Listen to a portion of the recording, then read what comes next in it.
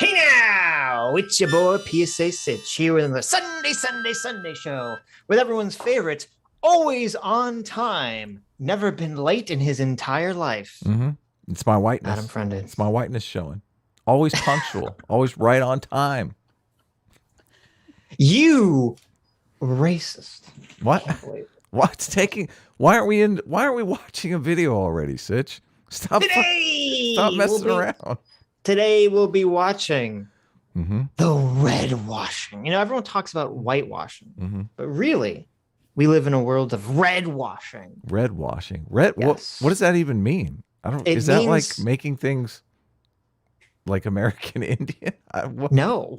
Oh Native, my God. Listen, Native American. There's no way. Adam is like, before the stream started, Adam is like, Sitch, this stream will not be monetized this week. Okay, I'm gonna make a declaration. Someone needs to not be monetized. Someone needs to race-splain me. We need to get someone. We need quick. Call Robin D'Angelo. No, so red washing is when the dirty commies and socialists come and they try to say, listen, they either try to hide all the commie stuff or they try to take all of the things that aren't commie that you like and they say, no, this person was actually a radical socialist. And that's why radical socialism is cool, bro. Can you think of anything worse than appropriating the legacy of the man who got more rights for African Americans in the United States than any other civil rights icon? Can you imagine the type of person that would appropriate his legacy for their own communist goals? Like, is that person categorically evil, Sitch? I want to ask you. It is. There's some systemic evil happening here. Some systemic evil is afoot at the Circle K. Oh, look at that. And it's funny that I never thought about it until you said that. They have all these white socialist streamers. I know, who are trying to appropriate the black man's the most lived famous experience. Greatest black civil rights leader of all time, and they're trying to appropriate it for their own political purposes, and it's frankly disgusting. I'm disgusted by this racist attack on MLK's legacy. I've been sharing clips. I was watching a lot of Martin Luther King speeches. Yeah, I'm kind of preparing for the show, and I was clipping some out and sharing them on Twitter. And it's always good to have a healthy dose of commies following you on Twitter, so they lash out at you with various quotes. And there's one quote that the socialist enthusiasts use a lot. And I started digging in. I'm like, where does this quote come from? I want to find this quote in one of his speeches. It looks like it's not even a Martin Luther King quote. It looks like it's the quote of one of his aides talking to him in an unrecorded meeting. Yeah, we'll show that at some point too. There's a lot of these supposed MLK was a radical socialist quotes are all off the record. Yes. Someone heard him supposedly say this at some point in time. An anonymous aide claims that MLK told them. Like, it's like, what? It's so bullshit. It's like, come on. He has hours and hours of speeches. He has, volumes of written correspondence and journal entries and all this stuff. And for some reason, none of that stuff has any of the crazy social stuff. It's all, the anonymous sources. You wonder about that, right? I listened to maybe 2 hours of Martin. I don't wonder about it at all. It's bullshit. I guess you're right. There's no mystery here. It's totally lies. It's systemic lying. Well, it's systemic lying in the people that are signal boosting these lies and thinking that they're actually truth. Because I'm sure there are some really dumb people out there that keep sharing these quotes thinking that they're actually from Martin Luther King. But we're going to dig in. I'm sure all the peons and the people on Twitter sharing these quotes, they don't know that they don't know it's fake. Right. Yeah. Pretty sad. So let's dig in. What do you say? Yeah. So anyway, let's get into the video. We're going to be watching Second Thought and then a couple parts of our favorites, our friend Cody Johnston has another video. Some more news. Yeah. Some more news. Yes, the most well manicured, well groomed individual on YouTube. That's the way I like to think of Cody. You're horrible. Anyway, time for some no thoughts. This episode and others like it are made possible by the generous support of my patrons on Patreon. We recently did a major overhaul of our patrons-only Discord server. So if you'd like to join our growing community and get early access to every video, consider becoming a patron at patreon.com. We really should. Pay this guy. We really should dig into that community. I feel like we're going about this all wrong, Sitch. Listen, Vosh has basically, stolen away everyone's community on the left just by digging in. I feel like that's a good path to success. Well, I mean, this guy still gets like lots of views. I know. Yeah, it's amazing. Which is baffling to me because his videos are so awful. Well, awful mentally, but they do the propagandistically. They're great. Yeah. I guess they are. They I feel like his videos are still. I feel like it's so weird. I feel like his videos are so horribly low effort. Mm-hmm. And yet I was looking at some of his sources and I'm like, I guess he reads this stuff because he's sort of referencing like something from like a 40-page paper, but Google search. When he references it in this video, it's like incorrect. No. /second thought. What's up, Thought Squad? Second thoughty? Oh, this is the best part right here. Members of the sec community? I don't know. Forget it. Hello, viewer. You like this? He's doing an A-Team S-Class thing, isn't he? No thought here is trying to. This is the comedy portion of the video. He's going for a comedic tone, right? Yeah. When I think of, the horrible whitewashing of Black history, I think comedy. Zero thoughters, runner-ups, second in lines. Zero thoughters. We there you go. Second thought. The name for your community, it out for you. The zero thoughters. The no thoughts. Right. Come on, thoughts. Why would you want to join? Listen, we have A-Team and S-Class here.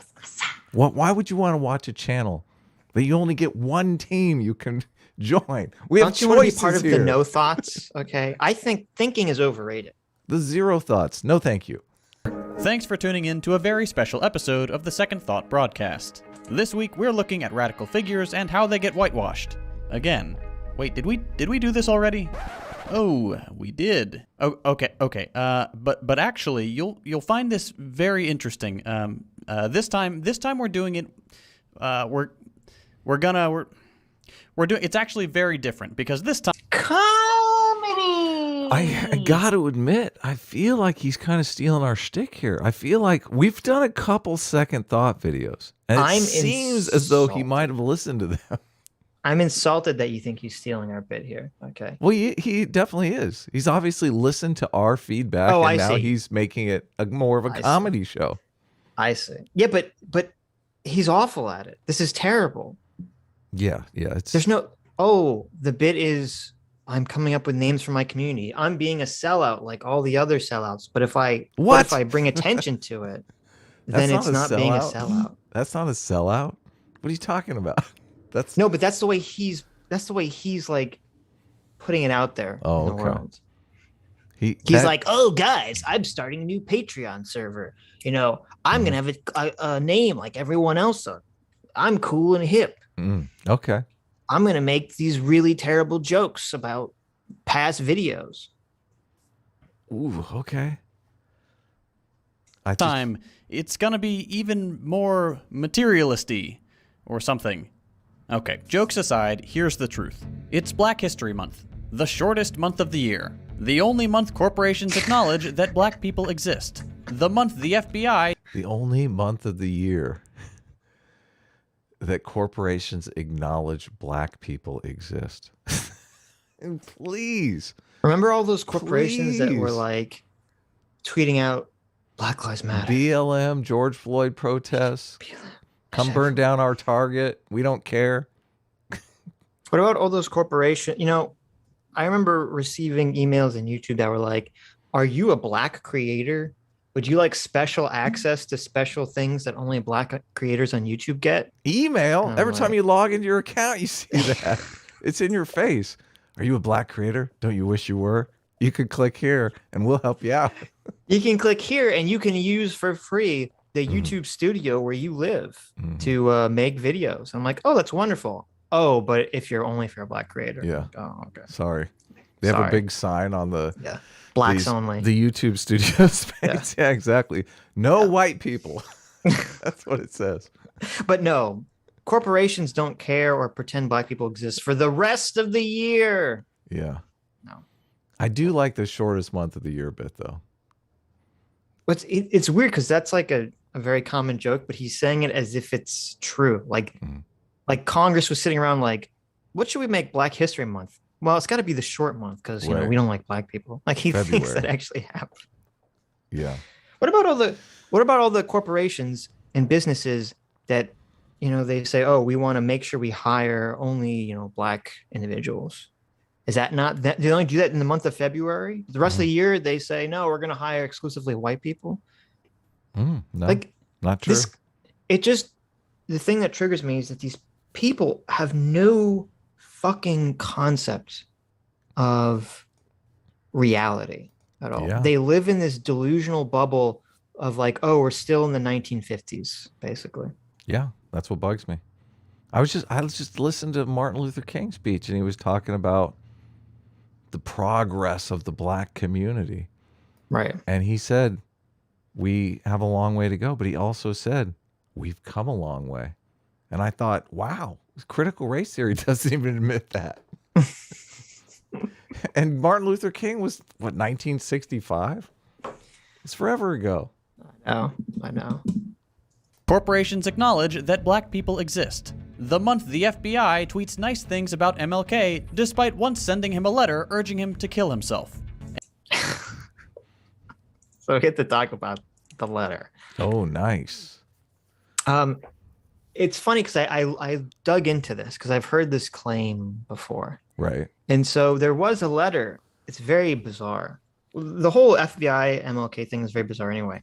So Hoover, if you remember, the infamous J. Edgar Hoover, head of the FBI for FBI man, he founded the FBI.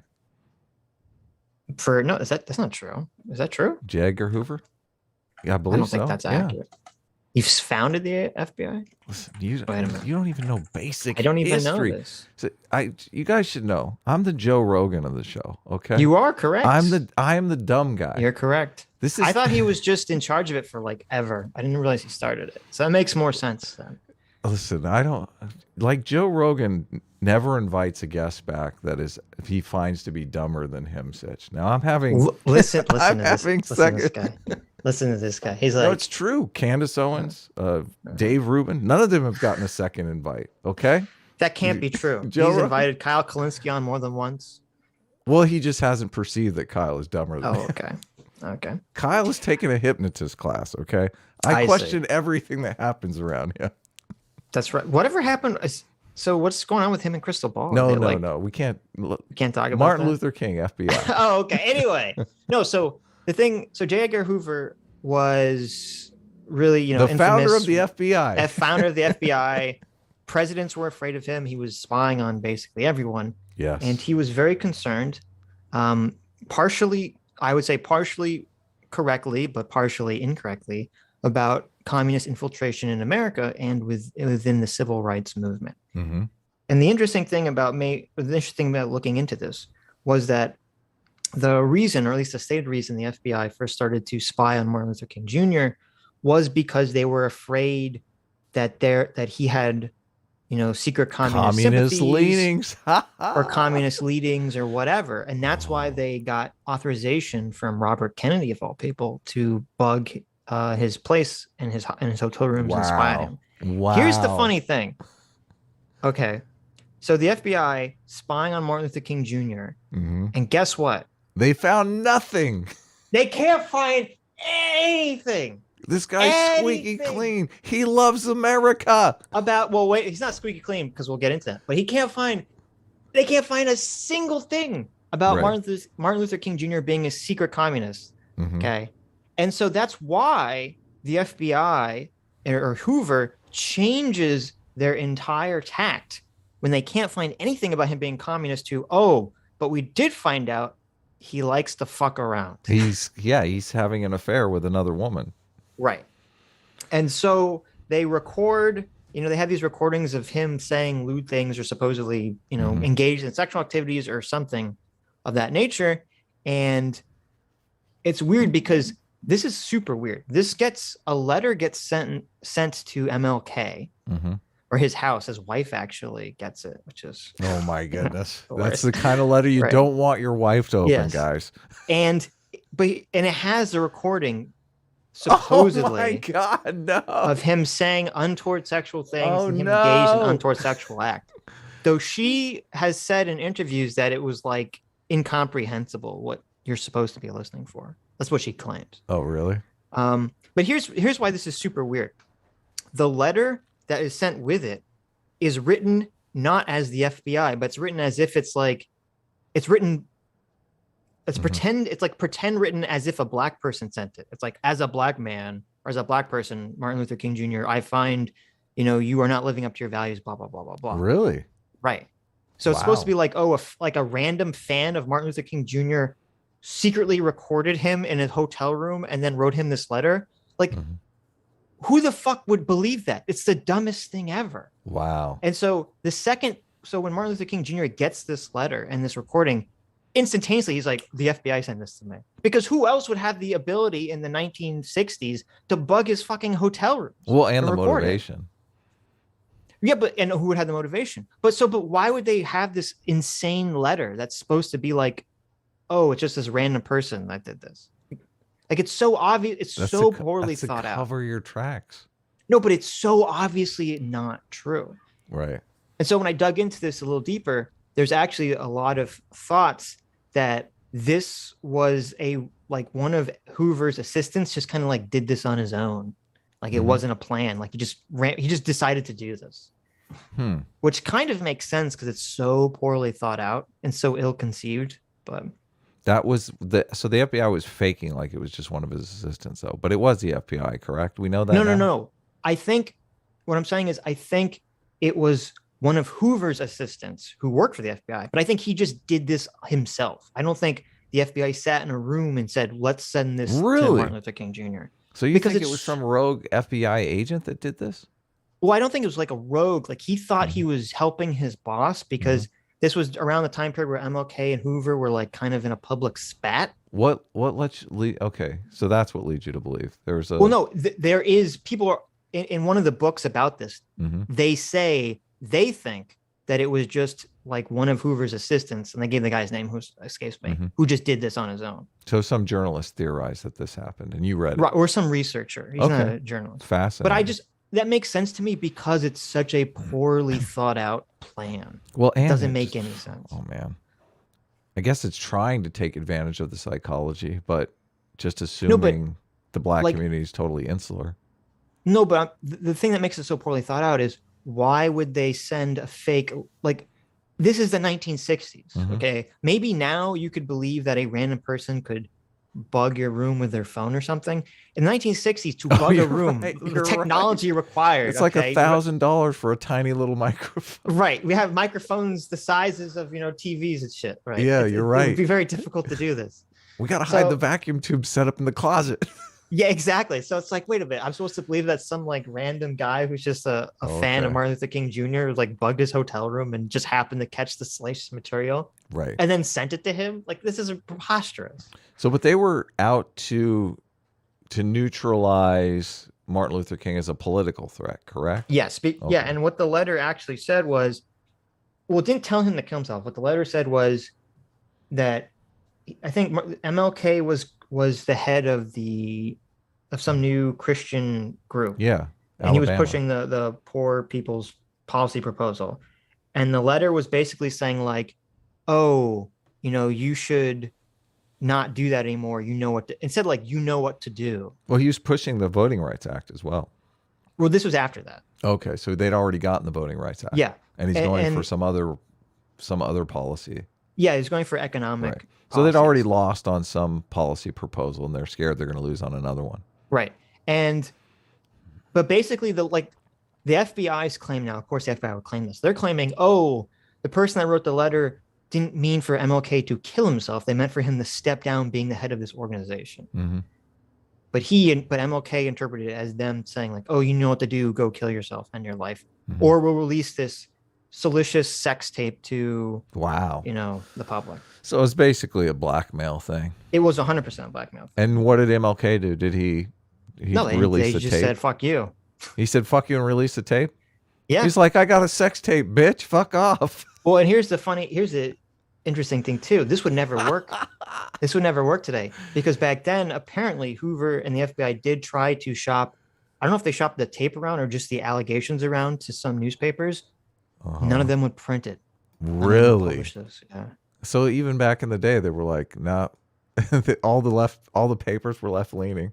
Well, I don't know if it was that or if it's just, back in the day, they didn't print about JFK fucking Marilyn Monroe. Like the papers had, they didn't print about a lot of this kind of stuff. They had standards. They had standards and ethics and morals. Almost said it.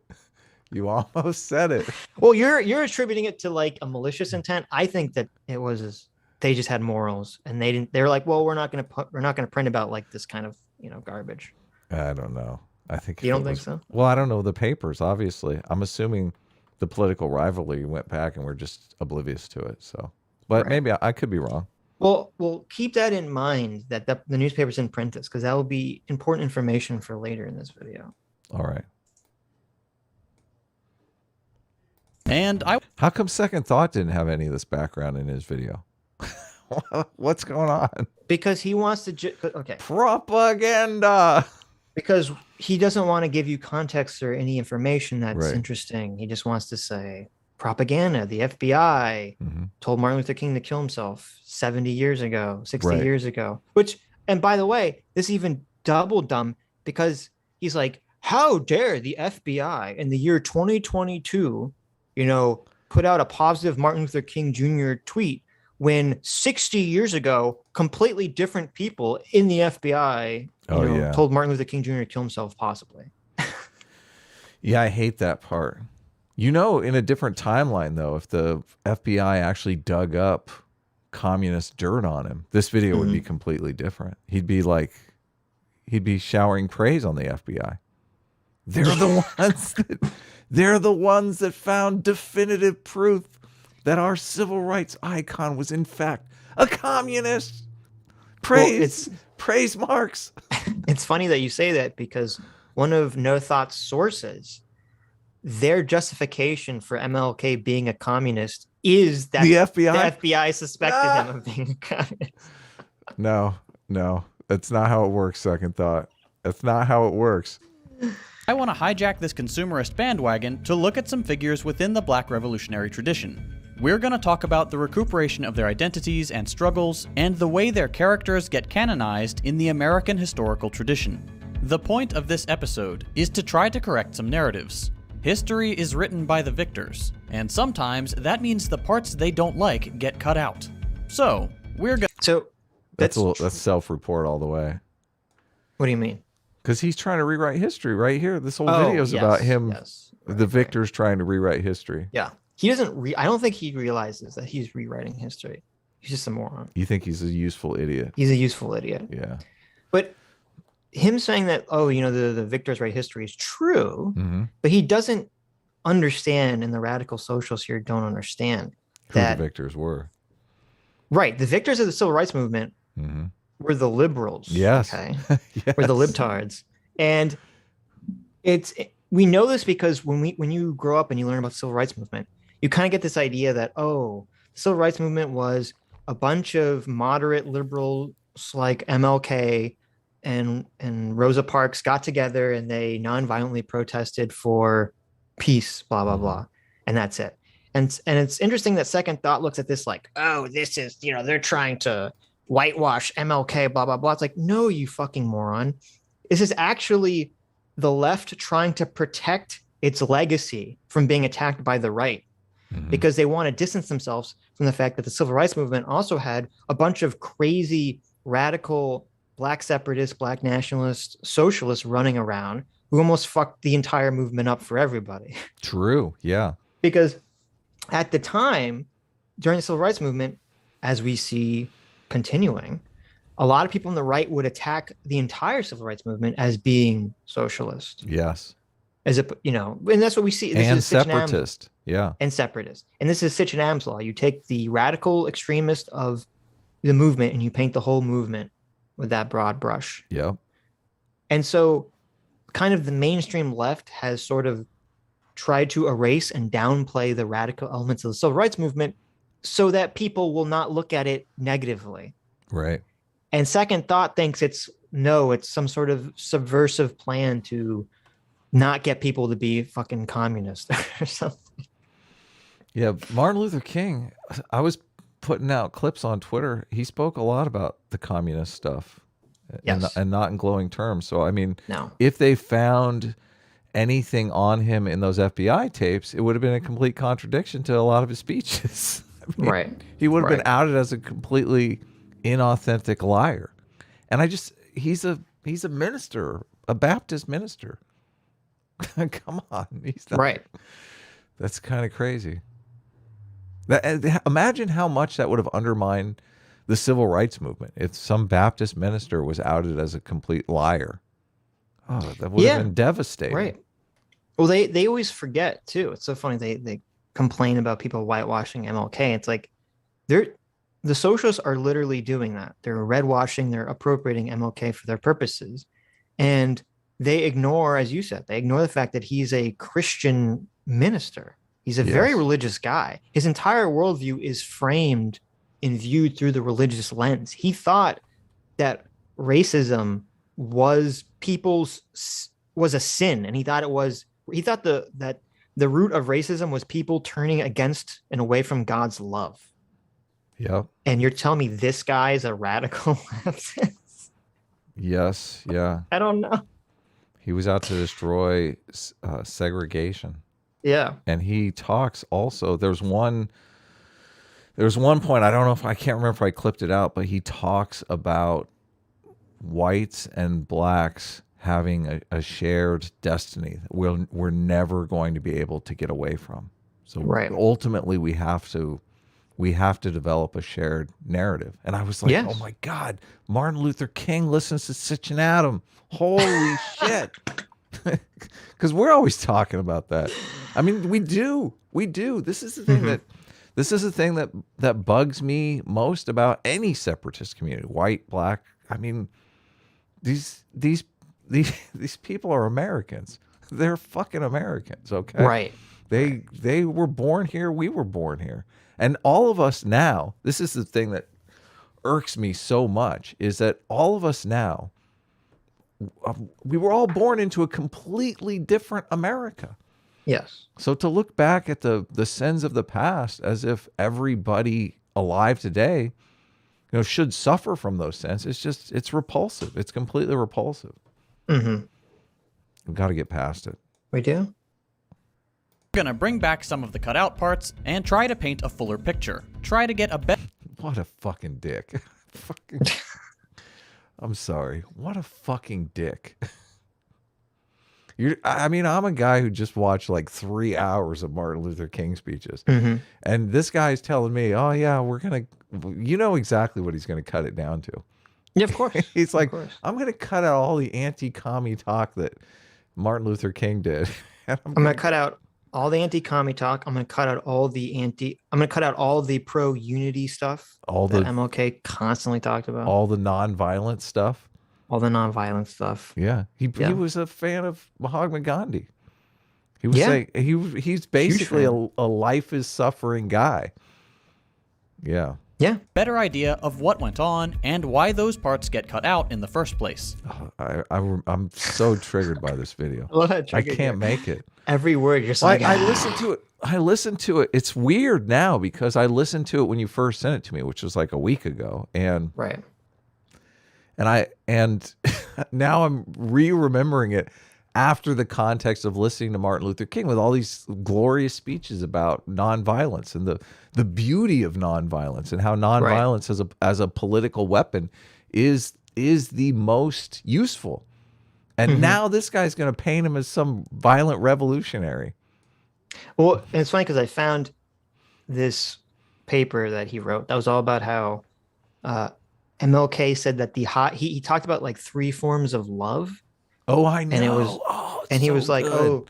oh, there's romantic love, there's love for friendship, and then there's love of your fellow man on the spiritual level. And he called it agape, like being agape with love, which sounds kind of dirty now, but he didn't mean it like that. But and it's very clear from his writings and what other people have talked about that this idea that this pure love of your fellow man, which Martin Luther King Jr. said was the highest form of love and the closest thing you could get to godliness. This was the central principle that he unified his life around, that we have to have this sort of unconditional love for our fellow man. And because we're all God's children. Yeah. He uses those different versions of love in a speech that he gave.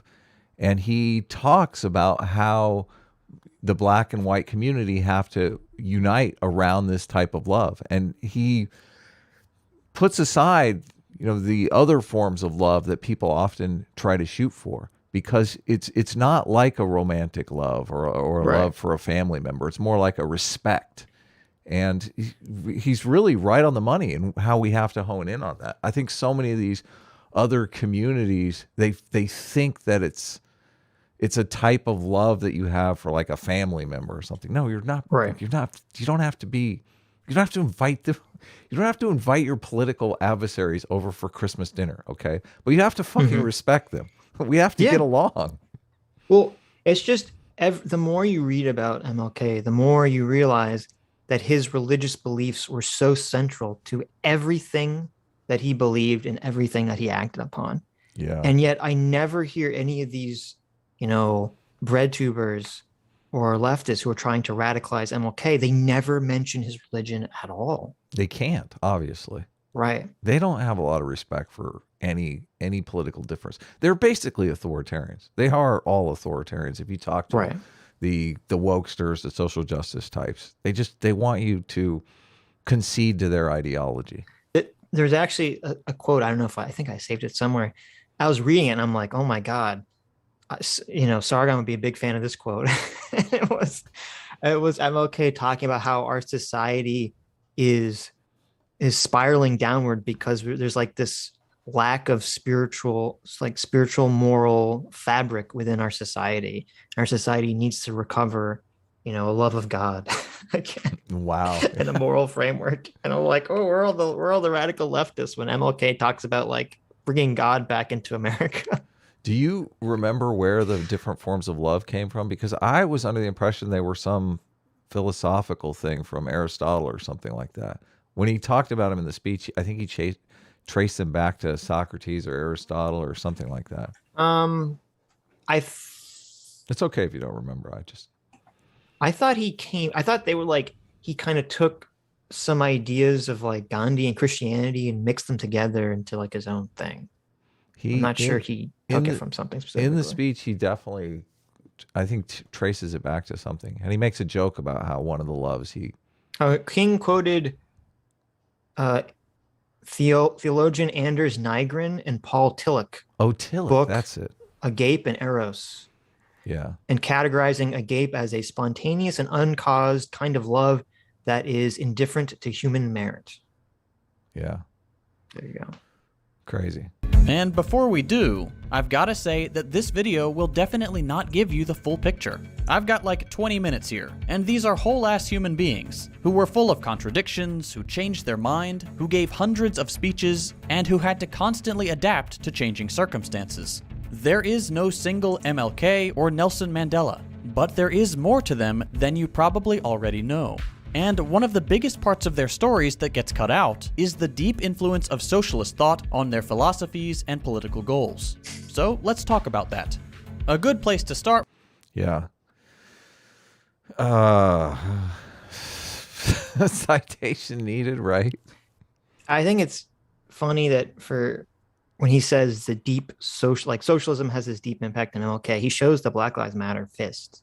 Mm-hmm. Yeah.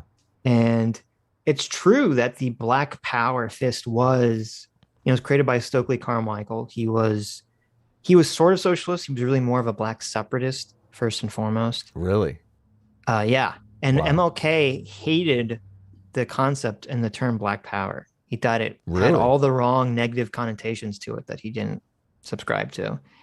And actually, Stokely Carmichael, apparently, like the way it worked is that MLK was about to give a speech, and Stokely Carmichael was speaking before him, and he sort of knew that MLK didn't like the black power idea, but he kind of like riled the crowd up on black power with the fist, just so that Martin Luther King Jr. would have to like come in after him and respond to it and support it, like, or the crowd would be mad. Wow. Wow. So he was the red meat guy, and MLK had to follow him up. Yeah. It's interesting too, because the more like I look into a lot of other figures during the time period, and we can play a clip of it too. A lot of the other black civil rights leaders who were more radical really did not like Martin Luther King Jr., or they kind of saw him as like a useful tool. It's funny that he's really remembered more than most of them. Even, well, of course, even Malcolm X. I mean, Malcolm X had a character arc where he became more nonviolent. Right. Well, it's because MLK, the genius of Martin Luther King Jr., whether it was intentional or not, was that he framed everything he did and everything he stood for. He framed it within the context of America not living up to its principles and its ideals. He would say like, oh, you know, our Constitution, our Declaration of Independence, you know, it promises liberty and freedom and the pursuit of happiness for all of its people. It doesn't say white people. It says, you know, for every man. Yeah. And America is not living up to its own promised ideals. And I think that's why his message resonated, not just at the time, but also has continued to resonate to, you know, today, where a lot of the more radical black civil rights leaders was the opposite. They were saying the CRT stuff. They're saying America was founded on systemic oppression of black people, and thus it is built within the system, and we need to have a full revolution to, you know, cast off the chains, blah, blah, blah. Right. Obviously, the mainstream culture is not going to want to promote or remember those people. Yeah, obviously, because they were advocating for socialism. Right. Basically, or black separatism, one of the two. Which both of those are the ideological extremes of the political spectrum. Yes. Like nationalist, separatist, basically ethno-nationalist versus socialist. This is MLK's politics. Martin Luther King Jr. is a great person to talk about because no other figure is more celebrated and one-dimensional in American history, second only maybe to decorated war hero and Purple Heart recipient Flat Stanley. Ha ha! That's a joke? That's a joke! Zinger. Woo! Oh, wait, he's two-dimensional. Oh, he put the thing in so you know it's a joke. It was a double joke. He got me. I thought it was one bad joke, but it was really two. Sitch, you do stuff like this in your videos. I feel there's a little glass house. Listen, I have never... Listen, I'm offended that you would suggest that any meme or joke I've ever put in a video was as bad as what we just witnessed. Your jokes are way better. A million times better. Thank you. A gajillion times better. Thank you. Thank you, I'm here all week. Please clap. Because today it's... Okay, that was a little funny. No, it wasn't. That was a little funny. I tell you guys all the time, comedy's about surprise. And I really wasn't expecting that. Please clap. Please clap. Oh my God, it's so bad. Look at all these. Oh, it's Ted Cruz, your favorite. What's going on My here? favorite. GOP lauds MLK while fighting voting rights. Oh, this is so sad. Pretty difficult to find anybody who doesn't claim MLK's legacy as their own. Everyone loves to... Left ignores MLK's devotion to Christ. That's true. That's true. What? Oh, I thought it was faux news. This is Fox News. That's completely true. Wait, I It's just 100% I just true. listened to 3 hours of Martin Luther King speeches. Mm-hmm. A lot of God talk. A lot of God talk. I wanted to read this quote. So MLK, he wrote a letter to his wife at the time. Or no, this is before they were married, in college, Coretta Scott. And MLK had read this book called Looking Backward by a guy named Edward Bellamy. And the book was this guy was a socialist, and he was writing a book about, a guy falls asleep in a coma and he wakes up 100 years and it's a socialist utopia. And so MLK has read this book, and he's writing about it. And he says, I am quite bitterly opposed to the metaphysical structure of communism as well as Marxism. What?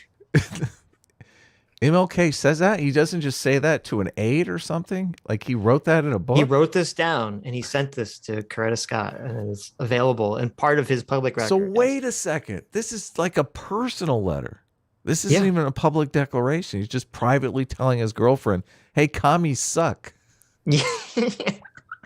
Hey, guess what? I want before we hook up, I want to find out, how do you feel about commies? I think they suck. I mean, I got to admit, I ask a girl before I hook up with her, right? See, this is how you know that MLK was like total alpha sigma male. Okay. Most guys, they go in college and they're like, oh yeah, I'm totally down with like the feminism and the socialism. Right. Want to hook up? MLK's the opposite. It's like, no, bitch. Let me tell you about how communism sucks before we hook up. Yeah, exactly. I'm not letting no commies in my bed. So he says, I am quite bitterly opposed to the metaphysical structure of communism as well as Marxism. It is based on what is known as dialectical materialism. I, being an idealist, rather than a materialist, would therefore reject Marx at this point. Wow. Yeah, I've discovered this before, that Martin Luther King is an idealist. I should be an idealist. I'm an artist. I honestly should be, but materialism is pretty powerful. Then he talks about how Marx called religion the opiate of the masses, and talked about how, as a theologian, he says, as a theologian and one deeply convinced that the way of Christ is the only ultimate way to man's salvation, I will try to avoid making religion what Marx calls the opiate of the masses. On the negative side of the picture that Bellamy paints, falls victim to the same error that most writers of utopian societies fall victim to. And that's idealism not tempered with realism. Oh, yes. In other words, such systems are impractical. Bellamy, with his over-optimism, fails to see that man is a sinner, and that if he is given better economic and social conditions, he will still be a sinner until he submits his life to the grace of God. Ultimately, our problem is a theological one. Man has revolted against God, and through humanistic endeavors has sought to solve his problem by himself, only to find that he has ended up in disillusionment.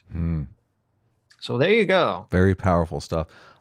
So you're the theist on the show. I'm the dirty atheist, but one of the reasons why I have the utmost respect for Christianity is it totally gets the psychology right.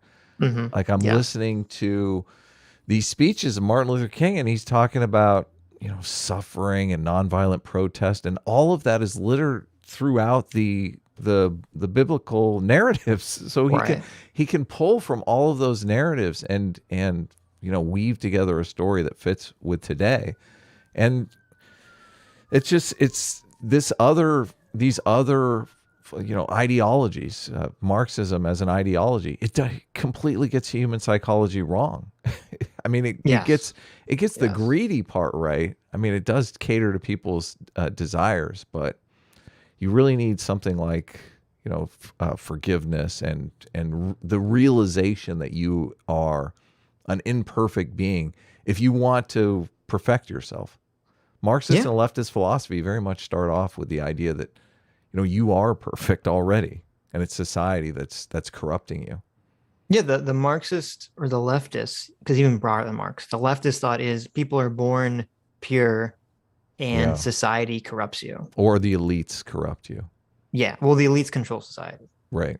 And that's why they operate with this faulty notion that like, oh, if we can just construct like the correct society, or we can just construct the perfect set of rules, like everyone will be perfect. Then we'll be living in the utopia. Yeah. It's so wrong. Say how much they MLK and how they...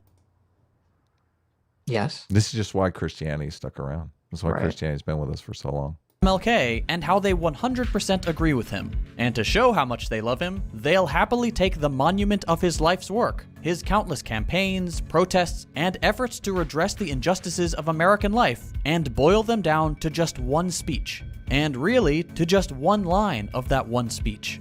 And everybody loves that one line. Our ears that we must judge one another by the content of our character and not the color of our skin. Now, he wanted people to be judged by the character and not by the color of their skin. On the color of my skin, but on the content of my character. We should judge our fellow citizens by the content of their character, not by the color of their skin. This obsession with the... I mean, it's a good line. That's why everyone remembers it. Well, I just, how do you have a diverse society, a racially diverse society without that meme? And right now, it's being instilled in the population, you know, over and over again through MLK's legacy. What's a better way to instill that idea? I guess they're not in favor of that idea. They're not. Yeah. They're not. Because that idea is standing in the way of their socialist revolution. Yeah, but No Thought and the other leftists, they operate under this idea that, oh, the reason that line from MLK is the one that everyone quotes is because the elites are trying to control us, to make us believe in this disgusting colorblind society. When it's like, no, we see how memes propagate today.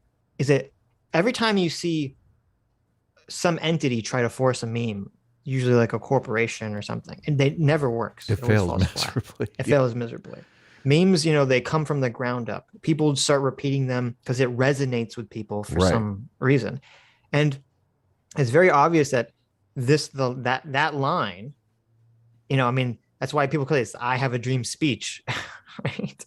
It's very obvious that line and that concept resonated with Americans, and that's why that's the line that gets focused on. That's why that's the line that everyone thinks of when they think of MLK. Right. Yeah. He's conceptualizing it as something that the elites have basically just force fed us for long enough that we're repeating it. Yeah. Yeah. That's not the case. And I mean, I would make a guess that it's just as an individual, you want to be. I mean, you want people to love you for your mind. You don't want people to like focus on your external features, right? Right. You want people to, you want the content of your character to resonate with people. I feel like that's why it has gained prominence from the ground up. I mean, it's something that can resonate. Anyone can relate to. Do you want to be discriminated against? Raise your hand if you want to be discriminated against, right? I mean, this is just, it's weird. It's weird to think why, even if you do buy his thesis that it's just propaganda forced on people by the elite, it's such a palatable thing. I don't like, where's the force coming from? Right. Yeah, I'll be right back. If you want to read a super chat or two, I don't know if you have the window. I don't have it open, but I'll just listen to some video. Okay. Of their character line and the "I have a dream" speech in general is no accident, by the way. It's been part of the tactical recuperation of MLK's legacy by the American state and its defenders for decades. Oh my word. Get a load of that framing there. The tactical use to basically recoup Martin Luther King's legacy. He's basically saying it's all a lie. Let's back it up. Let's listen again. And in general is no accident, by the way. It's been part of the tactical recuperation of MLK's legacy by the American state and its defenders for decades. The tactical recuperation of Martin Luther King's legacy. Recuperation? Oh, I guess he wants to make the argument that Martin Luther King was a rabble rouser that the elites completely hated. And now they have to rehabilitate him. An effort that is immortalized in the Reagan years. Why Reagan? Because Reagan is the guy who made MLK Day a national holiday. As such, you'll sometimes hear dweebs claim this 6'1" flake of dandruff brought to life was actually proof of how the great American patriot can reconcile the country's racist history and become the biggest champion of racial justice. But that's wrong. Because for a guy like Reagan to become the MLK Day guy, a lot needed to change about how America viewed MLK. The Reverend could no longer be the radical extremist despised by over 2/3 of the country, the most hated man in America. So I have a lot to say about this stuff. Well, first of all, because he was complaining, he's like, Ben Shapiro, he only talks about that one line from the I Have a Dream speech. He didn't say that. We're at the. Oh, maybe he comes back to that. But we're at the tactical rehabilitation of Martin Luther King's reputation by Ronald Reagan, which, I mean, so he's making Martin Luther King out to be some 60s radical that 2/3 of the country hated. Right. So, I mean, okay. So, okay. So let me skip ahead to this poll. Didn't we? So, but wasn't, I mean, in the 1960s, maybe 2/3 of the country was racist, and those people have since grown out of their racism or died. So I don't like, how do you need to rehabilitate his reputation when those people are eventually going to die off anyway? So if you look at the poll, let's look at this poll. Yeah, let's look at this poll on screen. Okay. We'll notice something. Does it get bigger? I think it gets had to become bigger. No, it does not get bigger. It's stationary. You can blow it up if you want. Okay. 1963. Martin Luther King Jr. has a favorability rate of 41 and an unfavorability rate of 37. Okay. That's not that big a difference. Well, that means he's more favorable than he's unfavorable. Right. Yeah. He's doing better than Biden. I think Biden's down to like 36. Jeez. Right. So 1964, his favorability goes up to 44. His unfavorability goes up a little bit to 38. Still positive favorability. Okay. This is the most hated man in America, and yet 44% of the country likes him. So he's basically just lying in this video then. We'll see where it's going. 2/3 of the country hate him. So 1965, his favorability goes up to 45, but his unfavorability jumps up to 46. So now he's finally in the negative range by 1 point. Right. Okay. The most hated man in America, slightly more unfavorable than favorable overall. Now we go to 1966. Favorability takes a huge drop, 33% unfavorable to 63% unfavorable. Oh, yeah. What happened, Sitch? What happened there? I know. Look at Why Sitch. did this happen? Detective Sitch is on the case. I'm so curious. What happened? So what happened was, this is after MLK came out against the Vietnam War. Oh shit. Had nothing to do with the race issues whatsoever. He comes out against the Vietnam War, and a lot of people got very mad because they're like, this was before, obviously this is before the public opinion turned on Vietnam. But a lot of people were mad because they're like, why are you conflating the civil rights movement with this anti-Vietnam War protest movement, which they should have nothing to do with each other? At least that was the argument that people gave. And so a lot of people felt, because you have to remember, like, now we all look back and, we go, oh, Vietnam War was such a clusterfuck and everything. But it's kind of like, at the beginning exactly of 9/11. Like Iraq and Afghanistan. Yes. Yeah. Like, it's very easy for us now to be like, oh, we never should have gone to Afghanistan. It was a total clusterfuck, blah, blah, blah, blah, blah. But right when 9/11 happened, everyone was like, go fucking over to Afghanistan and, nuke them, destroy them. Everyone was super, super like into it. He was like the Bernie. Yes. He was like, no, we can't do it. Right. And MLK was like, no, we shouldn't be against this war. And that's why that's the reason why people in this poll, turned on him. And what's so fucking dishonest about people pushing this narrative is that they're trying to make it seem like, oh, people didn't like him because he was, in favor of giving black people rights. America's racist, blah, blah, blah. And this poll shows literally the opposite. He has a positive favorability rate for most of his life and his public career being a civil rights activist, and it's only on this issue of the Vietnam War, which has nothing to fucking do with civil rights, that people turn on him. It's worse than that. It's worse than that. How many no-thoughters do you think support war? How many no-thoughters do you think would be on MLK's side in being against the war? Right. Yeah, all of them, I imagine. Yeah.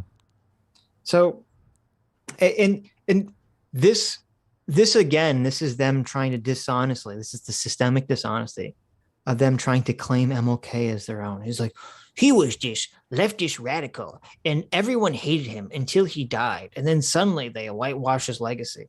It's like, bitch, Martin Luther King Jr. got the Nobel Peace Prize in 1964. Okay. Yes. What do you mean nobody liked him? He got the Nobel Prize.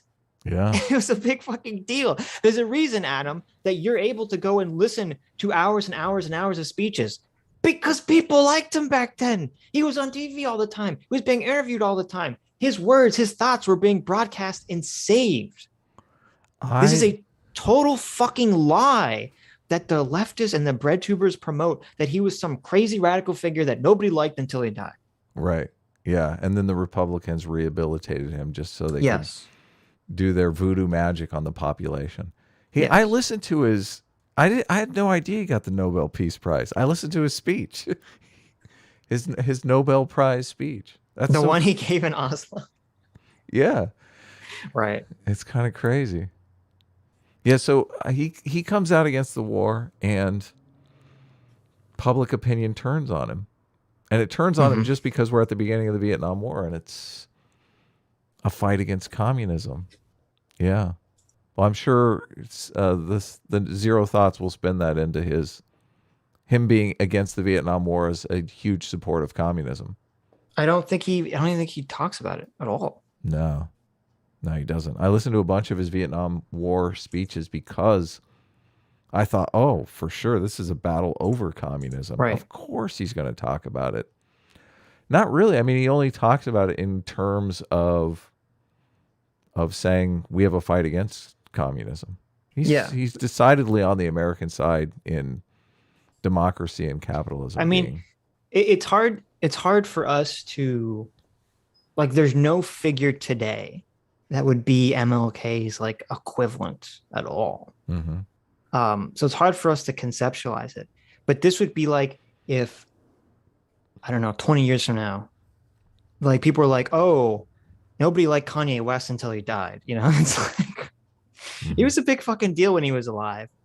People were constantly talking about him. I was reading papers where other civil rights people involved were talking about how when MLK was talking, or he would, wherever he would go, he would draw a crowd of people, and people just want to like touch him. They'd be like, "I touched MLK," like he was a fucking full blown celebrity.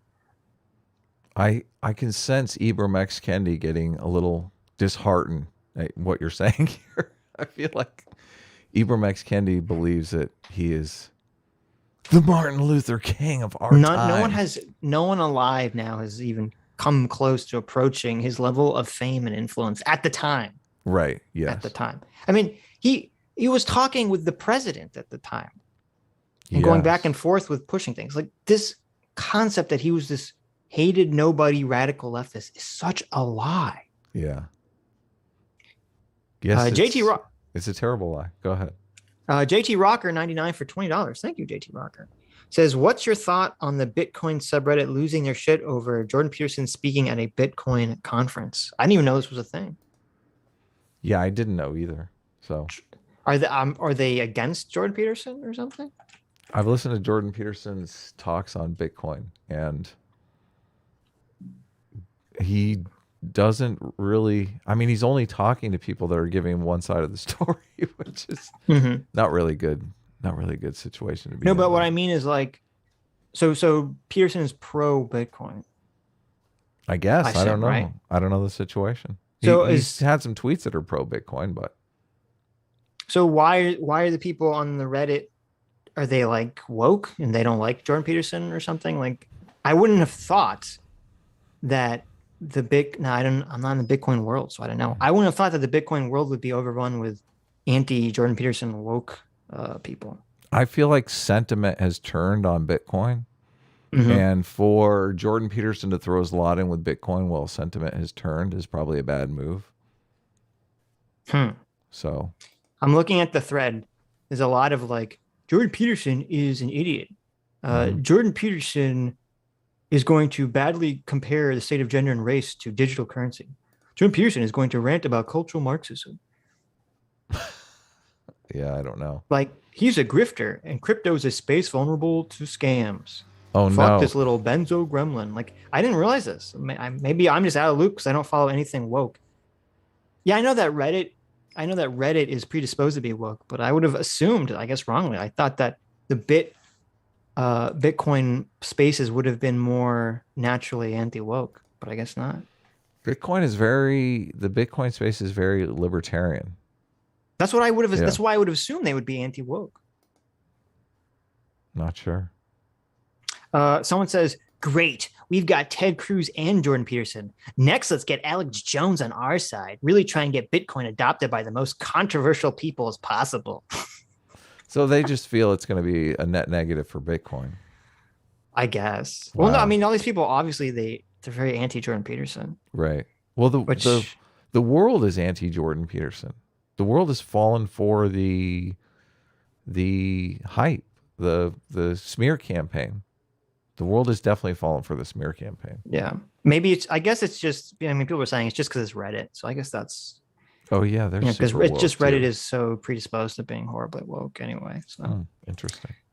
Alexi Time for $20 says, reality show pitch. Put Vosh, Thought Slime, Hassan, Cody, and etc. on a desert island with plenty of sources of food, water, and escape, and bet how long it takes Vosh to eat the rest.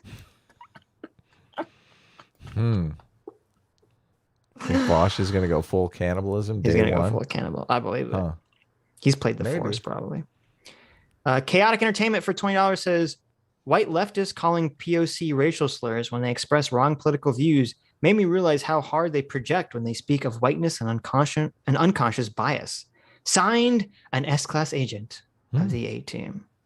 Wow. That's I didn't even know that was possible. Well, that's like, what, the S-class agent? Yeah. Yeah. Of course it's possible. I have lots of agents infiltrating the A-team. Really? Holy shit. Guys, we got to get our shit together. Yes. But no, I mean, people were saying this about Robin DiAngelo. When you read her stuff, she talks at length about how like white people have all this horrible unconscious racism and white people think all these horrible things about black people. And you read it and you're like, there's a lot of self-reporting going on here, Robin. Yeah. I don't have these thoughts. I don't have them either. What's wrong with you? I don't have them either. That's crazy. Empty shell for any vague sentiment of justice. And most importantly, he had to be the colorblind guy. Because how did Reagan really feel about the civil rights movement? Let's take this quote from an article in The Nation. Reagan opposed every major piece of civil rights legislation adopted by Congress, including the Civil Rights Act of 1964, the Voting Rights Act of 1965, and the Fair Housing Act of 1968. As president, Reagan supported tax breaks for schools that discriminated on the basis of race, opposed the extension of the Voting Rights Act, vetoed the Civil Rights Restoration Act, and decimated the Equal Employment Opportunity Commission. When you combine Reagan's political record with his symbolic stance on race issues, his deriding welfare recipients as welfare queens, his employing states' rights rhetoric in the same county where, in 1964, 3 of the most infamous murders of civil rights workers occurred, his initial opposition to establish a national holiday to commemorate Martin Luther King Jr., the Reagan legacy begins to lose much of its luster. And that's putting this outwardly racist guy's legacy extremely mildly. So then, why would Reagan suddenly flip on this issue, and why would the I have a dream line become the rallying call for every politician trying to score easy popularity points? 2 academics explain it pretty clearly in this article. The focus on I have a dream in...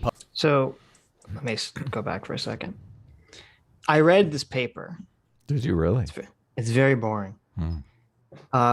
And like a lot of the paper is... It's just a really whiny paper. basically. It's like Ronald Reagan said that he liked MLK, but then Ronald Reagan did all this other stuff. And it's like, okay, that's fine. Mm-hmm. But if you read the paper actually disproves critical race theory. Really? And it actually disproves No Thought's entire point. Because the purpose or the point of the paper is basically saying that the public's view on Martin Luther King Jr. was so overwhelmingly positive, and that Martin Luther King Jr. had changed the discourse in America so much that Ronald Reagan, a guy who voted against a lot of things that MLK stood for in the past, had to become a savvy politician and had to appropriate Martin Luther King Jr.'s words for his own purposes. Mm-hmm. Okay. Yeah, he basically forced his hand. Right. Which completely defeats the entire point, that because Second Thought is trying to say, oh, no one liked MLK, and now the right wing has to whitewash him. It's like, no. It's the opposite. Right. The MLK right wing was forced... so popular yeah. that Ronald Reagan had to appropriate his words for his own political purposes. Right. Yeah. And so how does that work in the CRT framework? Because the CRT framework is, we live in this inherently white supremacist society where the law and the culture all promotes, white supremacy. Right. And yet the paper is like, no, Martin Luther King Jr. was so insanely popular culturally that our politicians had to change their rhetoric to appeal to the popularity of Martin Luther King Jr. He's a powerful guy. I mean, his rhetoric is very powerful. It resonated a lot with me. I could see it resonating a lot with the general public. So I just think it's funny that he doesn't understand that element of the paper. He's bringing this paper up like it somehow proves his point. Yeah, obviously. He's trying to stoke a narrative that's non-existent. So yeah. But it is interesting. It is very interesting. The paper basically, how does it destroy the CRT narrative? Because it takes away the fact that the institutions are white-leaning. Under the CRT narrative, how could someone like Martin Luther King Jr. exist? Someone like Martin Luther, look, so under CRT, they would say, and this is kind of what Derek Bell said. He said, MLK was only popular because he was allowed to be popular by the white elites. Right, that's what I was going to say. Yeah, exactly. Right. The white elites propped him up. Reagan appropriated him. Right. And the paper says the opposite. It says, no. The white elites had to get behind MLK because he was so popular. Right. That CRT has the order of operations, or they're looking at power incorrectly. They think the white people basically allowed MLK to be popular, when I was like, no, MLK broke through the ceiling on his own. His legacy broke through the ceiling on its own, completely from the bottom up. And then the white elites had to get behind him or get out of the way, basically. I just realized at the end, the neo-reactionary movement and the woke movement both have the same view of power dynamics. Of course. That people's cultural understanding of the world is imposed by this faceless elite. And we have the exact opposite view of how power works, because it's a democracy. Obviously, if MLK is extremely popular with voters, they're going to be more receptive to his message, and the Republican Party is going to have to bend to their voters, to the people who keep them in power or will elect them in power. Right. Yeah. Well, the more I read into like socialist thought and the more I read into neo-reactionary thought, it's almost exactly the same. Right. I mean, because think of, we talked about, Gramsci and how like, oh, there's this false consciousness. How does this sound familiar from the neo-reactionary perspective? There's a false consciousness that the elites put on everyone that gets them very involved with material possessions, and it tricks them into not revolting against society. Yeah. That's basically the same position. Yeah. Only the only difference between the neo-reactionary and the socialist is that they have the socialist wants, sort of the left-wing populism end goal, and the neo-reactionaries want the right-wing populist end goal. Right. But they think the world works the same. Right. Which is, as you said, as we've talked about, they get the psychology of how these things work all completely wrong. Well, and it's much more bottom up through a democratic process. Right. It's weird that the left is so in favor of democracy in the workplace, and they don't understand how democracy works in the political realm. No. And it also completely coincides with their hatred of Christianity too. Because when you read like it's interesting when you look at a lot of the neo-reactionary philosophy or the fascist and proto-fascist philosophy. And I didn't even realize this too until I was reading into a bunch of like the Nazism stuff. They all hate Christianity. Wow. Because they all think it's like this. They say like it promotes weakness. It's the religion of the victim. Basically. Yes, the Nietzschean view. Right. And they want to go back to some like, the European religions, before Christianity that were about, strength and power. Right. So. Yeah, domination. Right.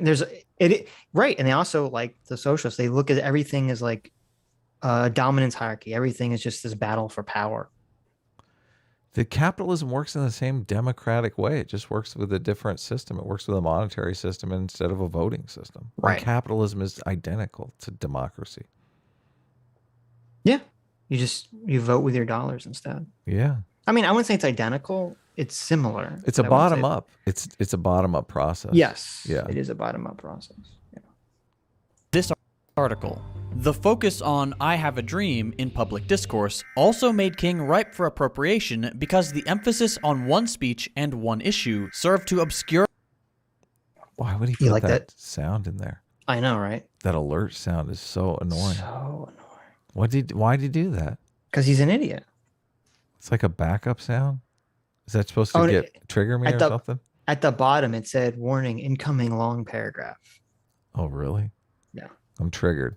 King's many other speeches and writings, as well as his less successful ventures, such as his effort to desegregate Chicago, his opposition to the Vietnam War, and the Poor People's Campaign. As early as 1964, for example, King praised the Indian government's preferential college admissions policy for untouchables, and argued that the United States must also find ways of atoning for the injustices she has inflicted upon her Negro citizens. The civil rights leader called for a broad-based and gigantic Bill of Rights for the disadvantaged, parallel with the GI Bill of Rights, for a guaranteed annual income, and for restitution in the form of radical changes in the structure of society that would provide African Americans with compensation in education, housing, employment, and healthcare. The public focus on I Have a Dream, with its simple poetic beauty, overshadowed the specific proposals that King had recommended in order to achieve his dream, again making it much easier for President Reagan to appropriate King for his own uses. And those uses were gutting the policies MLK advocated for in favor of the Reaganomic free market liberalism that funneled wealth from the poor to the wealthy. Catch that? The free market liberalism. There's nothing in King that is against free market capitalism. No. He doesn't speak out against free market capitalism. He speaks out against materialism and right. greed and stuff like well, that. This is what happens. So, and you tweeted, it's funny because you tweeted this. I did. And someone's like, you tweeted, socialists think that anytime someone criticizes capitalism, that means they're a socialist. They're an anti-capitalist, yeah. Or they're an anti-capitalist. Right. And it's funny because someone responded like, no one does that. Who does that? Who are these socialists you're talking about? All of them. He just did it here.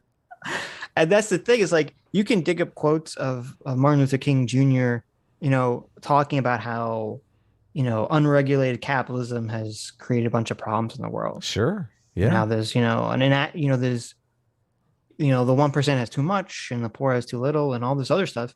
And it's like, okay, first of all, if that makes you radical leftist, then I guess, Hillary Clinton's a radical leftist.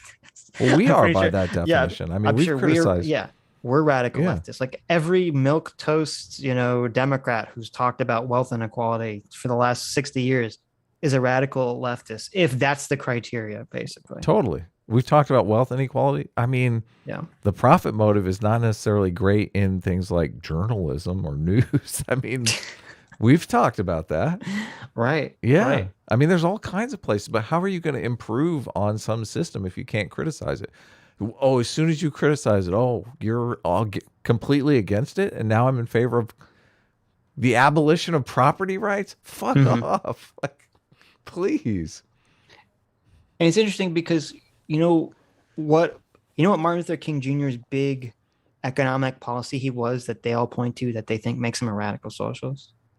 UBI? Yeah. UBI. Yeah.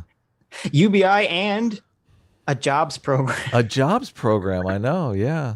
He talks a lot about jobs, how a job should be a human right, and talks about unemployment in the black community and how the unemployment numbers for the black community are completely lies, basically cooked up by politicians in Wall Street. Yeah. So there you go. Yeah. Apparently Andrew Yang and wanting people to have jobs makes you a radical leftist. One of the clips I tweeted out, he says that capitalism is like the best system, has delivered the most wealth to the nation. I was like, this will trigger the shit out of people. Right. Right. Yeah, no, he understands. He definitely understands.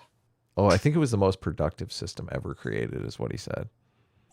Sorry, communists. Sorry, socialists. Well, can't we have a conversation about wealth inequality without talking about Karl Marx? Karl Marx it's like their fucking god. It's I don't know. I think if you wanted to drag Jesus into a conversation about wealth and income inequality, you'd have more luck. I mean, if you're just going to use some historical figure to make your points, you'd have way, way better. I mean, isn't Martin Luther King kind of proof of that? Because Jesus is the one he's always pulling out when he's talking about wealth inequality and stuff like that. Right, right. And also, programs basically for the poor and dispossessed. Yeah. Christianity works great for that stuff. I guess it's because Marxism is so anti-Christianity that they don't do it. Why do people love Marxism, Sitch? What is it about Marxism that just infects people's brains? Well, I think there's a couple of things. I think the first is that there are critiques against capitalism, or rather rampant, unregulated capitalism, that almost everyone fucking agrees with. Right. Yeah. Everyone looks at it. Like, it's funny, James Lindsay was talking about how he went to Mar-a-Lago. Right. And he's like, I know that my origins is that on the left, because the second I walk in the building, I thought no one should have this amount of opulent wealth. Right. And it's true. Like, I remember when I went to, I think it was like Russia or some places in Europe. If you've ever been, they have, they still have like a lot of these, it was in Russia. They have a lot of these houses or castles, right? Lands, I don't know, whatever you call them, that are still like maintained from the way they looked under royalty and under the monarchy. And it's crazy. I forget there's some Russian like castle I went to, and the way that they would build these old places is that the doors of these massive castles would line up so that if you opened every door, you could see like every room, like 50 rooms going down. Yeah. And you would just walk through these rooms, and the opulent wealth that was in the room was just, it makes your brain melt. Yeah. There's like one room that was literally everything in the room was gold, they're gold plated. And everything else in every room, there's just like chandeliers, just the finest like hand carved furniture. And it's insane to think that in the 1700s and the 1800s, that there were royals living with these incredibly, like, disgustingly opulent conditions. Like this, they were like the top 0.00001%, when so many people under them had fucking nothing under these systems of monarchy and feudalism. Right. And it's very easy to see how, when that's the way things are, people perceive that's the way things are now, but there couldn't be more wrong. But if that's the way things are, people perceive that's the way things are, then, you see this critique of, the rich have all this stuff, and it's very appealing to people. Yeah. Yeah. If people are living in squalor, that's completely disgusting, obviously. Yeah, Right. there needs to be a certain standard of living for everyone. The opulence doesn't bother me if there's a sustained standard of living for everyone. Like, well, that's the thing. You're comparing it to, the people that are living in squalor. Right. Yeah. Yes. Because it's a little bit different. I mean, I've never been to Mar-a-Lago, so I don't know what it looks like. But it's a little bit different, like, living in modern society, and you're like, oh, we have a middle class, and, there's rich people, but it's not like it used to be. It's not like under Marx's time where things were so crazy. Right. Yeah. But, and also, I think the reason people tend to like Marxism is because Marxism is literally a conspiracy theory. Mm-hmm. It's saying that there's a magic group of elites. Yeah, that's true. Yeah. That control everything, and they subjugate you. Right. And so you have a lot of, even though Marxism gets the psychology of people wrong, it gets the psychology of appealing and propaganda 100% correct. Right. Conspiracy because essentially theory. Marxism is saying it's not your fault that you have problems in your life. It's somebody else's fault. Right. And that somebody else isn't necessarily a nameless system. I mean, he does blame, systems to some extent, but it's always, there are people controlling the system intentionally. There's some intentional force, some intentional person, some figure you can attack, that you can tear down, that you can destroy, who is causing all the problems in your life.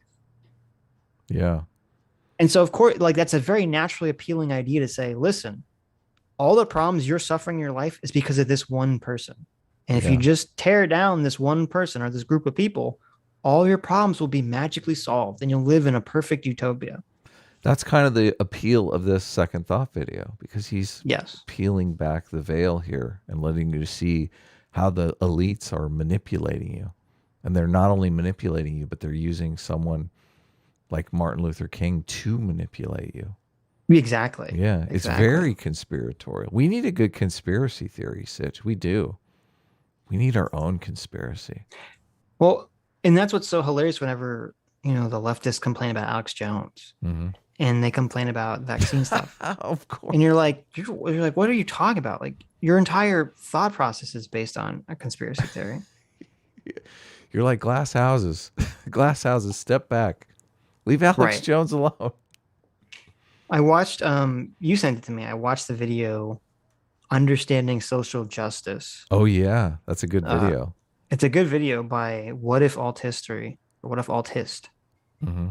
And he had a good point in it that I didn't really think about, which is that the reason all these woke people are so horrible oh, I know, is because wokeness, and by extension Marxism, has no real moral philosophy or moral framework. Because as long as you have a system of belief that's based around gaining a utopia, you can always justify anything to get to the utopia. Right. And that's why all the woke people and all the socialists feel like they can be totally terrible all the time, because it's all the Vosh. It's all the consequentialism. As long as you get to that utopia, anything is permissible. So it does get the psychology right, but it gets the psychology right in a totally antisocial way. So I've discovered you're now completely correct. I've discovered in this conversation the difference here, and why Christianity is such a positive social force, and Marxism is such a negative antisocial force, because that psychology exists. So Christianity basically starts off by saying, you're corrupt, you're a sinner, you're going to do bad in the world, and you adopt this philosophy that's kind of going to put you on a better path, a more pro-social path. And if other people adopt the philosophy as well, then, more people being pro-social together is going to create a good society. This other path is like completely, you're never going to get there in this society. There's absolutely nothing wrong with you. And what you should do is fight for the utopia. It's a society that needs to change. And that completely does allow you to be as antisocial prick as you want to be. Yeah. and suffer none of the negative consequences that you might feel, like guilt or shame from Christianity. You're 100% right, and we should stop. And we're guilty of this. We should stop saying that Marxism and leftism gets the psychology wrong. It gets it right. It just gets it right for antisocial behavior. Completely different reasons. Yeah, exactly. Well, it's a completely different goal, really. Or another way of saying it is that Christianity and liberalism get the psychology right for building up a society, and Marxism and leftism get the psychology right for tearing down a society. Right. That's a super interesting distinction. And it makes perfect sense, because if you look at, that's all leftism is. It's all just deconstruct. Right. Deconstruct everything. And it's just tear everything down. Tear it apart. And so the psychology is built around making people very good at psychologically wanting to tear everything fucking down. Yeah. There's got to be certain tear down points, though, because if you're building up from a Christian mindset, you got to admit wealth inequality stands in the wealth inequality is a huge stain on a Christian mindset, in my opinion. I'm curious whether you take it that way. What do you mean by that? Well, just the idea that there are people in the world suffering while other people are living in opulence. It just seems like antithetical to Christianity. What the anti-theists or what the leftists would say in response to that is they would bring forth examples of like, oh, but there's all these Christian minister, preacher charlatans who, they basically get all their audience to donate them all their money, and then they fly around on private jets and they live in opulence. And people generally totally immoral, disgusting people. The prosperity gospel. The prosperity gospel, yeah. Generally, I think rank and file Christians see that stuff as disgusting. Well, and immoral. Yeah, they see it as hypocritical. Well, my response to that leftist critique would be and this is what the leftists get wrong too. The leftists think that they can construct a philosophy that is so perfect that it will never be used incorrectly or immorally. And that's stupid. Yeah. And this is what they get wrong. Every philosophy, every system you create can be used by bad actors to lead to bad outcomes. Sure. Okay? Every single philosophy. The goal here isn't to create a perfect magic philosophy that will prevent that, because that's impossible, because that's just human behavior. The goal is to create a philosophy or a system that has built within it the arguments and the ideas that people can argue or show will lead you down the correct path. And so the perfect example of that is like the founding of America. Yes. In America, our philosophy, we were all hypocrites because we had slavery and because we had segregation and because we, didn't allow Black people to vote, etc. That is all hypocritical within the founding philosophy of America. But because that was hypocritical, it allowed Black people and white people and non-racist people to argue to get the system changed. And they won, because those ideas were built into the fabric of American thought, and everyone understood that they were being hypocritical. Yeah.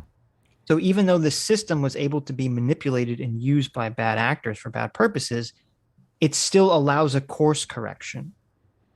Yeah, and that's what they don't understand, is that you need a system that has built within it positive, pro-social, pro-liberty elements that allow course corrections when the bad actors take control. Yeah, an updatable system. Yeah. Right. Science. That's a plus of science as well. That's an advantage of science, that it has an updatable system. Of course. The Martin Luther King also, Marxism has a revolutionary spirit to it. Martin Luther King was pointing this out, but Martin Luther King also would contrast the revolutionary spirit of the founding of the United States and use that as an example of America having that revolutionary spirit. And it's such a great place to pull from instead of Marxism. But now it really dawned on me when I was listening to this, because, Martin Luther King's making a great case that we should, society needs a revolutionary spirit. You're constantly in a state of flux. You're constantly in a state of reform. That never goes away. I think a lot of people today have the idea that, Democrats, Republicans, left and right, they're at a war, a culture war that is one day going to end. Just the concept of it being a war. Wars end. Wars don't go on forever. Right. I don't like that framing, because it's not a war. We're in a constant state of reformation of society, of restructuring society, of rebuilding society, of in economic terms they call it creative destruction, where new companies overtake old companies. And that revolutionary spirit, I think, as Americans, has appeals to people. It does. But substituting Marxism for the founding of America is something we're seeing like a bait and switch right before our eyes. People are taking advantage of what is, in many Americans' estimation, a interest in remaking things, rediscovering things.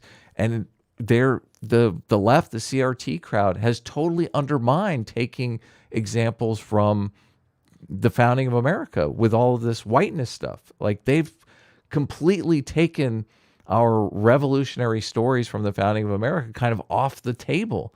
And it's funny that all of these Marxist ideas are coming in at the same time, because I was thinking as I'm listening to this, Martin Luther King would have a tough time making these speeches today, because so many, college students would be heckling him, basically saying, all these are dead white men, right? Like, he had such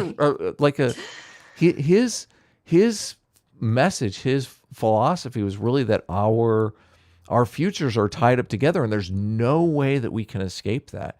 And I really feel like the left today has undermined that goal of his in ways that we're not really always aware of, not really always, conscious of what we're losing here. Here's my prediction. So right now, guys, the method of breadtube and leftists is to say Martin Luther King Jr. was a radical socialist. I'm predicting that in 5 years from now, if the woke stuff continues and doesn't diminish, they will change the narrative to say Martin Luther King Jr. was old hack, was, that tired old shit. That didn't work anymore. Really? That never worked. Yeah, I'm predicting that the breadtube and leftist people will turn on MLK within 5 years. Really? Well, because think about it. If MLK was alive now, that's what they would say about him. They would, yeah. They would say, "Oh, this is tired old liberalism. This is, they would call him. They'd say, okay, boomer. Reagan's patsy." Yeah. Imagine if MLK was still alive and still saying what he said back then. Now, every breadtuber, you would know this. You would have we can all picture this so clear in our minds. Okay, Martin Luther King Jr. still alive. He comes out during Black Lives Matter protest. He talks about how, riots are the language of the unheard, but people need to not tear down their communities, and there needs to be peace, and we need to work together, and all the same shit that Martin Luther King Jr. said back then. He says it right. He says it, during the BLM riots. And Hassan comes out and goes, "Okay, boomer, we're tired of listening to this guy. What did he get accomplished back then? Nothing. We still live in a systemically racist society. Okay, look at this boomer over here. Time to make way for the new people, Grandpa." Yeah, you're right. That's what they'd all say. You're right. That's what they'd all say. And so that's what's ironic about this whole, they're whitewashing MLK. It's like the leftists are whitewashing MLK. The leftists at the time didn't fucking like MLK then. Why do they like him now? I have a clip that we'll play at some point where Malcolm X calls MLK the C word. Really? No, he doesn't call him the C word. He calls him an Uncle Tom on television. Yeah. And and this is why I think they're being so, this comes off as so dishonest to me, because if you read into radical leftist literature from the time period, they're they're criticizing all the things that MLK stood for, and they're often criticizing MLK himself. And I can't believe that any of these fucking bread tubers that went to college and learned all this garbage, they must have read that same shit. Yeah. Ultimately, they don't. It's funny. Martin Luther King was such a brilliant politician, really. He understood how to achieve success for the black community in the structure that we have. And I guess so many of these, leftist, socialist, communist types, they don't really care about democracy. Their ultimate goal is to destroy the system. So they don't care about working within the system. They don't care about how you gain power in the system. It's completely just tear it down. The politics of destruction. That's such a great observation, because we look at ourselves and we say, why? I don't understand why BLM, these radical leftists, are advocating for these things that seem so stupid that a logical person would say that's not going to get you votes, that's not going to get you power. And it's just, you said, because they're not interested in gaining power within the system. Often, some of them are, but often they want to tear the system down. And that's where their mind goes. There's this paper that Kyle Kalinske, the secular talk guy, quotes all the time. And I actually read the paper recently. And it's so bizarre, because I'm reading it from a dictator's handbook, selectorate theory perspective. So he constantly cites this paper, and he constantly talks about how this paper basically shows that the elite, the 1% get whatever they want. Anything they want, they get it. Oh, it's the voting record of Congress paper. Right. And the rank and file people, they never get what they want. They're just completely shit on all the time. And if you read the paper, it actually talks about, the people who want things in some random survey that they do for this paper, yes, they don't get what they want, but activists who organize and have voters at the polls, they do get what they want, and in the same level as the elites. I'm going, listen, Kyle Kalinske, you moron, you really should read this paper if you're going to keep quoting it, because the people who are organizers, yes, they do get what they want. Voters ultimately do get what they want in the and even in the same numbers that the elite do. That's a pretty powerful that's a pretty powerful argument in favor of democracy and against this idea that the elites are running everything. Right. No. And exactly. And that, I think it comes up, I don't know if it comes up in this video or in Cody's video, where he complains about how, after all the BLM protests, nothing changed or really happened legally. And I was like, well, what the fuck was BLM advocating to happen? Yeah, defund the police. It's Occupy Wall Street again.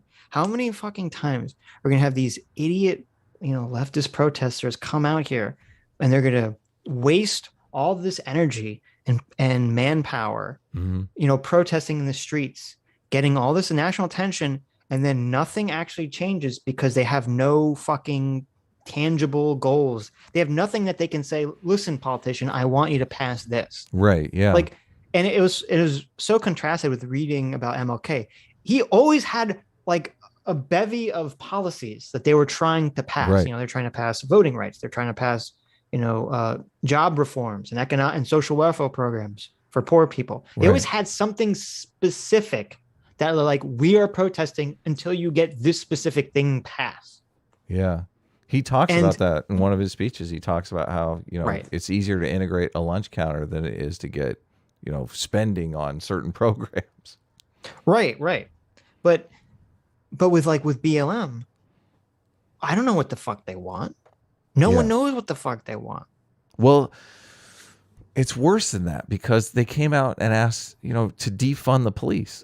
Right. And then, that's right. And then eventually, when they did come out with a platform, it was a fucking ludicrous platform. Ridiculous. Yes, I can't do that. What are you, crazy? What are you, insane? I'll never get reelected in my entire life. Yeah. Right. They have no sense of proportion, no sense of what is achievable. It's And then La La Land. And then it's even dumber because, like, all these people that write for these national publications, they act like, well, I don't know what reforms would federal Congress make about local police behavior. Yeah, they can't do anything. I don't like. Why do they think it works? A lot of states, they had after the BLM stuff, they had all the police have to use body cams, and there were reforms that passed, but they're all local because they have to be, because that's how our fucking police works in this country. Yeah, it's kind of crazy. Which, given how wealth distribution looks in this country, also meant from many black people to very few white people. Yeah, that fucking triggered the shit out of me. We got to back it up a little because we got to get the context there. Yes. This is the narrative that they love to sell. It's just like white people are out there just taken from the black man. That's all they do. Yep. I am like, how do you even structure that? Like 13% of the population doesn't produce enough to keep everybody, to keep all the white community in the lap of luxury. I don't get it. There's more poor white people than there are poor black people in America. Yeah, it's completely ridiculous. That funneled wealth from for his own uses. And those uses were gutting the policies MLK advocated for in favor of the Reaganomic free market liberalism that funneled wealth from the poor to the wealthy, which, given how wealth distribution looks in this country, also meant from many black people to very few white people. So I don't think either one of us are in favor of Reaganomics or trickle-down economics or any of that kind of stuff. Right. I mean, it's exacerbated wealth inequality. Yeah, right. And it's dishonest too, because he's about to use the word neoliberal in a couple seconds, but he frames Reagan's economic policies as liberalism when they weren't. They were neoliberal economic policies. Right. Yeah. Free market libertarian. Yeah. But the trick is that focusing exclusively on the "I have a dream" speech and misinterpreting it entirely allowed neoliberals to turn MLK into some weird conservative libertarian who wouldn't have wanted all this big government stuff that... See, he says conservative libertarian. I fucking hate that. Like, why are you just clouding the issues here? You're supposed to be a political commentator. There's a reason he's doing this that he's not really aware of. And there's a reason they're conflating the 1980s with what's happening now. Because it is true that in the 1980s, Reagan and other Republicans were using the idea of colorblindness to try to get rid of affirmative action programs and other social welfare programs for black people. Right. And they would specifically reference it. And they'd say, affirmative action is racist. This is like less than 20 years after segregation's over. It's a affirmative action is racist. Giving specific social programs for black people is racist. Blah, blah, blah, blah, blah, blah, blah. So they would do that. And they would often, and the reason they would do it, I don't think it's because they were racist. I think it's just because, they never want to spend money on anything. They always want to cut taxes and cut these programs. That's kind of the bread and butter that the right has been for many years. And they would often appeal to libertarian arguments to justify cutting these programs. Right. Now, I think they were doing it cynically. I don't think Reagan or a lot of people in that era had necessarily libertarian mindsets naturally. But the problem then is that second thought or no thought and all these other idiots then conflate that to what's happening now. So if you watch on Fox News now, if they talk about, MLK's "I have a dream" speech, generally from what I've seen, and we don't know because he doesn't provide us with any examples, from what I've seen, they're not quoting MLK in order to defund social programs. They're quoting it to show that CRT and wokeism and the radical left race Marxism is completely antithetical to Martin Luther King Jr. and America. Yeah. Which they're completely correct on that point. Yes. Yeah. He's trying to say that they're doing it for a reason that they haven't been doing it for a long time. Right. Yeah.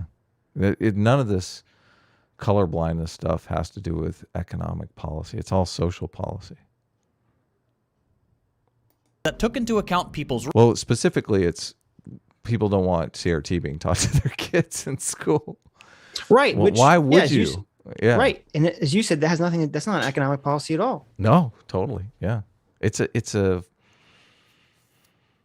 ideology policy, and it's so weird because I guess maybe they're thinking if we teach this in schools, we'll get economic justice because we're basically manipulating people into voting for our socialist policies in the future. I mean, what's the thinking there? I often feel like it's just some mindless religious cult. I mean, I don't think there's much thinking in terms of policy prescription more than just this is the way we see the world. This is our truth, and you must adopt our truth. Otherwise, we won't be able to sleep at night. That's what I think is like going on. That's exactly what's going on. Yeah. Okay. Good. We're up. And you on the have, same page. and you have this problem where people will just look at the past behavior and then they just assume that the same behavior is going on. Right. So Yeah. they say, "Oh, in the '80s, the Republicans were referencing Martin Luther King Jr. in order to cut, social programs, so they're just doing it again." It's like, no, this is a completely different situation. Like different people, just because they're part of the same political party, right? Mm-hmm. Ronald Reagan's dead. I don't know if they know this. Yeah. Ronald Reagan is dead. Different people who are part of the same political party live in a completely different situation. I mean, weren't the Republicans handing out checks during the pandemic? I mean, everyone was, yeah. Yeah. I mean, everyone was giving out money. It seems like that we don't have money to spend thing is both parties have their hand in the cookie jar now. Right. Well, now they say, well, it's not because they're cheap, it's because they're racist. I guess that's working. They just hate better. black people. So that's always the move. That's the only move that they have. It's so right. It's so idiotic.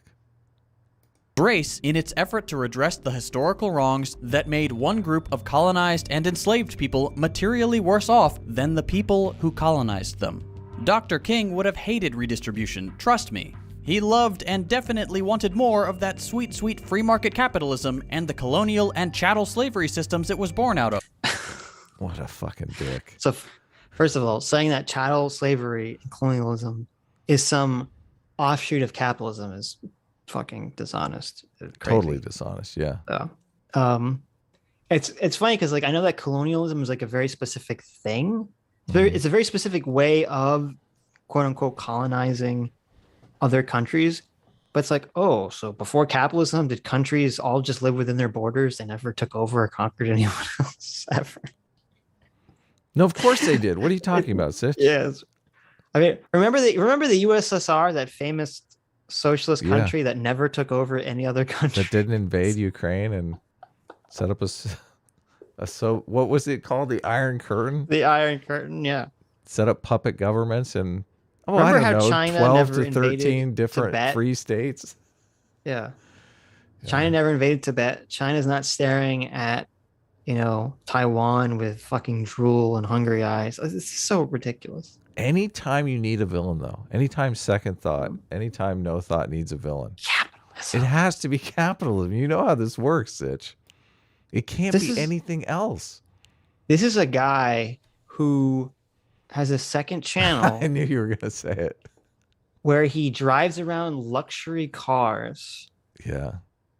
With his friend. And they talk about how cool these luxury $100,000 cars are. But no, he's a socialist, guys. Trust him. Beating up on rich people, he understands, okay? He understands. People like that. It's so insane. I've never seen a group of people fall into the stereotypes so perfectly than online socialists. I've never seen it. I don't believe almost every stereotype doesn't exist except for online. Yes, all online socialists. They're all these champagne fucking socialists. All these rich socialists, bougie fucking assholes who all want to be richer, bougier assholes, and yet, I guess to offload their rich bougie guilt, pretends or tricks themselves into thinking they're for the people. It's awful. I mean, there's that perfect. I hate that what's his face is so sussy. What's that? The comic artist? I'm blanking on his name. Is he a communist? No. The anti woke, anti-communist comic artist. Who are you talking about? He does all. Like he has that perfect comic where it's like the pink-haired socialist is like, oh, I'm in favor of helping like the working class and the people. And the next panel is like the working class redneck, like trying to shake his hand, like, oh, you're for me, right? And then the champagne socialist is like horrified with the idea of like actually touching, the working class man. Is he the guy that does the stuff for Tim Pool? No. Stone Toss, thank you. Chat. Okay, Stone Toss. Yeah, Stone Toss, yeah. It's too bad that he's like... Isn't he like a neo-reactionary or something? I probably. It's too bad he has some very sussy anti-Semitic comics I've seen in the past, because his comics are so good. The one, he's so on point with a lot of his messaging. You could show me a Stone Toss comic and I wouldn't be able to tell you it was a Stone Toss comic. Sure you would. He has a very I don't specific art style. I stay away from the sussy stuff, okay? Okay. I have a lot of Jewish friends. I don't want to step on any toes. Right. Zach Lux for $20. Thank you, Zach. I like how the chat takes like 20 seconds to catch up. So people are like, nah, Stone does. I know. They all know. Daniel the Bruce for $20. Thank you, chat, by the way.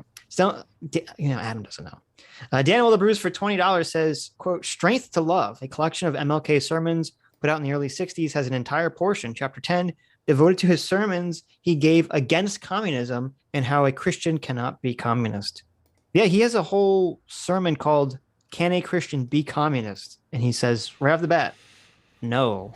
Yeah, I looked for that. I couldn't find it on YouTube. That's one of the things that made me start listening to the Martin I don't know Luther if there's King audio speeches. of it. I've read it. It's like a... I have read it, yeah. A thing. But it'd be so much better in Martin Luther King's voice. Come on. I'm so it's mad out because... there. Somebody has it. There's a great... They just haven't uploaded it to YouTube. That's the thing. They need to. There's a great clip, or there's a quote I found. And it said, when Martin Luther King Jr. was on Face the Nation, May 10th, 1964, he was asked about, communist infiltration in the civil rights movement. And apparently he says on national television, it is time for this question of communist infiltration to be buried all over the nation. Communism is based on a denial of human freedom. It's tough enough being black without being red at the same time. Oh my. So he's definitely, yeah. And I was so mad because there are clips from that episode, but there's not the whole episode, and they don't have him saying that. And I was like, no, I wanted that audio clip so bad of him saying that. He's basically saying, Martin Luther King's basically saying, it's bad enough blacks are slaves. You want to make everyone slaves? It's like, get out of here. And it's funny because the reason I found that quote was actually because of the FBI spying on MLK. Oh, really? They reference it because it's in the file of him denying, communism on national television. So you looked up his whole file? Well, no, because one of the sources that No Thoughts cited said something weird. And so I looked up the source they were citing. And they were citing this book that's all about, the FBI spying on Martin Luther King Jr. And they brought up that quote, and they were citing the FBI's documents. So then I went and looked and found the FBI's documents. So sweet. Calavar for $20 says, my theory about MLK is that someone in his movement figured out there's a lot of money and power in this race thing, but none if you fix or ever improve it. So MLK unfortunately had to go. So I think they let it happen. Oh, really? Wow. I hope not. I don't know clue if that's true. That's a pretty wild conspiracy. It's like Ibram X. Kendi. Right. Now I know taking him out. Yeah, there you go. I know that with Malcolm X, it's believed to be, inside job, Nation of Islam people. I haven't heard that being the case with MLK. So they arrested MLK's assassin though, correct? Yes, but there's a lot of question as to whether he did it. Right. Or, obviously, you know. I think even Martin Luther King Jr.'s widow didn't think he was the killer or something. So interesting. There's a lot of contention around the issue. Lucifer the Doberman for 20 Canadian says, Sitch, I've been to the Winter Palace in St. Petersburg. Oh, that's probably where it was. It's insane how over the top the place is. Google some pics at the end of the stream. Yeah, that's probably what it was. It is mind-blowing how opulent it is. Satoshi was a Reploid for 200 knock-knocks. Says Marxism is attractive for a ton of reasons. It validates greed and jealousy. Allows you to blame others for everything. And it's edgy, so it attracts the weird kids in school until they grow and turn to conservatives or man babies. Very true. Very true. People do get more conservative as they age, but right. Well, I think generally the reason for that isn't. I think part of it is just experience. Yeah, life. People are more. Yeah, I was gonna say part of it is people are more afraid to change things because they can see how that could lead to bad places. And another part of it, as you said, is responsibility. They have kids or family members that they take care of, and suddenly they understand responsibilities in a way you don't really understand when you're a child. So yeah, you're like, oh, this is how it is. An actual American flag for $20. I am saluting and I am crying.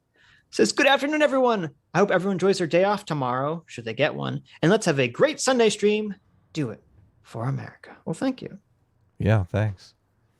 Are you going to take do you have a day off tomorrow? No. It's President's Day, right? No days off. Yes. No days off. Wow, look at that. They took 2 presidents and squashed them together into one President's Day. Right. Yeah.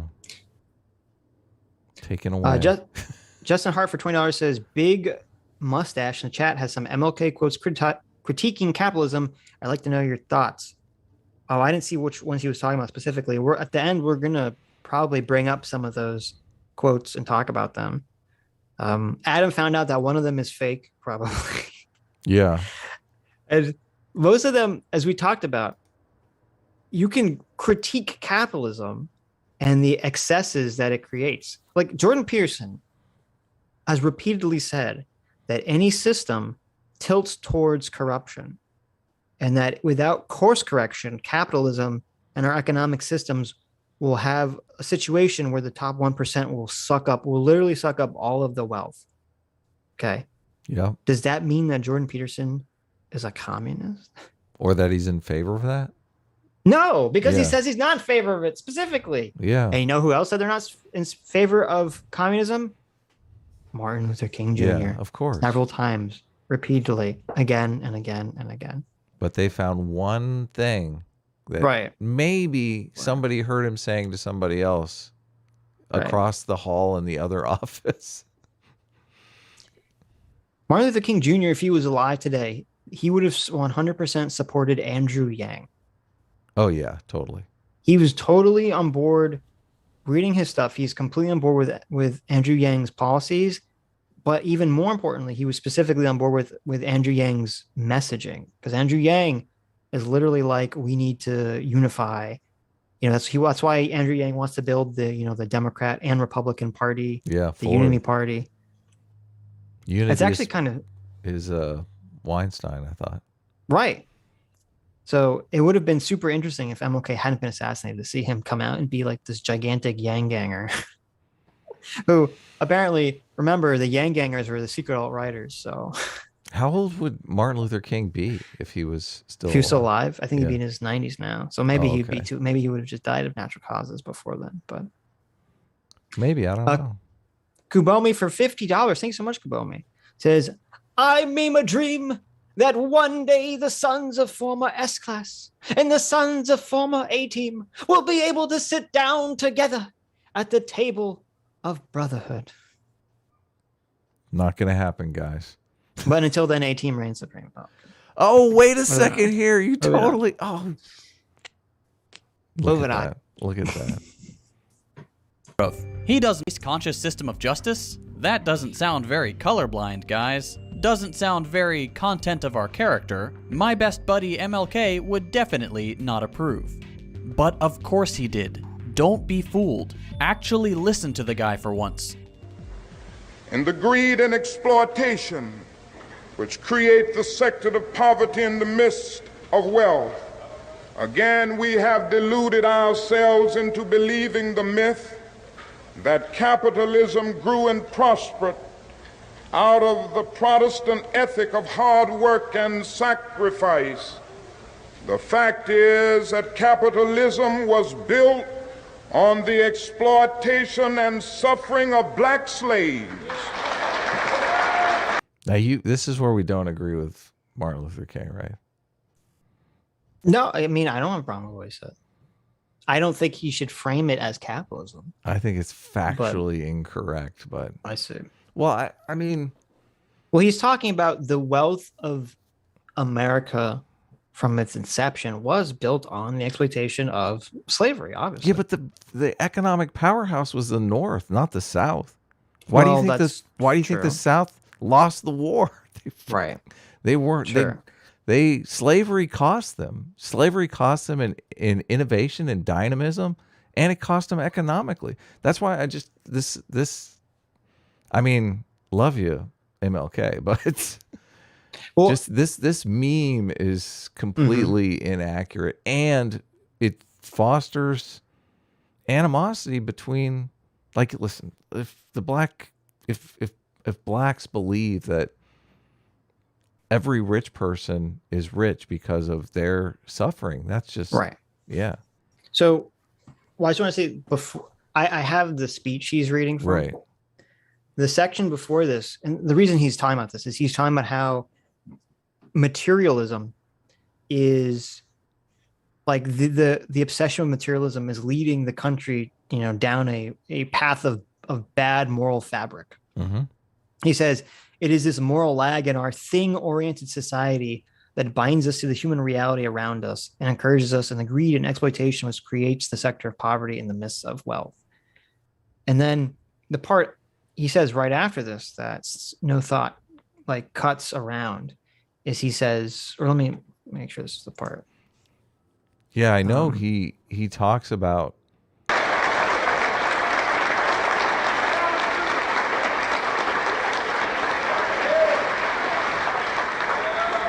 and continues to thrive on the exploitation of the poor, both black and white, both here and abroad.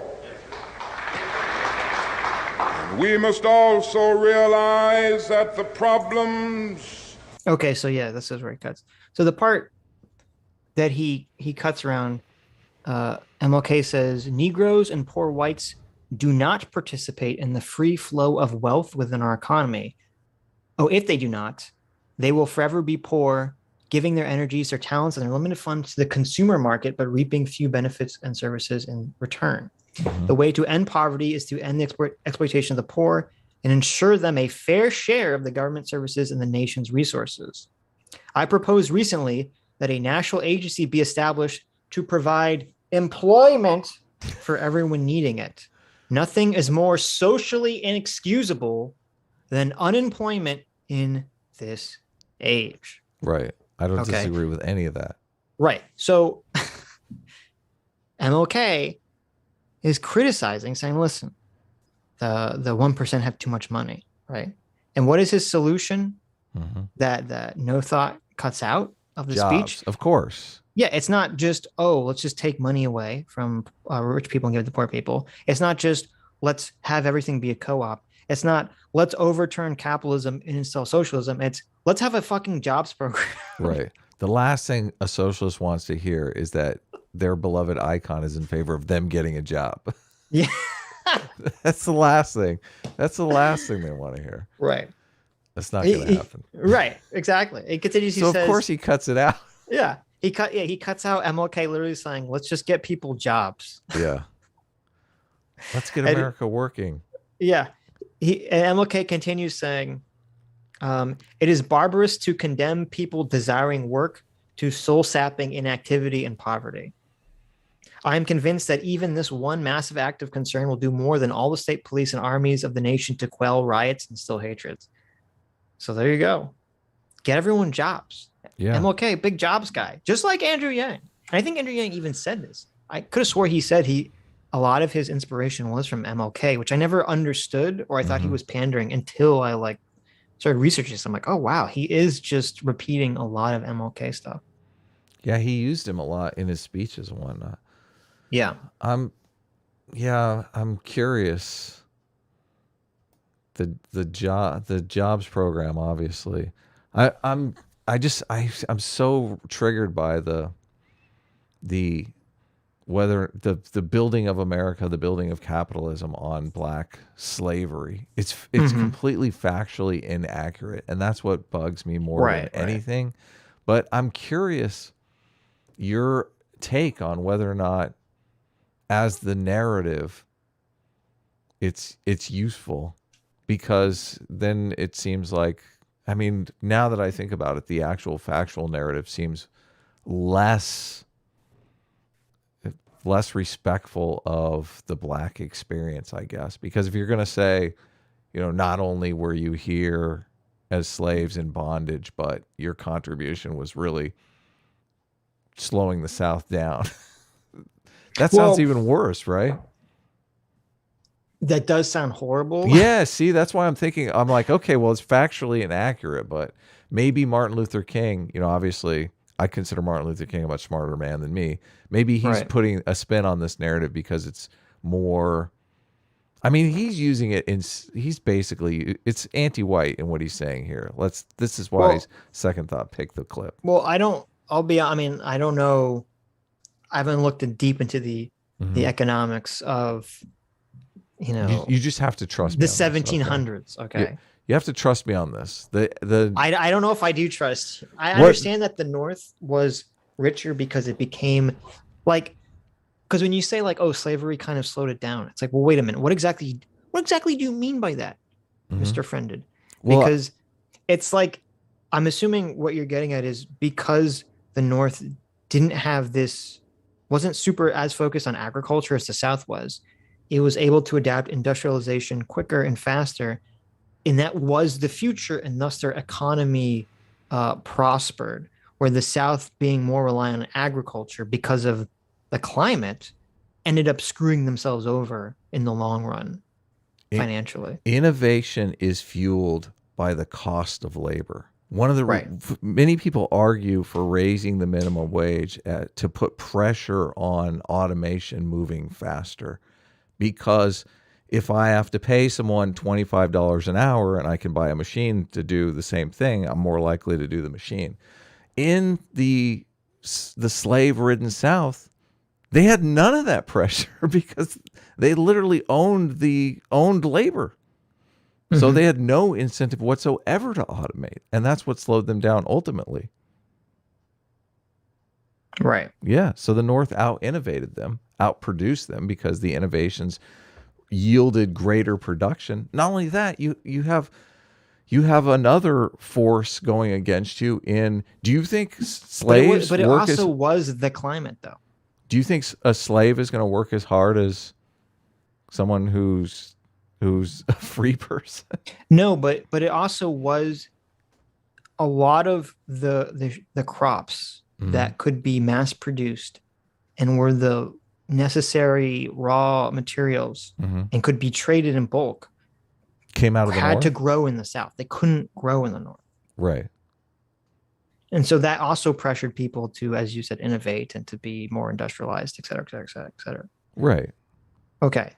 Well, the whole idea that all of capitalism, if you have the North and the South and free states and slave states, this is an issue every time somebody joins the United States, whether or not they're going to be a free state or a slave state, right? Right. So you literally have states side by side competing against one another, some slave, some free, and the free states ultimately win out economically and in a civil war.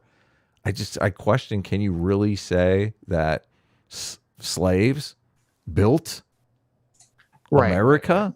I mean, maybe MLK wants to say that for obvious reasons, but I don't see how it's factually accurate to say that. Well, what they're getting at, and MLK has talked about this, and I was listening to W.E.D. Du Bois going over this too, is they're talking about how, like, okay, there were all these black people stolen from Africa, or I guess bought from Africa because they were sold by other Africans, enslaved, forced, to work and labor. And then even once they were freed, there was the promise of the 40 acres and the mule was never made whole. Which was probably a huge mistake, obviously. Yeah, obviously it was a huge mistake. And MLK talks about how there was all these programs for, whites to expand westward, and they were given all this free land and free resources. And blacks are never given that opportunity within the country's founding, which I think is true. And that's what he's hearkening to when he talks about this stuff, was that like the black Americans were never given, historically, were never given these opportunities that not only the white Americans were given, but they were never made whole for slavery. Yeah. And he's using to say, like, he's trying to, I guess, guilt white people, saying, like, this is why, we deserve equal rights now. This is why we deserve a seat at the table. We've never been made whole for the injustices that we've faced, which I think is completely true. I totally agree. So I think that's what he's harking to when he uses that language. Just to be clear, when I say it's a mistake that America didn't deliver on its promises, morally it's a mistake, obviously, but economically it's also a huge mistake, because why would you cut off this huge population from those kinds of opportunities? You want to, ultimately society is kind of a human resources problem. You never know where your next great inventor or, cultural icon is going to come from. Sure. But, and also imagine if we lived in an alternate America where once all slaves were freed, every slave was given, or every family, I don't know how it worked. Yeah. Was given 40 acres and a mule. Yes. How much better of a society would America be right now? Oh, it'd be fully integrated. Yeah. Yeah, I think I agree. I think we'd be a fully integrated society. I think segregation would have ended much quicker. Yeah. I think we wouldn't have any of these racial issue problems that we're facing today. Yeah. I think we'd just be so much better right now. It would have been a cost. It would have been expensive at the time, though obviously much cheaper then, because land was far cheaper back then than it is now. I don't necessarily know how it would be a cost, though, if they're just literally giving opportunities. They were because the land has to come from somewhere. Yeah, but they had as much land as they could give. That's why I'm trying to remember, because W.E.D. Du Bois. Now I don't know if he's accurate on this. I was listening to James Lindsay was talking about how he's like a big influence for a lot of woke stuff. Mm-hmm. And I was listening to his audiobook is on YouTube. It's called The Souls of Black Folks. Mm-hmm. And he's kind of going through, he explains like the history about how that deal fell apart, basically. And it seemed like from what he was saying, it was just basically, it's kind of like a Charlie Wilson's war situation. They just lacked the political impetus to really get this done. The southern states didn't want to do it for obvious reasons. Mm. It was just like a big fight. It was a big hassle that no one really wanted to take up the cause to do. What's the cause again? To make sure that all freed slaves had 40 acres and a mule. Oh, okay. Yeah, they dragged their feet on making good on their promise. But it actually compares a lot to Charlie Wilson's war with, after the war in Afghanistan, after they got the Afghanistan rebels to repel the Soviets. Charlie Wilson wanted them to help, the Afghanistani rebuild their country in a liberal democracy, and no one wanted to, because they're like, that's not sexy. War is sexy, defeating the Soviets is sexy, but helping people rebuild their lives and be liberal democracy, that's not sexy. Yeah. And so what happened? We know what happened. We know the future now. And you're like, oh, well, if you could have our information and go back in time and say, look at what happened. And if you would have spent the money and time back then to help these people, how much better would the world be now? This is the limits of democracy right here, because they're kind of incentivized not to deliver things to to people that are not their constituents, or if they're seen giving this kind of stuff to people that are not their constituents are going to be like, what's going on? Why am I not getting 40 acres and a mule? I'm not voting for this guy again. Right. Yeah. No, that's true. That's definitely true. I immediately think, like, is there a free market solution to where democracy doesn't work, the free market has to step in. It's unfortunate that humans are wired this way. And MLK was even talking about it in one of the clips that I think No Thought references, where he was saying it was easier when there's like an enemy to attack. Yeah. It's so much easier to get people on your side.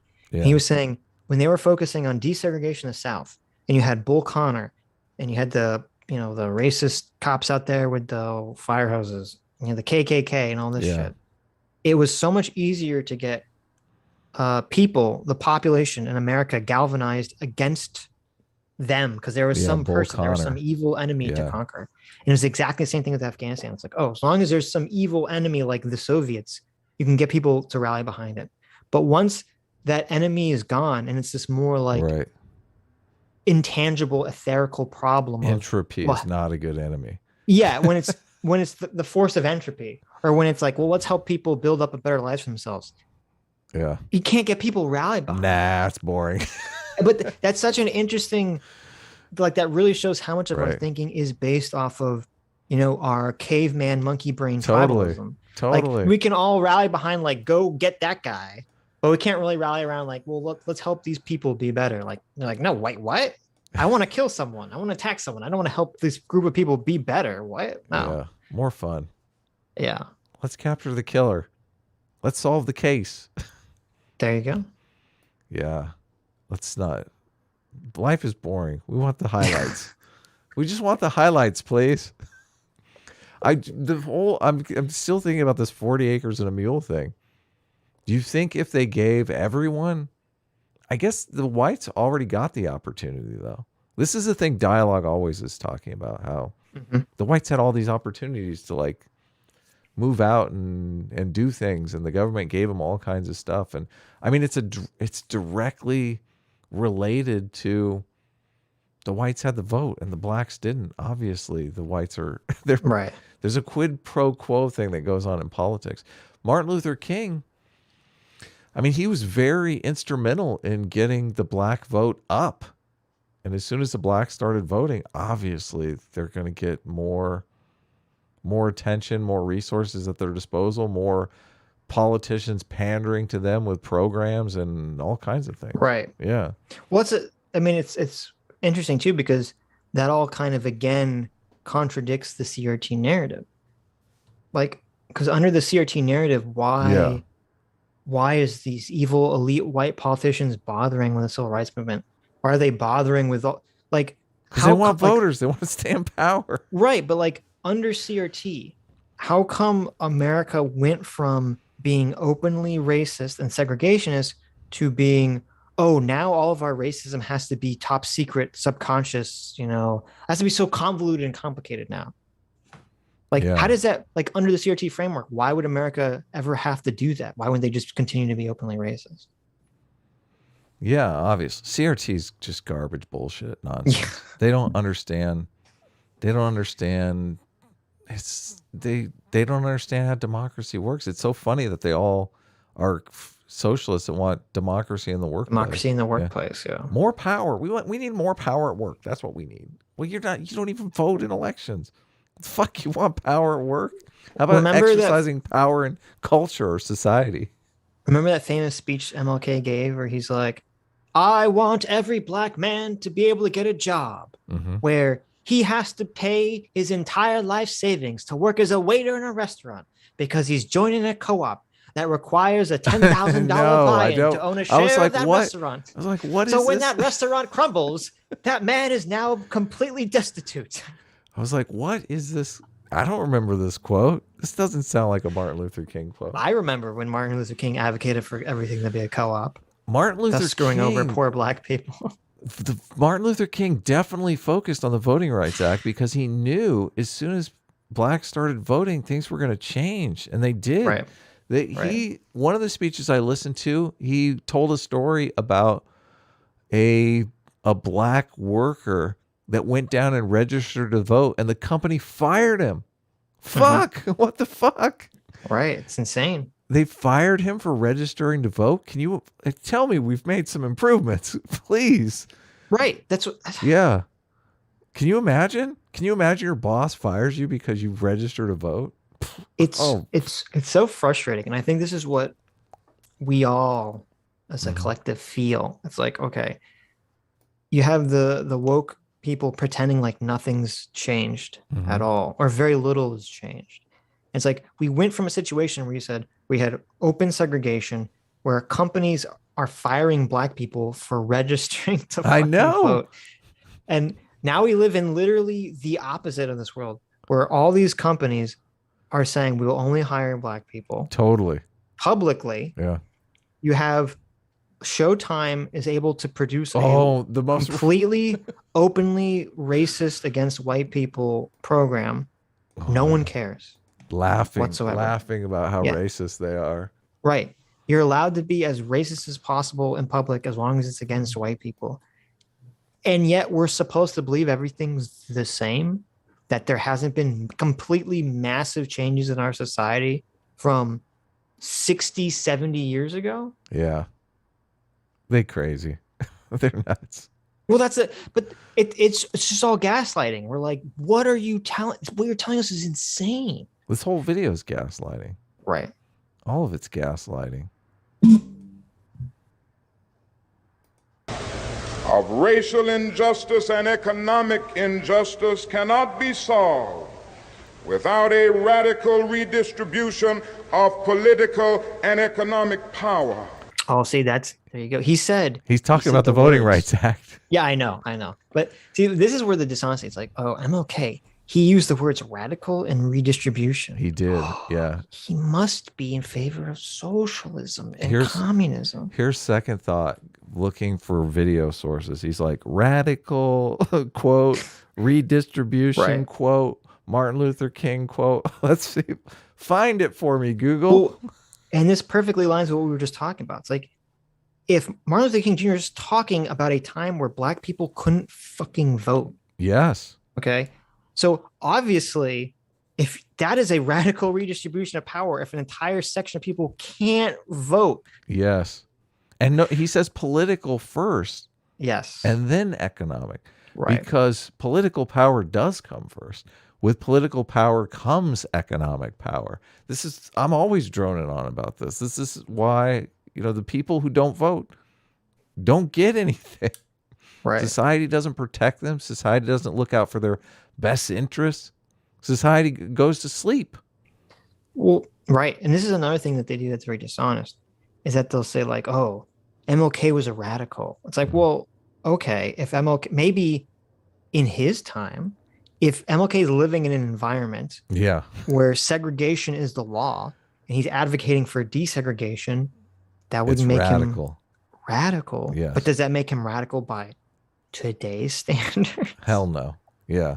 That'd be like saying like, oh, abolitionists during the heyday of slavery were considered radicals. They're like, of course they were radical. They're advocating against enslaving people. Mm-hmm. It's like, okay, well, if you advocate against enslaving people now, that's the most milquetoast of normal opinions to ever have. That's the exact opposite of being radical. Totally. You're saying slavery's wrong. Oh, so brave. So brave. Right. Yeah. It's so dumb that they're doing this with MLK now. They're like, oh, he was against segregation. What a radical. He wanted black people to be able to vote. What a radical. We really should be using racism to our advantage, because I feel this is completely racist. This is like a rich white dude appropriating a black man's legacy to sell his crazy woke socialist philosophy. How's that not racist as fuck? It is. Look, he said the word radical and political and wealth redistribution. Mm-hmm.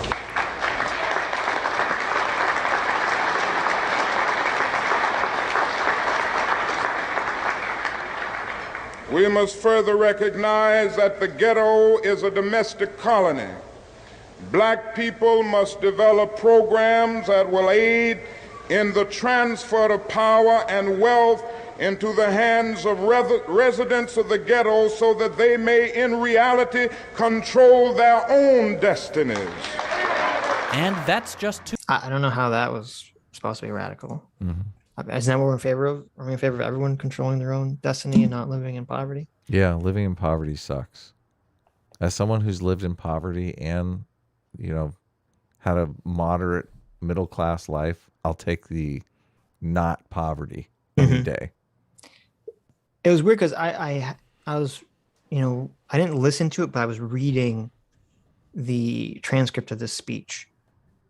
And near the end of it, there was a section that at first I thought, I'm really surprised that No Thought didn't have the audio of this section, because it sounds like, when I glanced at it, I was like, it sounds like MLK is sort of criticizing America for going after, like quote unquote, like the communist domino effect. He talks about how like MLK talks about like the fear of communism is making America be anti-revolutionary. Yeah. So I'm like, oh, why didn't you listen to that? Did you read that? Yeah, I did read that, and I was like, why didn't No Thought use that clip? But then I read it like a little bit closer, and I read the section after, and I said, oh, the reason he didn't use that is because if you actually understand what MLK is saying, he's saying that we should be afraid that Marxism or communism will be the dominant revolutionary thing that that the world embraces. And he's sort of like warning. Yeah, that's bad. Yeah, he's sort of warning like white America, like, oh, don't like, if you don't give black people like equal rights, they're going to turn to alternative systems like Marxism and communism. Right. Yeah. And that's why No Thought didn't use that clip. Yeah, he doesn't. He's not in favor of turning to those. He says he preaches a message of desegregation as a bulwark against communism. Right. This is what he says. He says, many feel that only Marxism has the revolutionary spirit. In a sense, communism is a judgment of our failure to make democracy real and to follow through on the revolutions that we initiated. Our only hope today lies in our ability to recapture that revolutionary spirit and go out into the sometimes hostile world, standing against, poverty, racism, and militarism. Yeah. He's literally like, listen, we need to recapture the revolutionary spirit away from the Marxists. Otherwise, they're gonna take over. But he is talking about that American revolutionary spirit, he is. Which the 1619 Project completely undermines. Right. It basically the 1619 Project completely undermines the work of, or at least that idea of MLK, that the revolutionary spirit of America is what has made us great.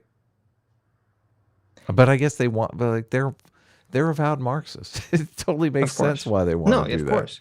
Well, I mean, the 1619 Project it's like the perfect piece of the puzzle for the CRT and the race Marxists. Because if their position is America is founded and fundamentally built on oppression of black people, and then you have the 1619 Project come along and say, the reason America even ceded from England is to protect slavery. That's like the perfect narrative to complete their puzzle. Yeah. It's a lie, but of course that's ridiculous. Who cares though? They don't care about truth. They don't care. Truth is, there's no such thing as objective truth. Okay. Just competing power narratives. Ask any CRT advocate and they'll tell you they have the truth. None of them buy into that whole. There's no such thing as truth. They do say that, but then it's like they say, oh, there's no such thing as objective truth, so that's why you should ignore all the things I don't like, but you should trust and believe in me because I'm black and I'm talking about my lived experiences, and that's more important than whatever science says. Yeah, they still try to cobble together some truth. Right. Let me find a study for you. That's the way to do it. That's a ticket. Right. 2 snippets out of many. Watch this video if you want a more 2 snippets out of many. No, 2 snippets, period. That's better. That's Right. exactly what it was. complete picture. The point is, MLK readily admitted the incredible damage capitalism had produced in the United States, and explicitly advocated working through government measures, not the free market, to address the gulf between the poor and the rich, and the black and the white. You know, it would have been It's helpful. not necessarily true, though. Right. But it would have been helpful if he actually had a clip of some right-winger or right-wingers. Like, he played a bunch of Fox clips with no volume, so I don't know what the fuck they're saying. Who are making this claim that Martin Luther King Jr. is some big advocate of free market, laissez-faire capitalism. I haven't heard anyone make that argument ever in my entire life. He was a Christian minister, okay? He wasn't a free Right. market guy. Like, this is, well, he's a free market, but he wasn't a laissez-faire, like, neoliberal, let the markets sort all your problems out guy. He's obviously in favor of government programs and government intervention. And to me, this is just a horrible straw man, because who's he talking about? In the clip I shared, he says that he's not equipped to criticize capitalism from an economic perspective, that he's not an economist. Right. But right. he can criticize from a moral perspective. Right. But in that clip, he also admits that capitalism has delivered more wealth and more productivity than any other system. Right. He says, and that's fine. That's great. Basically in the clip. Yeah, but that's why he's just advocating for fucking social programs. He's advocating for progressive taxation and it's a social safety net. A lot of this stuff is Martin Luther King Jr. gets the Nobel Prize. Okay, he goes to Oslo. And he says, "Oh, I like the Nordic model," which the leftists like to pretend is socialism, but it's not. It's just capitalism with social programs. Yeah, so, and the social safety net. And he comes back and he's just like, "Let's do the Nordic model." And they're like, "Oh, he's communist now." That's what the right was saying, obviously. Right. That's both extremes are making this ludicrous claim. Yeah, you know? to win electoral office. Right. Which is, it's so funny that so much of that is the context, but that context is completely lost from a historical perspective because you don't really know. I mean, it's funny because he's trying to taint the motivations of Ronald Reagan, or he was in the previous piece. And the whole time I'm just looking at it like, okay, Ronald Reagan is trying to cobble together a winning coalition so he can be president of the United States. He's like, I gotta at least sound a little racist here, and I gotta sound a little like that. This is how these politicians think, right? Let me read you a short section from that paper complaining about Reagan, because it's kind of funny. It says, although Reagan's ceremonial speech on civil rights were careful to say that additional progress was still needed, something that each president said, at least Truman and after Reagan has repeated ritually and consistently, or that traces of prejudice still remained, his rhetoric as a whole implied that equality has largely been attained. The president shed further light on his views. And but every part of that paper reads like that. It's like, well, Reagan said that additional progress needed. He said that prejudice still exists, but he also said that we're doing better. He also said that we've solved some issues of racism. Right. That's the paper that Second Thought threw in the video. Right. Yeah. And it reads like the biggest whinging of all fucking time. Like, it's like, well, Reagan is saying that racism is solved, but he's not saying enough. He's not strong enough with his language. I'm like, okay, he's a fucking Republican president. Of course, you're like a leftist. Well, of course, he's not going to come off strong enough for your taste. Right. They basically want him just to be a Democrat. They're very disappointed that he's not a Democrat. They're disappointed he's not a socialist. They're even beyond that point. Yeah. Whatever. They're tribalists. They even said, is that paper supposed to be some scientific paper? No. Okay. It's just some article. Yeah. The paper also has another quote from Reagan that says, Reagan even conceded there's still further to go, but let's not forget what has been accomplished. Oh, how dare he say that? That's exactly what Martin Luther King said. I know. That's basically the same exact thing. I know. Martin Luther King said it, and it was fine. whatever. If no thought, oh shit. I'm no accidentally close to watch together. I'm no huge fan of Reagan, so I mean, yeah, me neither. But I feel if no weird. thought We're like wanted to make the claims he's making, he needs to bring forth. I want to hear the quote of the people on Fox News saying, "Oh, Martin Luther King Jr. is a big, big pull yourself up by your own bootstraps neoliberal." I want to hear the people making that claim because that's what No Thought is claiming. They're saying. Oh, you're right. Yeah, no, there's clips. Martin Luther King said, and he even used the bootstraps metaphor. He said to tell a man to pull himself up by his bootstraps when he doesn't have any boots is kind of fucking evil. Right. So why would Republicans? If people are making that claim, if there's people on Fox News making that claim, then call them out. That's wrong. You know why the Republicans show us that they're making that claim. You know why I don't believe that they are. You know why the Republicans like Martin Luther King? It's not the economic stuff. It's the moral stuff. It's the Christianity that he's talking about. They're longing for the day when people on the left were actually Christians again. Right. That's what's going on. I mean, it was on the Chiron in the one clip that he showed, but he doesn't know that. He's not politically articulate enough to know what's going on. Do you think Second Thought, No Thought understands Republicans or the Republican mindset? He just sees them as like the avatar of racism. He just like Tucker Carlson hates brown people. That's like the depth of his thinking. It's so bizarre because on these economic issues, you need to be able to talk about immigration from an economic point of view if you care about the downtrodden and dispossessed. There's all these clips. There's one clip that in particular that is just stunning of this black woman at a city council meeting talking about how black people can't get jobs because they're competing with all these illegal immigrants. And she's complaining. I think it might be in Los Angeles about how, we have to do something about this. Otherwise it completely hurts the black community. Right. Yeah. But how do you have that conversation? I mean, a black person can obviously have that conversation, but the majority of white voters can't have that conversation. You're a racist, Adam. Yeah, exactly. Okay. Exactly. I don't know what you're talking about.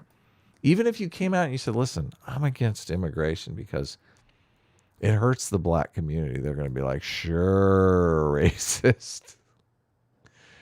It's so bad. The racist thing is like such a tactical nuke. It totally destroys so much of our ability to have nuanced conversations about political policy.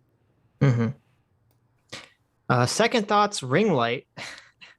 Oh no. For $20. He doesn't. Thank you. Second Thought's ring light. He doesn't go on camera, so he still has it. They all have ring lights. Okay. It's a ring light when he shoots the car videos, Adam. Oh, that's true. Yeah. Says, guys, be gentle. My man isn't exactly the brightest bulb in the box. I mean, for God's sake, he uses me even though none of his videos show his face. There you go. Satoshi was a Reploid for 200 knock knock says, this is hereby a double dog dare for Darth CNT. I don't know who that is. And Big Mustache to join and explain why you're wrong. Oh God, please no. Why would we want to bring in some random people to argue with right to now? Explain why we're wrong about what? Yeah. I'm assuming they're going to say MLK some big socialist. Oh, really? Yeah. We should do that on Tuesday. Hit us up. There you go. You go. Bring someone on. Definitely. Confused Moofish for 20 Canadian says, my friend who has owned several businesses once flat out said that Canada is a socialist country. I think these theatrics around definitions of socialism will bite leftists in the butt when they try to implement their utopia. Well, I agree, but it's also the theatrics around socialism has bit the right in the butt too, because they've been crying wolf about socialism for everything for so long that when the actual socialists show up, everyone's kind of like, they don't believe them. They're over it. They're like, oh, you always cry socialist. Yeah.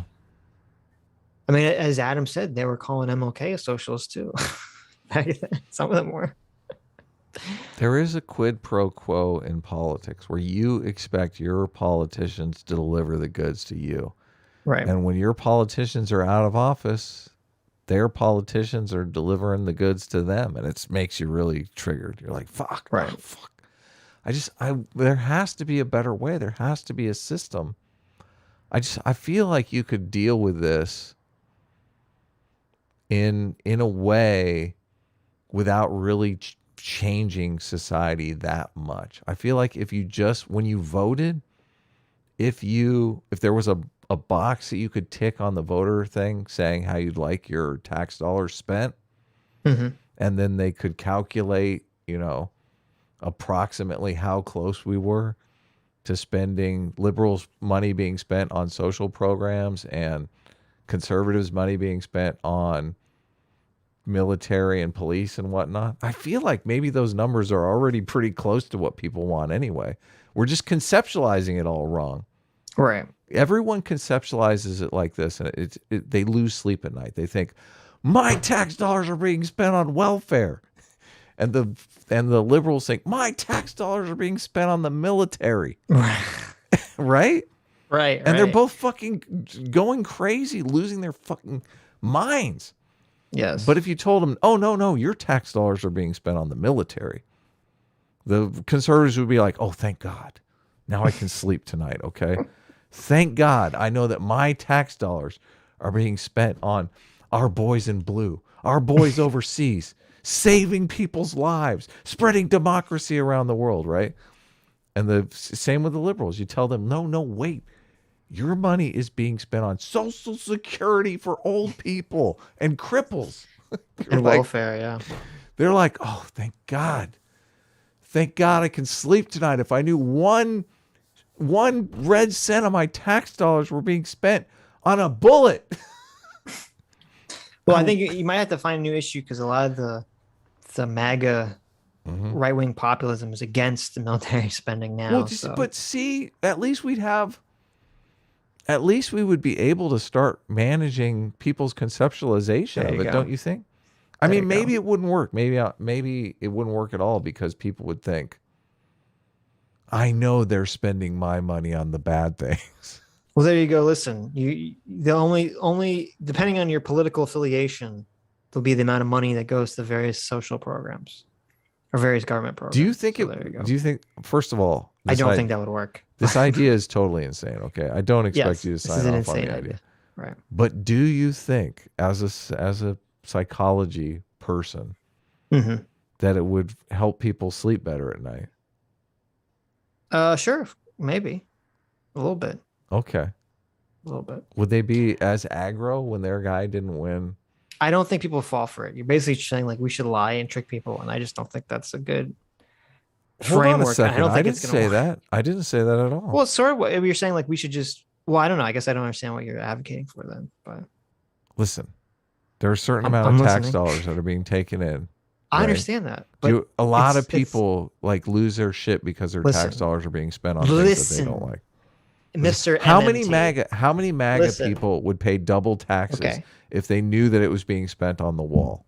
Well, there you go. Well, they tried to crowdfund the fucking wall. They're willing to pay more money on the wall. That's true. That's a good point. So all I'm saying is, but we know, Mr. MMT, that when you pay your taxes, what's actually happening is you're taking your money. Take that out of it. You're burning it into nothingness. Take that completely out of it. And then the out government is just adding zeros to something that doesn't exist. I want you to pay attention to this for a second, okay? I want you to honestly pay attention to this, okay? Okay, I'll try to honestly. I was dishonestly paying attention earlier. Don't you feel like a lot of tension in our politics comes from the fact that people not enough thickies in movies anymore. No, people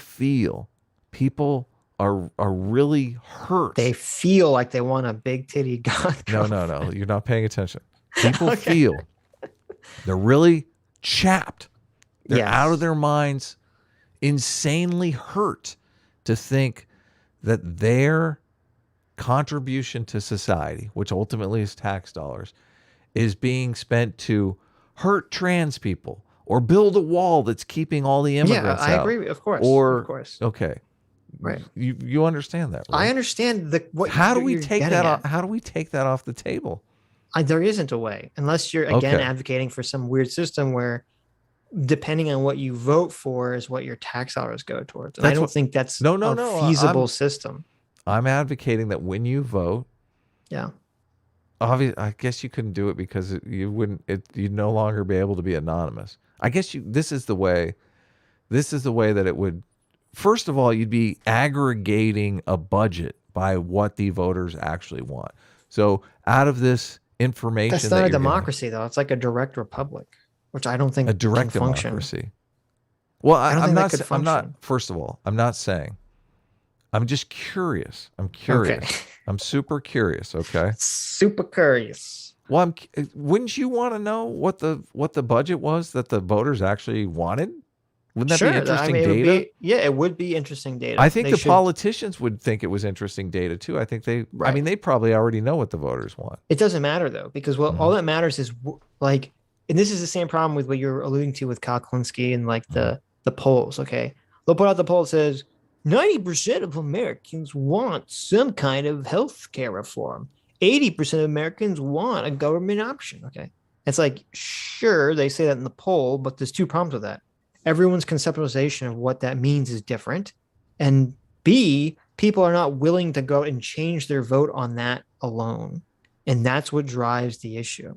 There's a big difference, though, because in the report that Kyle Kalinske is always citing, the people are taking this report survey, and you don't know if they're voters. Like, there's a disconnect between whether or not they're that's another voters. Issue. Yeah, but sure. So, but in my situation, you're actually getting the data straight from the voters, the people who are at the polls voting. Okay, you're literally taking. I'm in favor of more data. Sure. A-Rog for $50. Thank you so much, A-Rog. Says, I get so tired of the narrative that MLK was a socialist. He was just a Nordic-style sock dem, nothing more. But we should also remember MLK's most insightful quote. Do you know what that was, Adam? What's a sock dem? That's like a socialist Democrat? A social democrat. Oh, okay. What does that mean? It's got socialist right in the name. No, that would be a democratic socialist. Oh, okay. Those aren't the same thing?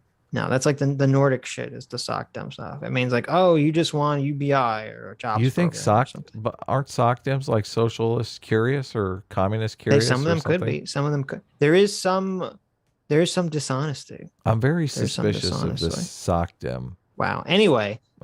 But we should also remember MLK's most insightful quote. S class is the best class. MLK never said that. You're a liar. Sure did. He sure did. You guys are such bullshitters. Speaking of MLK, one day. What? You watched the video of MLK talking about how awesome S class is. Okay. Did you do Investigator 1 Quim for $20? I did not. But thick. Yes. If we did the 40 acre. Why you do this to me? Investigator, why you do this to me? Investigator 1 Quim is onto something deep. I know. And true here. And profound. Okay. I think this was the problem. We didn't need 40 acres and a mule. Okay, fuck that. That's a stupid fucking idea. Get that shit out of here. Mm-hmm. What America should have guaranteed was thick, big titty goth girlfriends for everybody. I agree. For everyone, man or woman. Okay? There needs to be a project, a government genetic engineering project where they just genetically engineer big titty, thick goth girlfriends for everyone. How much? There'd be no complaining anymore from anyone about anything. Are you comparing goth girls to mules? Because I feel like you are, and it does. I am not. You, my good sir, are the only one making such a horrible comparison. You can't do that in this day and age. You'll get in big trouble. That is on you. Go to the bathroom. I'll watch this video instead. You read the rest of Investigator. No, I'm not going to read it. I'm going to wait. Read the rest of it. I can't. I'm going to watch some. I'm going to watch some Martin Luther King. You can't start reading the super chat and then stop. No, I'll wait for you. That's cool. Oh my God. I want to talk more about my tax situation here. Okay, I need some feedback from the chat. What you guys think of my? Sometimes I've noticed when I listen back to the stream. Sometimes I listen back to the stream and I notice Sitch pretends like the chat wants to move on when the chat is really into an idea that I have dropped. They're really fascinated by it, and they would like me to elaborate further on it. But Sitch is like, no, I'm not paying attention. Let's move on. Let's get back to this video, guys. What do you say? Martin Luther King. I'm sure this is going to be completely, totally accurate. Don't misinterpret me here. He didn't just advocate for government measures, but he certainly valued them tremendously. What a walk back. What a backpedal. What a backpedal. He wasn't even advocating for government programs. He was just saying, you know, they'd be kind of cool. Anyway, the truth is that these are uncomfortable quotes for an American society that has never realized MLK's goals, but that has very much elevated MLK to the status of an untouchable god of justice. I didn't feel any discomfort in any of those quotes except for the one that I brought up about building America off of slavery. There's a dichotomy there that's too difficult to actually address, too uncomfortable. He's great and perfect and a visionary, but also we didn't listen to him. How do you own up to something like that? Well, you don't. It's... What? Hold on, we did listen to him. We listened to him greatly. He was in favor of the Voting Rights Act and civil rights movement and stuff like that. Of course we listened to him. We listened to him so much that we made radical changes. Listen, MLK said that he had a dream. Mm-hmm. Okay. Yeah. A dream that one day. A wet dream about a big, wet dream thick, that one day big thick goth girlfriends would be available for every American, black or white. Was Tifa a thing when MLK was alive? MLK was like, I have a dream that Tifa Lockhart would be genetically engineered in a government lab to be the waifu for all men and women of this country. I don't think not Tifa just was the around. Italians. I don't think Tifa was around, but and listen, that's how MLK unified the country. While you were Tifa gone, Lockhart's big boobs is what ended segregation in our country and unified blacks and whites. Oh, with a joint narrative of liking big tits. All right. While you were gone, I realized that the chat was totally in favor of what I was saying about taxation and reporting on the actual ballots. Sure, as we I'm in favor of I'm in favor of reporting on it. Obviously, Kevin Toy sums it up best here when he says, "Adam, all taxation is theft." There you go. Why would you ask the guy who broke into your house how to spend your money? Listen, Kevin. Are you voting, Kevin? I'm curious. Are you actually? Do you vote? I mean, I think there should be a section on the ballot for no taxes or tax cuts. You want your money spent on tax cuts? That's what you get from the Republican Party. This would help because you would realize, you're like, listen, I'm voting for Biden, but I keep checking tax cuts. What the fuck am I doing? Well, it would also be helpful because if you're voting for something and you see that your party's not delivering, fucking hold them the task. Kevin, would you be more, if you're not voting, would you be more likely to vote if you could tick a box that said tax cuts? Maybe, how about this? It says, all taxation is theft. I would like my money spent on tax cuts. You know, that's a good point. Someone brought up how Abigail Shapiro was able to unify the internet for a single day with a single picture. We all know the picture I'm talking about. I can't believe you're bringing that up. The chat brought it up, and the chat is correct. Okay. That is the unifying force that will save our country. Yeah. Yeah. You saw the picture. I haven't seen it. No, I don't know what you're talking about. Listen to this liar. I don't Listen know. to this. I don't know what picture I have no you're idea what Sitch. you're talking about. I didn't see that picture. It's so profane. Our show is sacred, Sitch. What are you doing? What's profane about it? Why are you? She's pregnant. Okay, she's giving life to the next generation. It's the most sacred thing in our. Oh, she's giving life to a generation. It's just not the kind of. It's just not the kind of life. It's not a respectable life. Let's say that.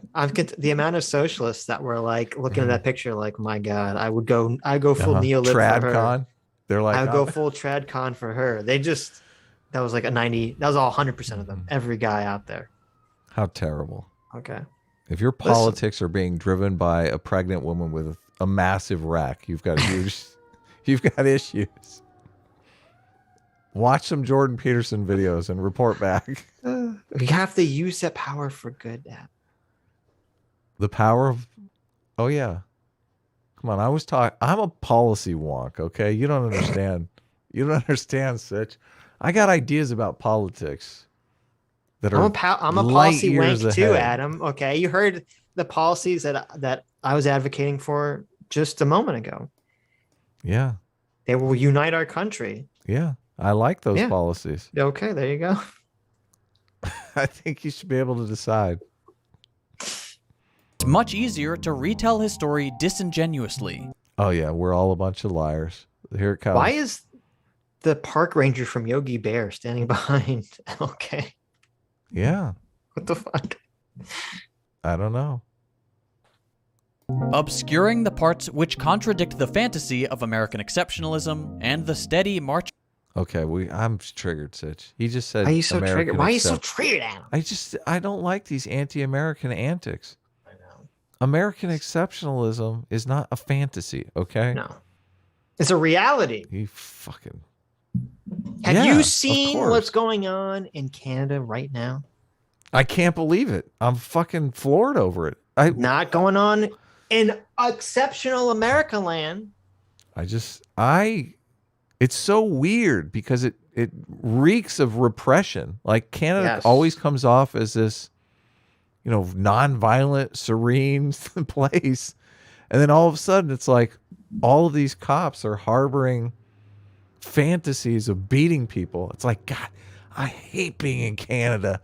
I should be a cop in Los Angeles.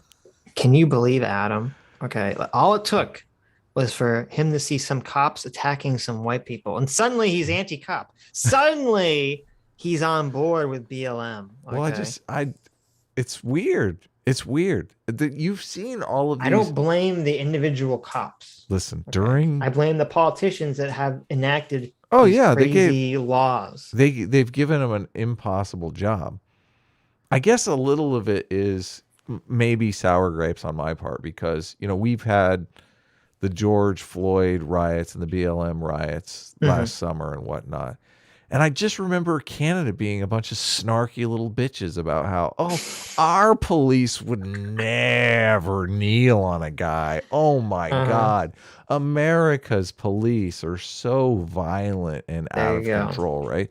Don't you remember all the smug Canadians sending remember pictures? this at all. I don't remember this being a thing. They're sending pictures of their police at like a gay pride parade, like dancing in the parade and being happy with everyone and running around like, oh yeah, we're all great until we got to pull you out of your truck and disband the protest. Yeah, things are all nice and cool, calm and collective until you run people over with a horse. Yeah, exactly. There you go. I just feel like, okay, guys, maybe you should have not been poking fun at us. Maybe you should have been looking, a little inward, having a little self-reflection. Inward, not N-word. Yeah. Having a little self-reflection about what's going on in your own country before you go pointing the finger at American exceptionalism.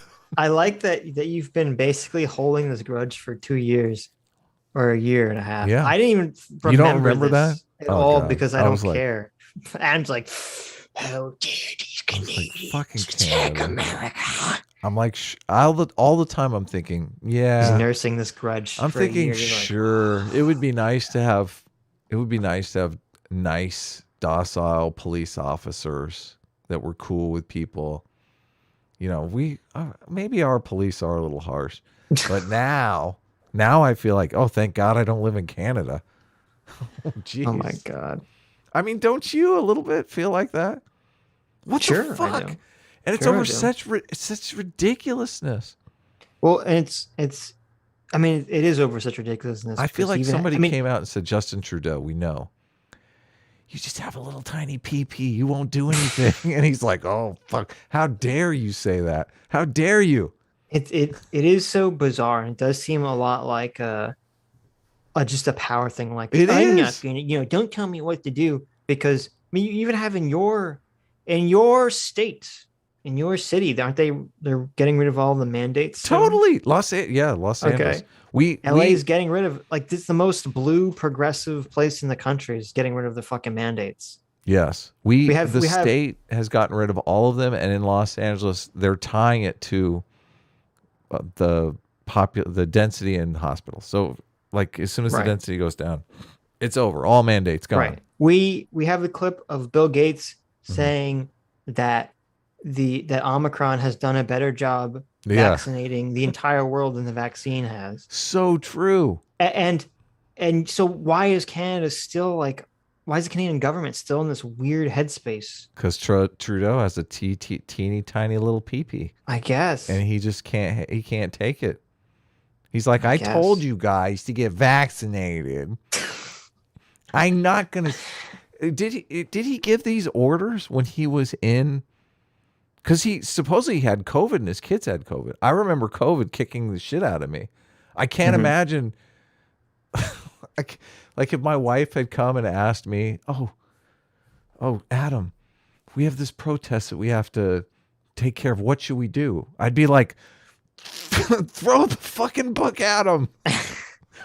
I'm dying here, right? I considering he was on, like, in the whatever the Canadian Parliament is, talking, and was on camera talking. I don't think. Oh, he wasn't? Okay. I don't think he was bedridden with COVID. My narrative is better. There you go. He's like throwing up. It's like, let him have it. You know, COVID's kicking his ass, and he's like, I'm going to kick some ass too. There you go. Well, maybe that's not the case. I believe it. I don't know. It's weird. It's super weird, but I feel sorry for Canada. I do. Yeah. I'm assuming you feel the same, right? I don't. They want to become part of America. Listen, we're going to invade Canada, and we're going to make them the USAA. Evil. Oh, you're United evil. States of America adjacent, and they're going to be happy about. Listen, Canadians, you want us to come. It's like Iraq. We know how that went. We're going to come and liberate you from your oppressive government. We're going to bring you freedom and democracy. They might go for that deal, honestly. Right now, a lot of them hate Trudeau. Right. Yeah, we could install a whole American shadow government under there. How about this? We break up the provinces. Someone was saying that there's a bunch of provinces up there, so we could potentially get like 10 states, 10 new states, 60 new stars. Come on. How can you listen? Putin's over there messing with Ukraine. We take 10 new states? That's American exceptionalism right there. Listen. The Ukrainians don't want to be part. Russia sucks. Russia totally sucks. And Ukraine doesn't want to be part of Russia. Okay, America is great. And Canada obviously wants to be part of America, but they're just like a girl at a party, Adam. They're just too shy to ask. Okay? Yeah. And sometimes you got to just be you got to just ask. You got to be a little forceful. Yeah. Listen, we Americans, we like road trips, okay? But we don't like to leave America. There you go. We want a road trip to Alaska, and the only thing standing in the way is you. I mean, it's such a hassle. You want to drive across the border, you have to show your papers and your ID. Wouldn't it be so much easier if we just took over everything so we didn't have to do that anymore? Yes, yeah. We just could go wherever we wanted? All just for the price of dropping the vax mandate for a pandemic that's already over. That's right. This is easy.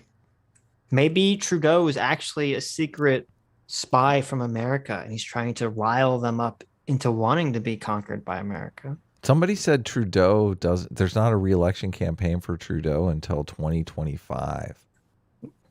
Well, that kind of sucks. Yeah. They should do a recall or something. I don't know. There was also, I don't know if it's true, there was some claim that he has a blind trust that has a bunch of money tied into one of the vaccines. No way. No way.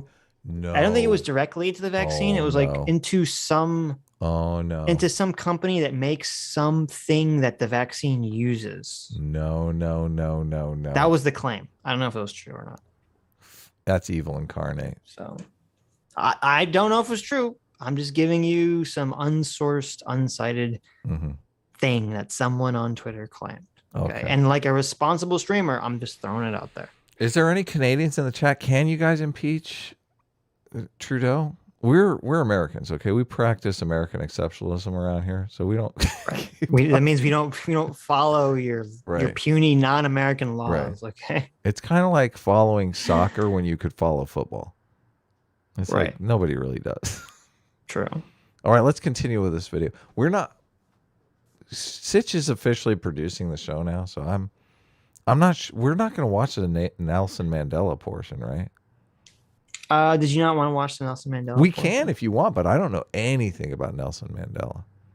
I mean, I might have seen the movie with Matt Damon, but I don't either. We can skim it. There was something at that. Towards a more perfect democracy than it is to actually challenge the poverty that capitalism and the exploitation of non-white others has wrought. Textbooks. Yeah, I'm so fucking. He threw a lot of things out there. I know. It's like there's a lot of in order for this 1% thing to work, you got to exploit white people. Okay, there you go. Fucking dummy. No, but like no thought comes across as he comes across like an algorithm. They basically took a bunch of like Richard Wolff and Ben Burgess and like Kimberly Crenshaw, and all the other woke people. And they took a bunch of woke people and Marxists, and they took all their speeches and they put it together in a giant algorithmic pot. And then the algorithm just will randomly shit out like sentences using the words. It's evil. It's constructed. It's totally evil. Which is stupid.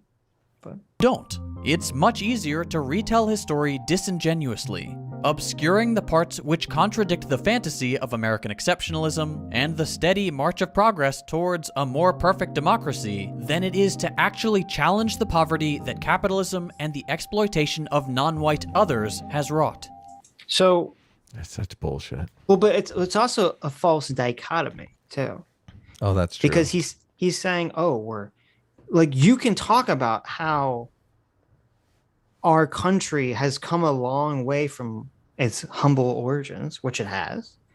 And you can still talk about how we still have problems we need to solve today, which we still can. But it is 100% dishonest and lying to pretend like the poverty that exists today is comparable to the poverty that existed then and the poverty that existed before then.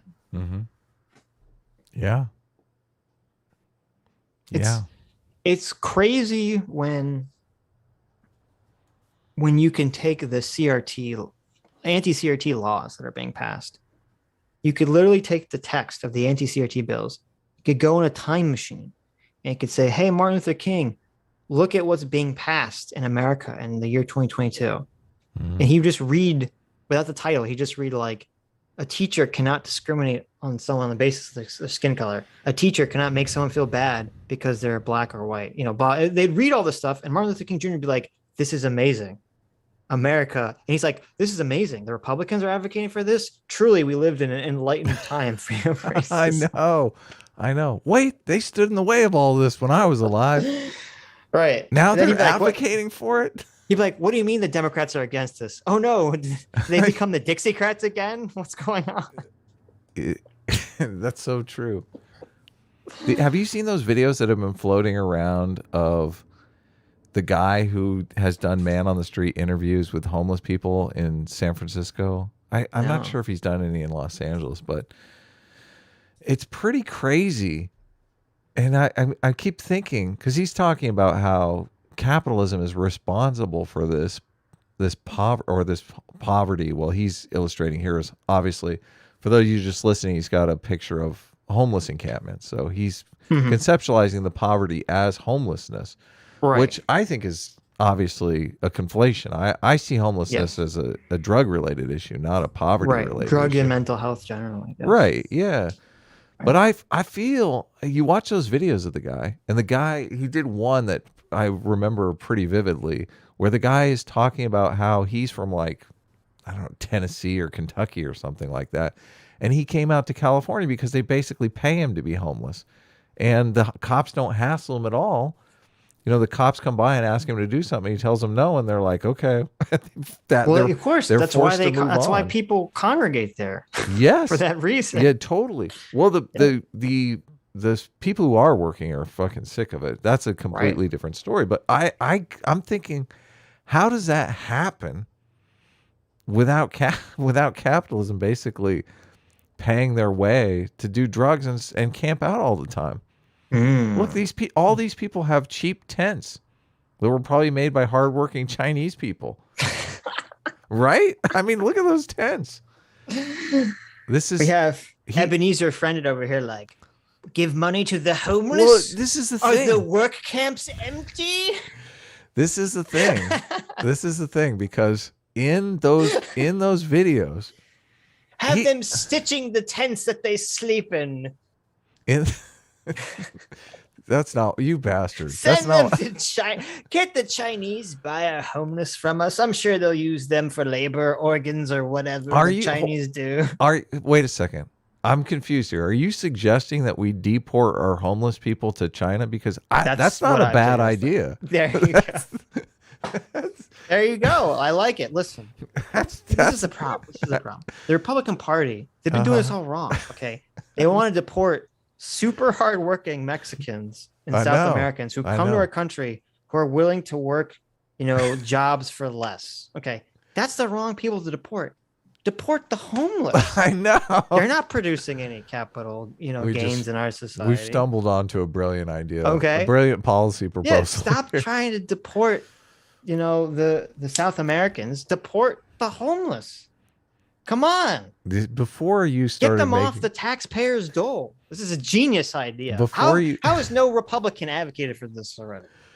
Before you started making these completely incendiary policy proposals, okay? Yes. I was trying to make a point here. I'm serious. Okay, deport the homeless to China. Oh, I was trying to say that yes, these people are homeless of their own free will because it's a completely easy lifestyle for them. People that are long-term continually homeless. Right. You can be homeless for a short period of time. Which you could make the argument that all long-term homeless operate under that premise. Right. That they have some sort of drug problem that's preventing them from integrating with society in the normal fashion. That short-term homeless people, the guy that loses his house, they usually take the government up on the government assistance programs that are available to homeless people, but they don't utilize because they have a drug problem, and you're not allowed to do drugs in those places. Right. In those places. Right. Yeah. Right. No, I look, if he was showing us homeless people that were like, the guy who lost his house and he's got a couple of kids and he's long-term homeless, we're having a different conversation, but I feel like they're conflating the issue when they're talking about a bunch of drug addicts who would rather sleep out, who would rather camp out and do drugs with all their drug buddies as some sort of capitalist problem. I mean, maybe. How's that a capitalist problem? Well, I guess he's correct, because if it wasn't for capitalism, those people would have all died. So, true. Yeah. That's my point. That's the argument that I'm making. Yeah. Without capitalism, San Francisco wouldn't be paying these people to be fucking homeless drug addicts. I mean, I'm assuming in the USSR they just fucking shot people. Yeah, of course. 100 years ago they did. Why would I mean, yeah. Well, 100 years ago they just let them starve to death in the streets, basically. But, yeah, they wouldn't want to waste the bullet. Yeah, exactly. Yeah. Resources. Dark times. See, capitalism. This is so dishonest. And the fact that young people watch these videos and think that they're getting some education on how life works is just completely, that black pills me more than anything, because you watch this stuff and you're literally getting dumber. Right. Textbooks are probably the place this contradiction between MLK. Oh my goodness. textbooks. Is this a library with a black woman reading a book with her cell phone in front of her? I thought that was what's going on here. What do you mean? Well, I thought because of the racism in America that was. Oh. Why are they letting? Well, see, look, Adam, I don't know if you caught this. Uh-huh. Where's the whites only sign in the back? Well, but listen, you're missing this because you're a racist, okay? Oh, I am? This is the CRT. You have a black lady here. Mm-hmm. Okay. Stock footage of a black lady. Right. But did you notice her white nail polish? Ooh, did you notice catch. that she's sitting at a white table? Good catch. With a white cell phone? Good catch. Reading a white book? Yeah. In front of a pile of white pages? If we lived in a fair world, that book would be black pages with white text. And look at that chair behind her. Yeah. White. Well, isn't the text the important part, though? The text is black. Listen, that's the page. That's what this.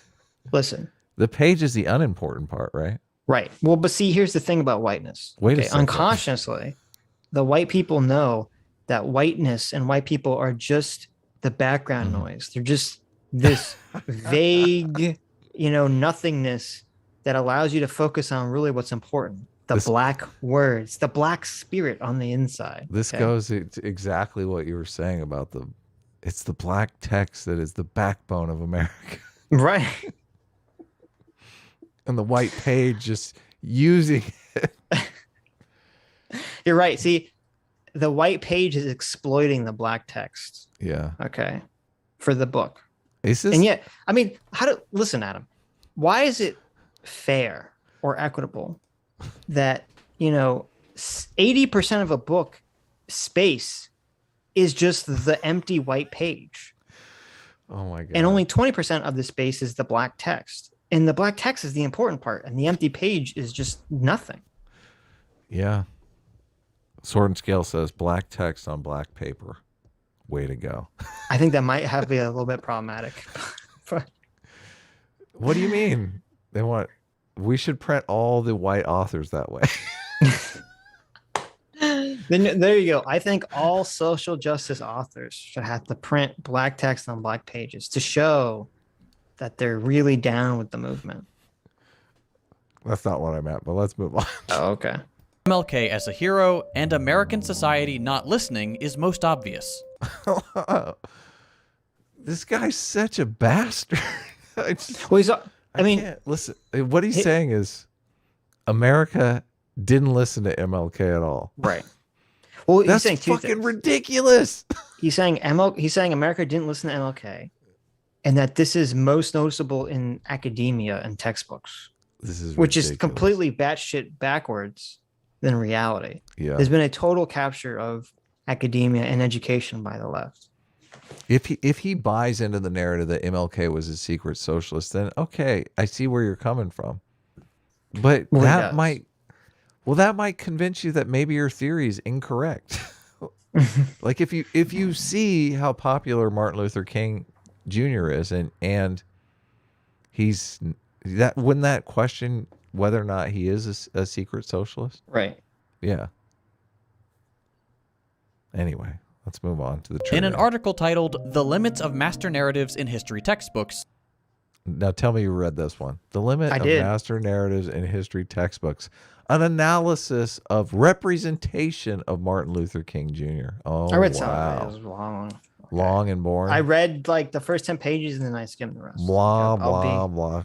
Give us a rundown. What's up with this? Oh, you want to let him talk about it a little bit more before we get into it. But he triggers me. I don't like this guy.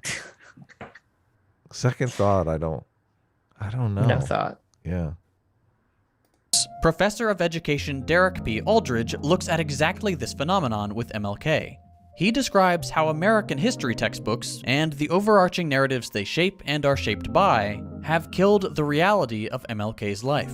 By elevating him to the status of a messiah, framing him as the embodiment of the entire civil rights movement, and then trying to make him appear as if he was a moderate, the way American history has told MLK's struggle has served to sidestep questions too uncomfortable for it to ask. See, that's bullshit because MLK was a fucking moderate. What the fuck are they talking about? Well, to be fair, he's moderate by today's standards. And he was moderate by like anti-racist standards back then. He is a moderate by any standards if you're advocating for nonviolence. I guess that's true. I guess that's true. Isn't fucking violence the not no, I mean, you can position? advocate. Well, no, you can advocate for like crazy shit, and just as long as you throw on a nonviolence label, doesn't mean it's not crazy or moderate. So, like, okay, I mean, the alt-right's a perfect example. I'm curious. You know, Richard Spencer would always be like, we want to create the white ethno-state, but it'll be totally non-violently. We'll just pay people that are, you know, black to leave or whatever. That's not a moderate position. Yeah, but asking for American citizens to have the right to vote, I mean, that doesn't seem radical to me. Yeah, sure, right. I mean, it doesn't seem like ethno-state. Yeah, I mean, no, I agree completely. There were black nationalists that were advocating for the same shit as Richard Spencer's advocating for. Martin Luther King wasn't one of them. Right. So, I don't know. Martin Luther King was pretty moderate, sure. Yeah. You don't think what name one radical thing about Martin Luther King? Well, no, I'm just saying, but again, as I said earlier, if you're an abolitionist in the time of slavery, you seem radical by that time. By that standard, yeah. Right. So that's what I'm saying. If you live in the segregated South and you're saying, hey, I'm going to boycott, you know, organize a boycott of this segregation, and we're all going to... Blacks voting sounds radical. Right. Like, then, yeah. So that in that context, people could be like, well, it's radical because it's very different than what exists at the time. Right. Okay? I think but that doesn't mean by today's standards, it's completely not radical position at all. I think the difference is the perspective, but I don't see how. Well, okay. Well, let me tell you that. Listen, you can make the argument that MLK was never radical because he was only ever arguing that the rules that apply to white people be applied universally to black people, as was promised by the founding documents of our country.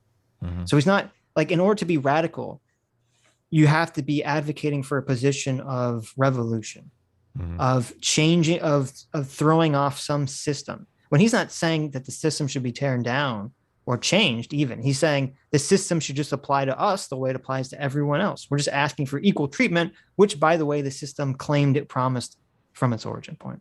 Right. So I've discovered that you can really separate the designation moderate into two different categories. There's moderate strategies and there's moderate policies. Moderate strategies for implementing those policies. But I think Martin Luther King on both counts comes out as a moderate.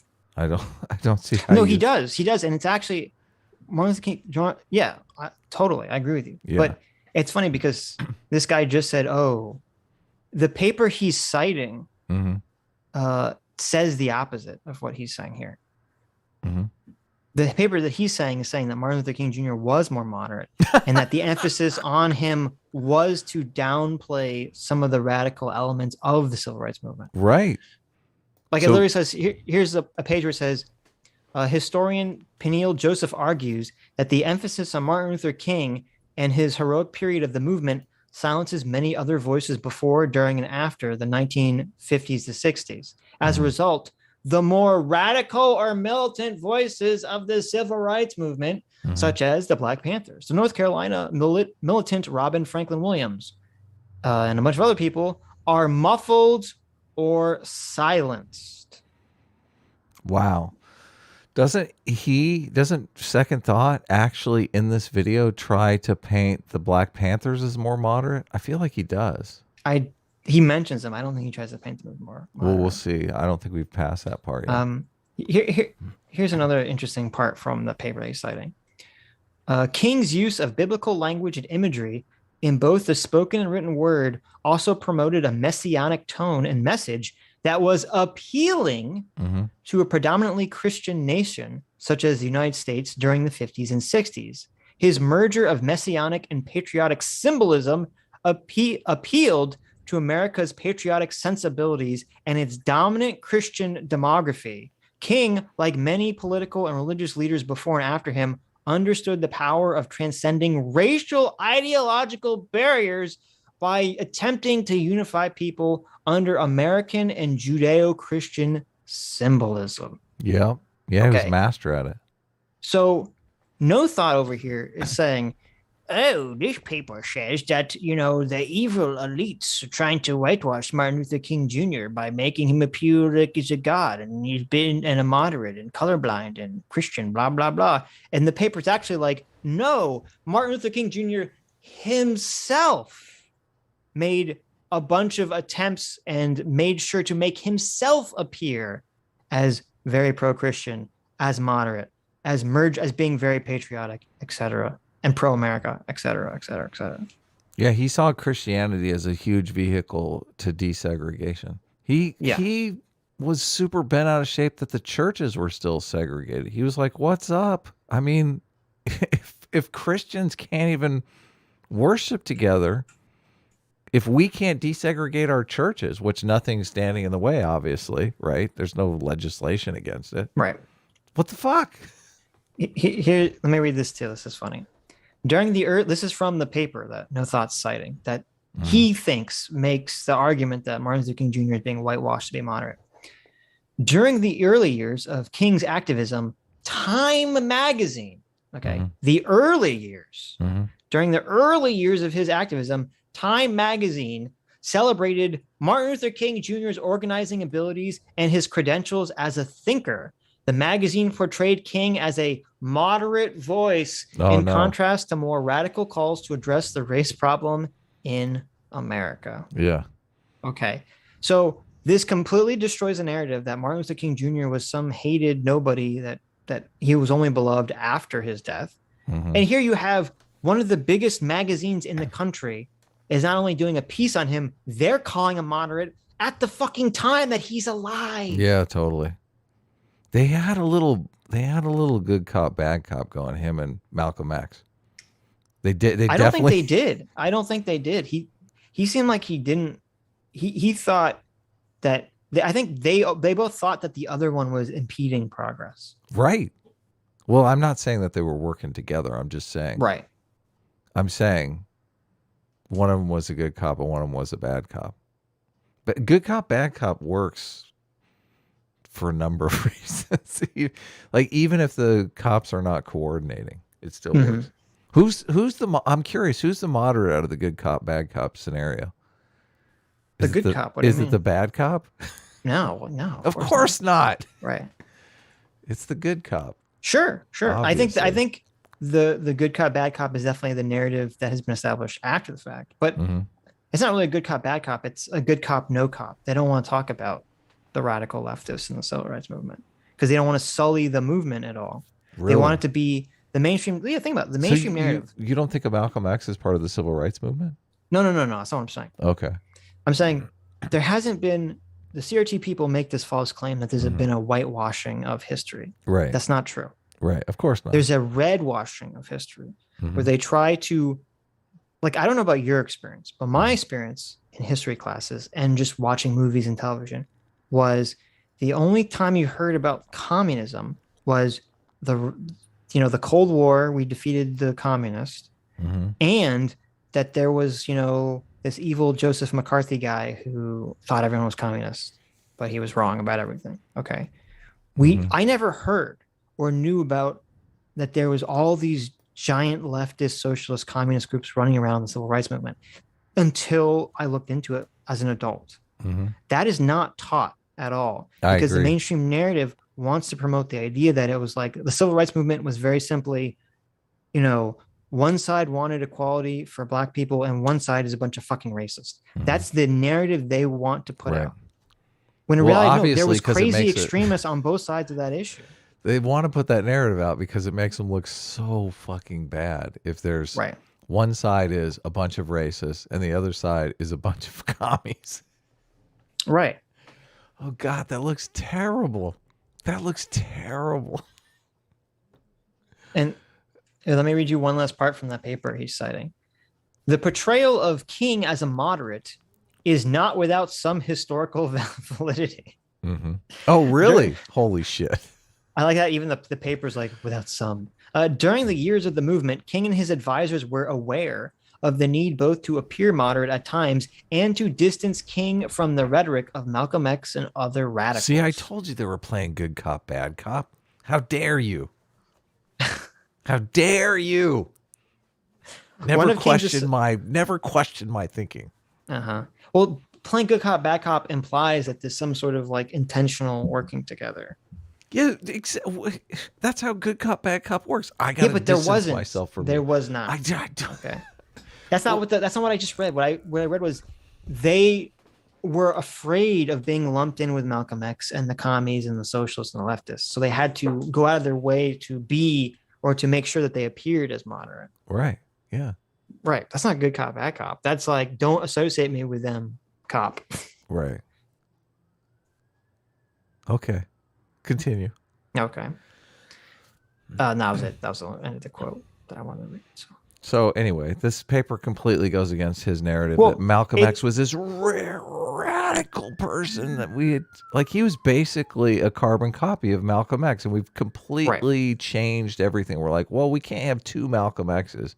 We need one of these guys to sound reasonable. So what the paper is trying to establish is that there is some master narrative that makes MLK look like this messianic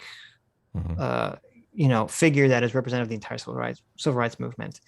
But where no thought is kind of fucking up here is that he's just associating it like there's some evil elite white organization that's doing this to hide the true MLK. Right. When it's like, no. MLK created this image for himself intentionally. He's got to go to the conspiracy theory. It's all he knows. Right. He's like evil elites using the legacy of MLK for their own personal gain. Who would do such a thing? Who would do that? Right? Right. Am I onto something here? No, you're totally right. You know who would do that? Fucking YouTubers. There you go. They would bunch totally of racist white YouTuber. Bunch of bougie commies. Yeah, bougie commie YouTubers. Bougie commies. Yeah. Driving their luxury cars around, talking about redistributing the power to people. Listen. Did you drive a luxury car? Communism's when you have no car, Adam. Okay, what am I supposed to do? Not drive? Am I supposed to starve? Yeah. I thought we were both starving together. Okay. Do you? Okay. I don't drive a luxury car. Do you have a luxury car, Sitch? No, of course not. Really? No, I'm not like rich. What do you mean? Damn, I thought you had a luxury car. No, I don't have a luxury car. No. Oh well, someday. Someday. Let's get on to this video. This loser. Listen. Questions of. Oh no, he's more. We need poverty.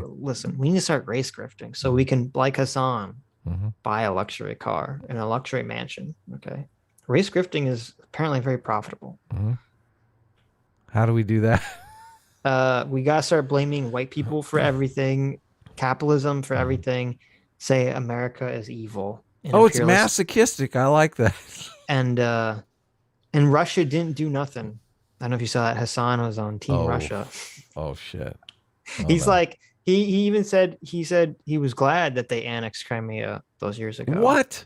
Did he get his marching orders from Bosch? I thought Bosch wanted to. Bosch was against go full authoritarian on the Ukraine or something. No, Bosch was anti-Russia invading the Ukraine. Oh, okay. He wants to put some sort of sanctions on him or something. I don't know what he wants to do, but anyway, let's move on.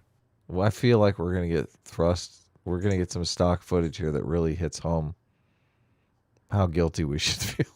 Poverty, capitalism, and war. Questions that are not neatly answered with the end of Jim Crow laws. Questions that still endure to this day and that bring together MLK and the people he is so often depicted as an adversary of, like Malcolm X or the Black Panther Party.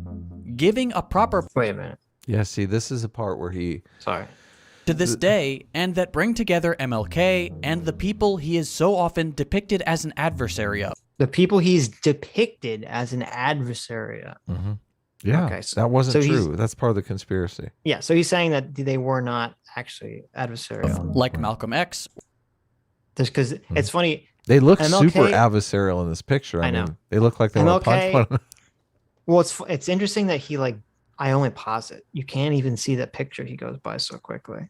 People he is so often depicted as an adversary of, like Malcolm X or the Black Panther Party. So MLK and Malcolm X literally only met once in their entire lives for like less than 60 seconds. And that's the one picture?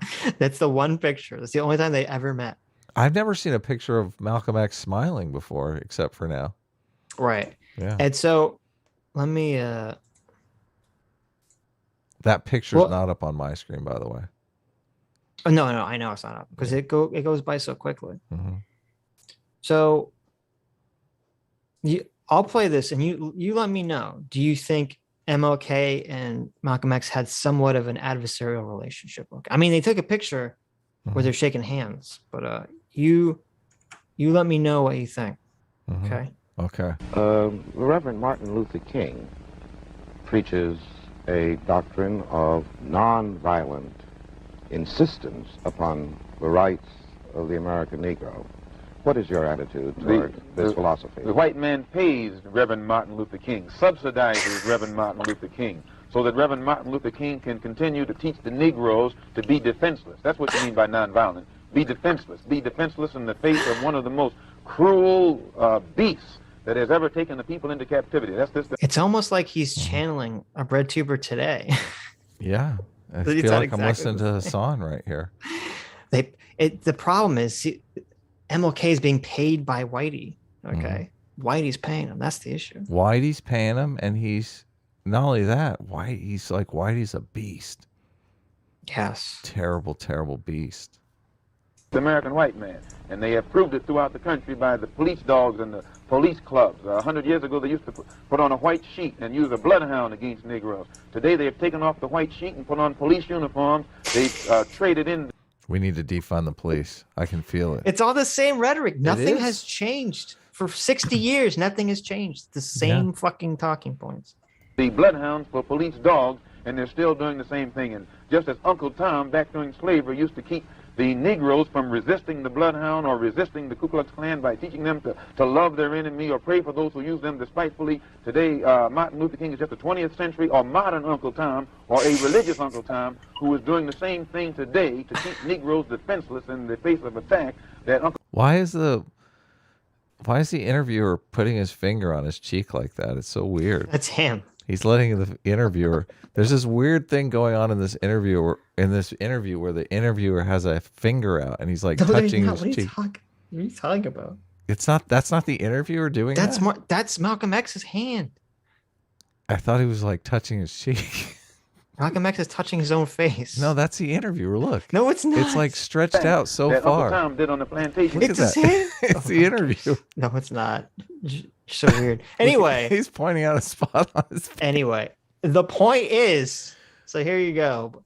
He called him an Uncle Tom. Malcolm X is calling Dr. Martin Luther King an Uncle Tom. Right. Do we have the reaction shot of Martin Luther King? I don't think he was in the audience when this was filmed. You know, somebody asked him about this though. Somebody was that's true. Somebody got into his face with a microphone and said, Malcolm X just called you an Uncle Tom. What do you say? Well, Martin Luther King Jr. was very smart in that when he understood his position. He felt like he was trying to be sort of the sensible, moderate position on the civil rights movement between the two extremes of racist segregationist and black separatists. Okay. And he felt like he was trying to like bridge this nice edge, gap between them. And because of that, in that position, generally when you hear him talking about other people, even people that attacked him, even when fucking J. Edgar Hoover called him a despicable person publicly, he would always have a very, nice, classy way of kind of responding to the people. He never was like, fuck this person, he's a piece of shit. He wanted to be the adult in the room. Remember when the Democrats kept saying, oh yeah, we're the adults in the room? That was like a big thing for them. Right. Yeah. Martin Luther King wanted to be the adult in the room. You don't think that's the interviewer's finger pointing up at his face? Oh my God, please stop. I swear you could watch this whole video thinking that, and it's much funnier. It is much funnier, but no one thought that until Look, I'm touching Sitch's face. It would be great if you could do if you could insert a shot where you do like another angle and you show that the interviewer is like touching his face. Because it would totally, you'd shoot back to this shot and you'd think, wow, this is so weird. It would totally turn into like a David Lynch thing. Anyway, let's move on. This is serious stuff. I shouldn't be screwing around. I shouldn't be silly like that, but I don't know. Well, I mean, I'm trying not to die from second thoughts triggering me into a brain embolism. Let's just, before you put that back in, I want you to look at the hand situation and use a bloodhound against Negroes. Today they have taken off the white sheet and put on police. It's so much better with the interviewers. My God. You got to watch it like that, just at least once. Do it on your own time, though. We don't have time right now. No. We're at like 12 minutes. Who cares? Oh, yeah, perfect. Look at that. He nailed it. Party. Giving a proper place to these facets of MLK's politics and his proximity to the figures only remembered as radicals would raise too many questions about the legitimacy of the narrative American textbooks are so attached to. See, and now it's weird because so he's established that the elites have completely co-opted this radical separatist Martin Luther King and spun it around as if he's a moderate. But now he's going to completely turn that around and say, the people that they said were the radical separatists, it turns out that they were just moderates helping the community. He does. He totally does that. Constant, predictable, and certain progress. Because if textbooks started depicting MLK accurately as an anti-war, anti-imperialist, anti-capitalist, they would... See, that's where I was just like... Yeah. I want to punch the screen. Right here is the genesis of that tweet you talked about. Right. Because I watched this, and as soon as he called Martin Luther King an anti-capitalist, I was like, fuck you. And thank goodness there's Twitter. You guys, you got to stop hating on Twitter. I was like, I'll just tweet this out. Risk undermining the image of American democracy as the perfect representation of the will of the people and the true realism. Well, it's annoying because he's such a hypocrite. He's like, they won't talk about MLK being more radicals. They only focus on this one quote. And it's like, okay, there's like 5 quotes.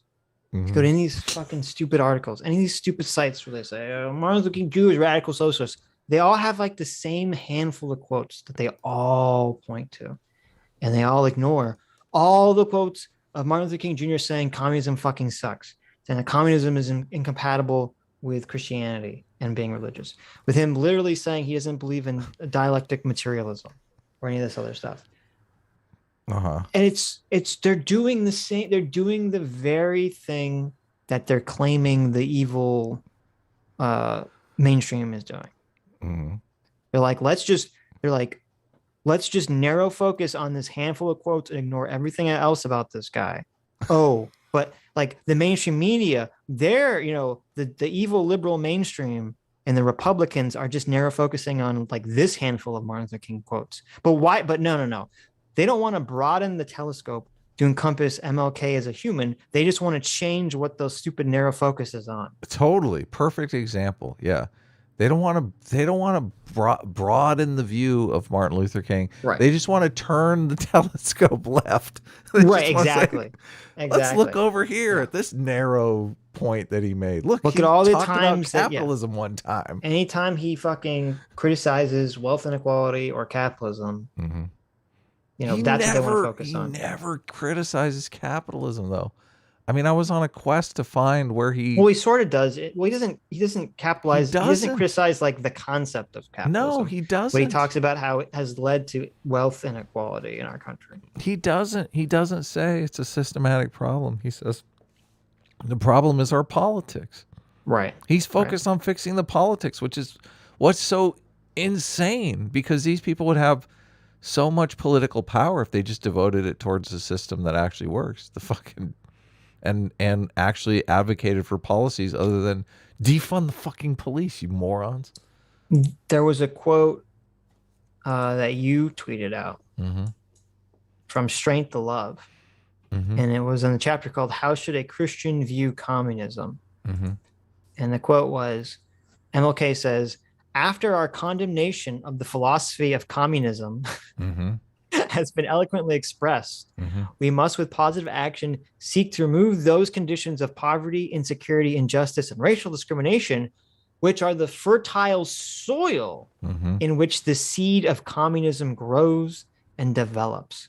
Communism thrives only when the doors of opportunity are closed and human aspirations are stifled. Say it again, Brother King.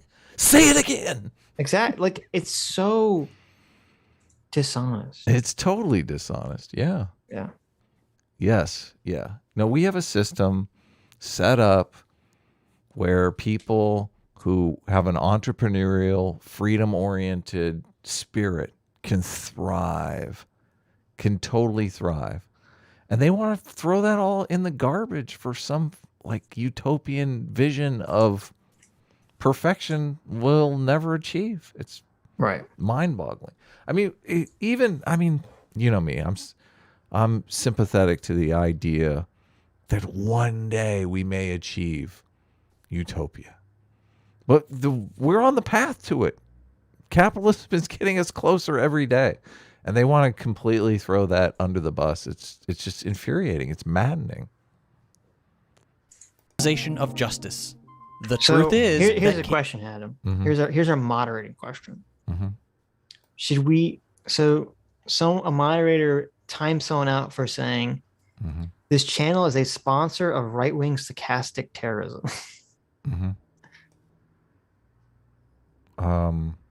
Should that person be banned or timed out? That's factually inaccurate. Yeah. Well, I mean, I wouldn't ban them, obviously. What's going on? Were you distracted by the chat? I was. Okay. Don't ban them. Okay, so there you go. Were you going to ban them? Oh, no, you were gonna no. ban A them. moderator timed them out. I don't think the moderators can ban them, though, can they? No. But you were going to back them up and ban them? Well, no, I was saying, should we tell the moderators not to time people out for those sorts of comments? Yeah, don't do that. Okay. Sure. But I mean, I thought Sword and Scale was that guy was saying some insane stuff, but he was saying some insane stuff. But he's a moron. Really? Is this a Christian Taliban recruitment channel? I like that neither of us are Christian. I know. So what? I'm a Christian atheist. Fuck off. Yeah. What are you talking about? You fucking atheist. This channel is a sponsor of right-wing. Yeah. I mean, it's complicated. I don't think Sword and Scale is wrong for timing him out, but at the same time, don't ban him. I mean, that guy's like full-time entertainment. That's true. It could get crazier. Maybe he'll bring some friends. You just make him a moderator.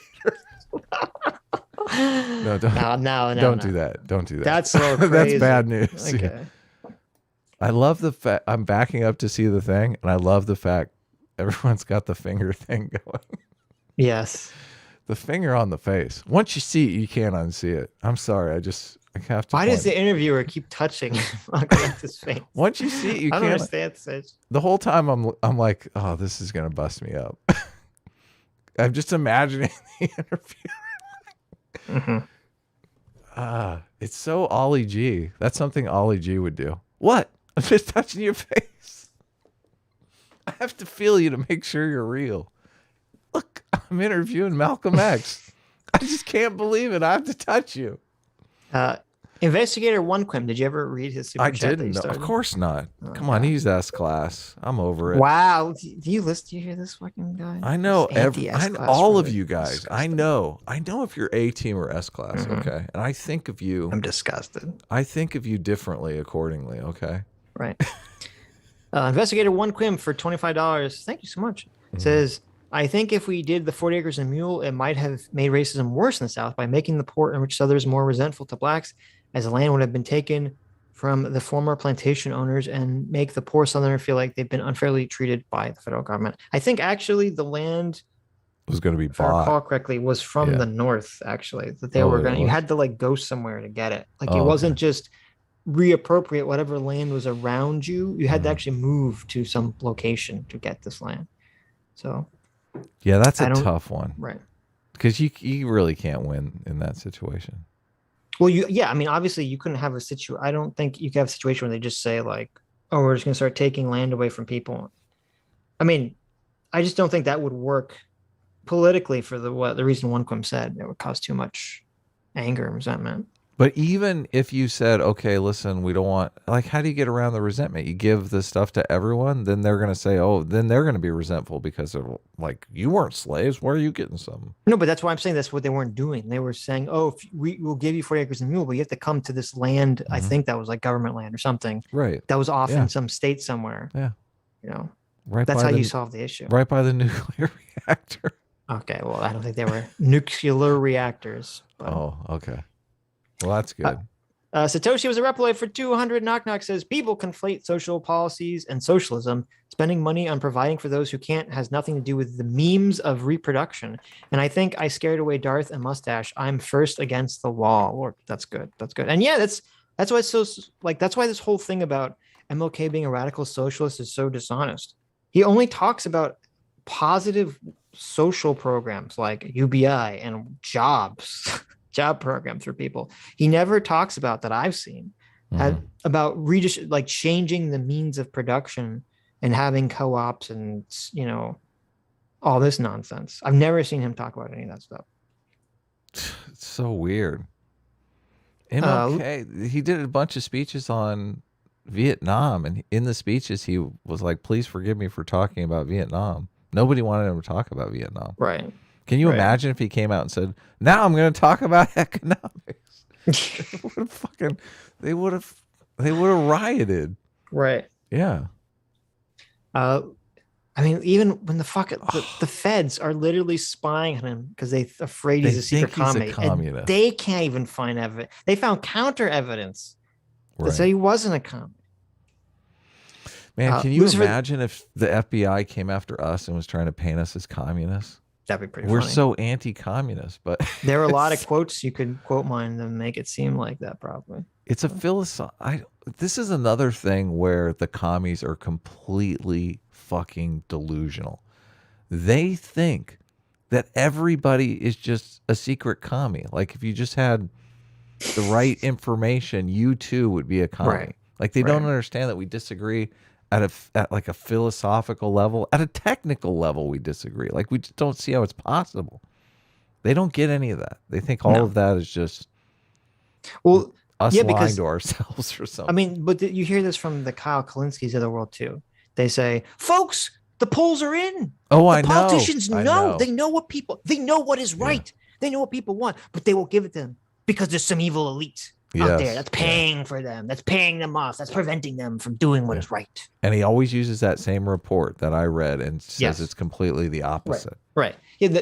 I mean, that's the worldview. So yeah, of course they say everyone is secretly socialist or knows that socialism would solve all the world's problems. And so the people that are against it are just evil. Mm-hmm. Yeah. It's so dumb. Very dumb. Lucifer Dillman for 20 Canadian says, would 51% independent, 24.9% far left, and 24.9% far right be a good government? What's the percentage? He's saying like if you had 51% of the country be conceptualized as politically independent, and then you had like 25% being far left and 25% far right, would that breakdown create a functioning government? I feel like we're close to that already. Yeah. I mean, I feel like there's, and I mean, there's different sources that you can look at to get these numbers, but what's the one that Tim Pool is always citing? I think it's like the Political Tribes Report or whatever. I don't know. They say it's close to like 18 to 20%, which are partisan far right, partisan far left. Right. And the rest break down along various middle categories. I think that's completely true. I think it's completely true. Yeah. It's just So I think we kind of live in that world already. Yeah, we're in a weird situation too, Right. because we all have all these conflict entrepreneurs like Second Thought, No Thought. Well, you know, Hassan, right. fucking Kyle Kalinske, all these people. We would probably be better off if the majority of people saw themselves as independents, because that's not really what happens. They see themselves as some varying flavor of Democrat or Republican. Yes. And so they fall into very easy traps of just tribalism and buying into the narrative and yada, yada, yada, even for things that should go against the very principles they think they stand for. So, yeah, we would be better off if people viewed themselves and identified as independents. I'm the only true independent on the show. We should get that straight. A-Team. Okay. A-Team Aiden Paladin. Thank you, Aiden, for the donation. Aiden for $10. Says the Queen has the power to dismiss dictator. Oh no! Oh no! Castro. There you go. Would you consider the monarchy pill if she did? Great stream as always, guys. Well, thank you, Aiden. Whoa! I don't think I would consider. Whoa, that's interesting. That is an interesting question, though. Right. First of all, I'm not taking any pills that don't get you high. Okay. So I mean, you got to be high to be on the market. Oh, well, then you're high beforehand. Maybe I might accidentally take the monarchy pill when I am high. Right. Okay. But that's an interesting question. I really don't even know. I would still see that as an authoritarian move. Just one person. Right. Yeah. No, I agree. I mean, I guess if public support was behind it, but then why wouldn't you just have an election? Right. Yeah, exactly. The interesting thing about in California, they have recall elections for the governor, and it's super hard to do, but we're so dissatisfied with our leadership that we do it on the reg. Like, I think we've done it 3 times just in the last 20 years, which is kind of crazy. So you gotta, as long as you have systems in place, if people are super dissatisfied that they can swap out leadership, I'm all in favor of that. Right. Yeah. Investigator Juan Quim for $20. Thank you so much. Says, I really dislike Connor's friend Layman, who has consistently sided with the Canadian government over this whole controversy. Yes, you should annex Canada and become the UCAS from Shadowrun. Also send the homeless to the mines. Send them to the mines. There you go. Die Hard Dougie for $20 says Sitch's new critical book theory. That's right. CBT. Critical book theory. That's true. That's the black text on black paper. Black text only takes up 20% of the white pages of books. It needs to be equitable. It needs to be 50-50 split between text and space page. Yeah. It's going to be tough. Fosmo for $20 says, Sitch, who is Stanley Levison? Why was the FBI able to exploit his relationship with the MLK to spy on MLK? And what is the first sentence of his early life section? Well, I don't know what the first sentence of his early life section is. Stanley Levison was the justification or the rationale, depending on what narrative you believe, that the FBI gave Kennedy in order to spy on him. And it's that that Stanley Levison, who was a speechwriter for MLK and was his friend, was believed to have been, part of the Communist Party when he was younger. And so they're saying, oh, this guy who was part of the Communist Party when he was younger is, writing speeches for MLK. Therefore, we got to make sure he's not a commie. And Robert Kennedy said, okay. Basically, he said, okay. Go spy on him. And they go spy on him. And they say, oh, we can't find him being a commie at all. And we can't find Stanley. And if you go through the FBI files, they couldn't find any evidence that Stanley Levison was currently part of the Communist Party or even had views that lined up with the Communist Party, according to the FBI's files, where they spied on him to look up this very specific thing. So the environment and people today don't necessarily understand because they didn't.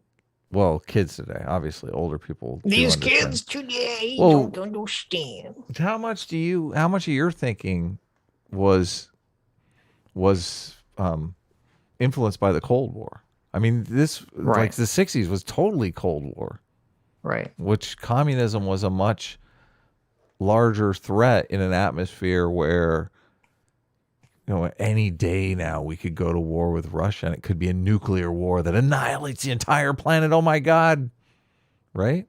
I mean, that was the button that the media continually wanted to press with the population. So, yeah. It was, well, it's interesting too, because like, again, this goes back to, you know, when it comes to race relations, the left or the leftists likes to pretend like nothing has changed from the 60s. And it's the same thing with the government.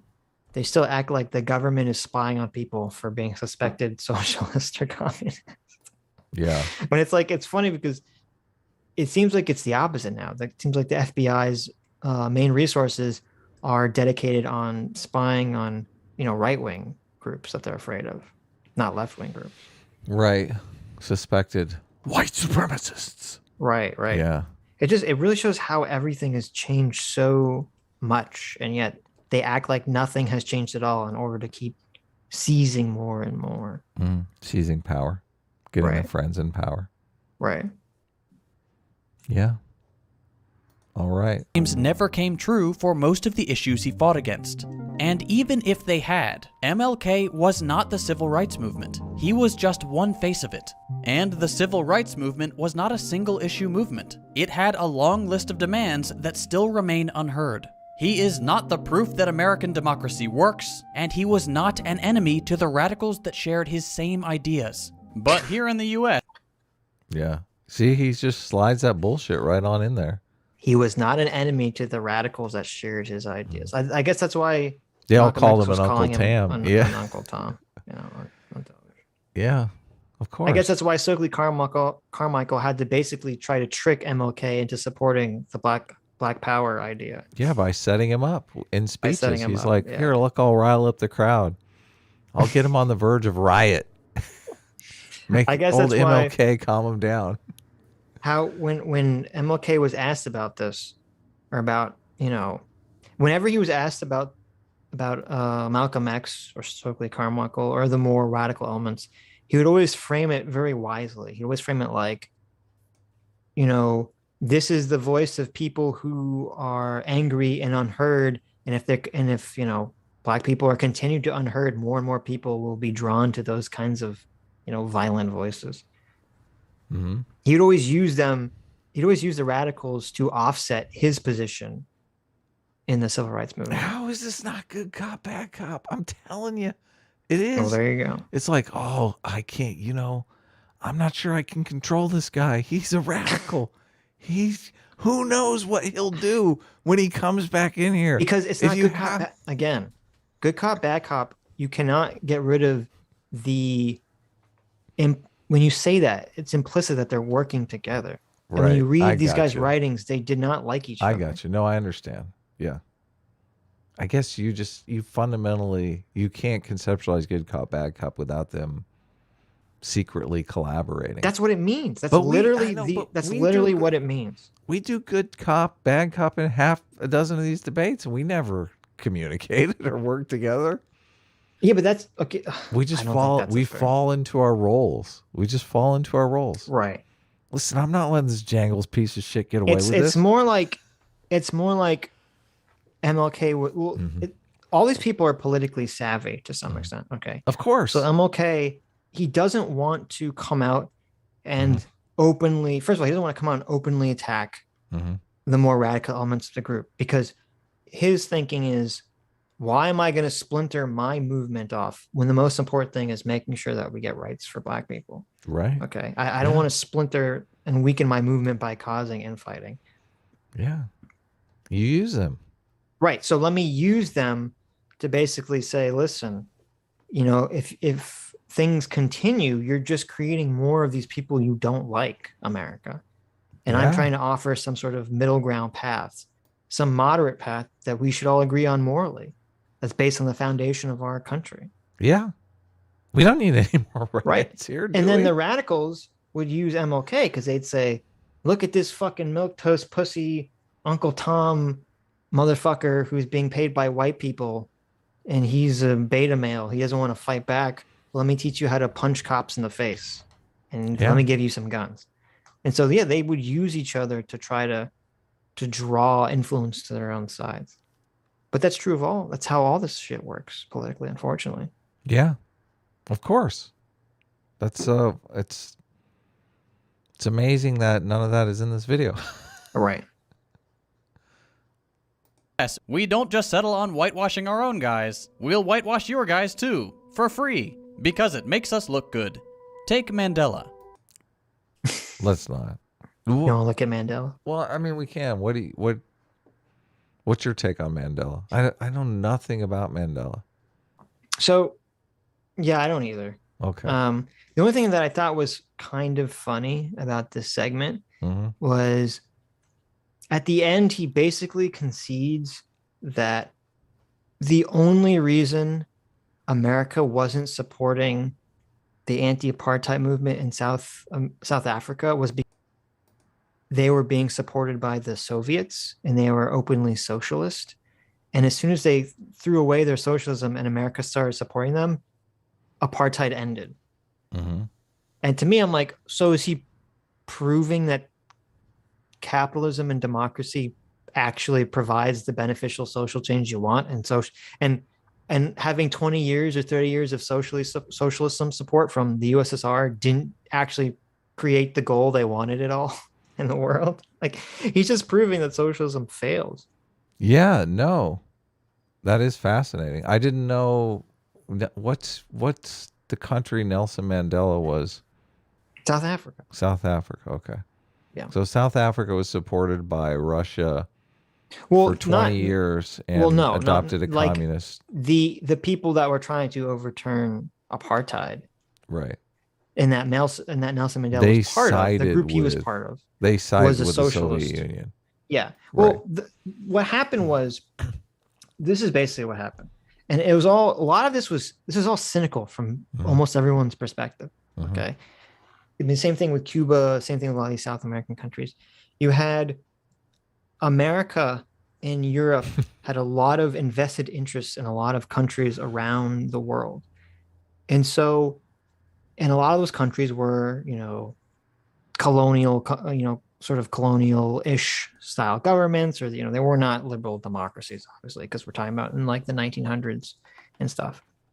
And so Russia, or the USSR at the time, which is seeking to destabilize America's power and the West power, is going to start saying to a bunch of rebel groups that are in all these countries that we're trading with and we're using as economic resources, they're going to say, hey, we'll start giving your rebel group money, but you got to be socialist. And so they were incentivizing all these groups to basically adopt socialism. We'll give you money if you say you're socialist.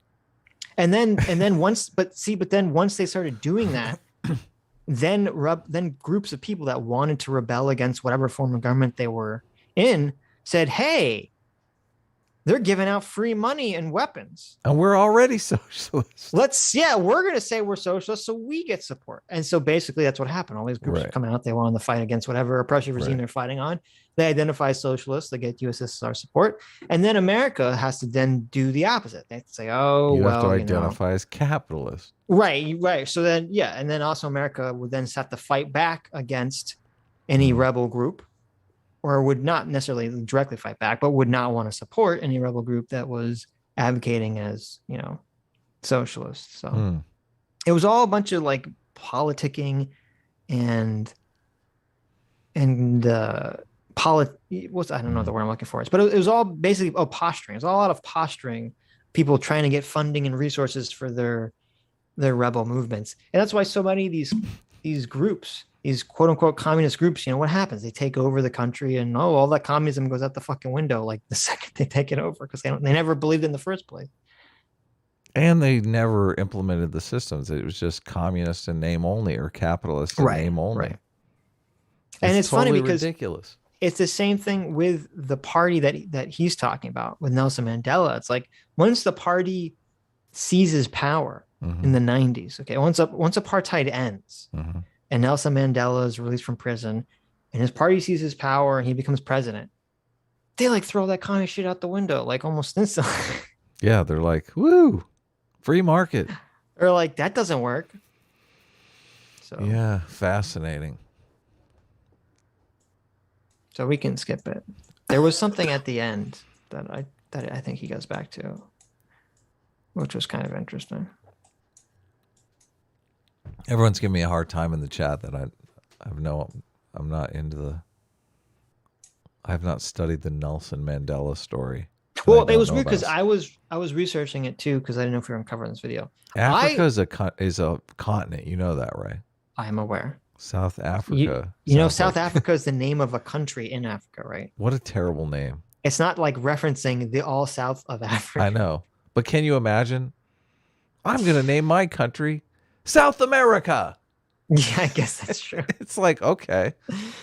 There's another continent named South America, but all right, knock yourself out. It's interesting because I didn't know my conception, and it's, I mean, second thought is, I'll give him some credit for this. He is correct that my conception, the way I had conceived of Nelson Mandela was incorrect. And part of that is that he is whitewashed to some extent because he was part of a terrorist organization that did blow up shit and kill people. Right. And that's why he was in jail.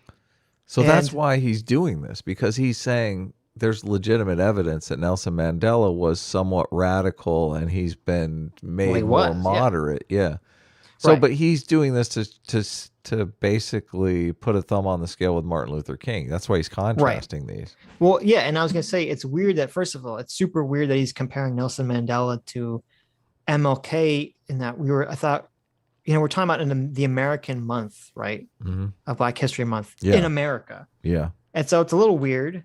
And I'd say it's a little fucking racist that he's then talking totally about racist. Like a black guy in Africa who has nothing to do with America or American civil rights or any of that. And the American civil rights or anything whatsoever to do. But he also leaves out, and maybe I'm wrong about this, I'm not some huge Mandela guy, but I thought that the whole thing with Mandela was that he was, violent and he was part of this violent terrorist organization. But then when he went to prison, he sort of started to go and become a much bigger advocate of nonviolence and a much bigger advocate of working together peacefully. I thought that was his whole thing was that in prison, he became reformed.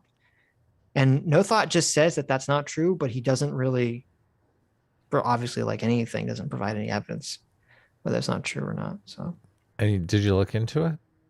I looked into a little bit. I couldn't really find definitive. Oh yeah, internet's tough these days. You never really know what you're digging into. Because I found some people saying like that in prison, he reformed and he was preaching mostly nonviolence, and then found other people saying, he wasn't actually preaching nonviolence. He was still preaching violence. And I'm like, I didn't care enough.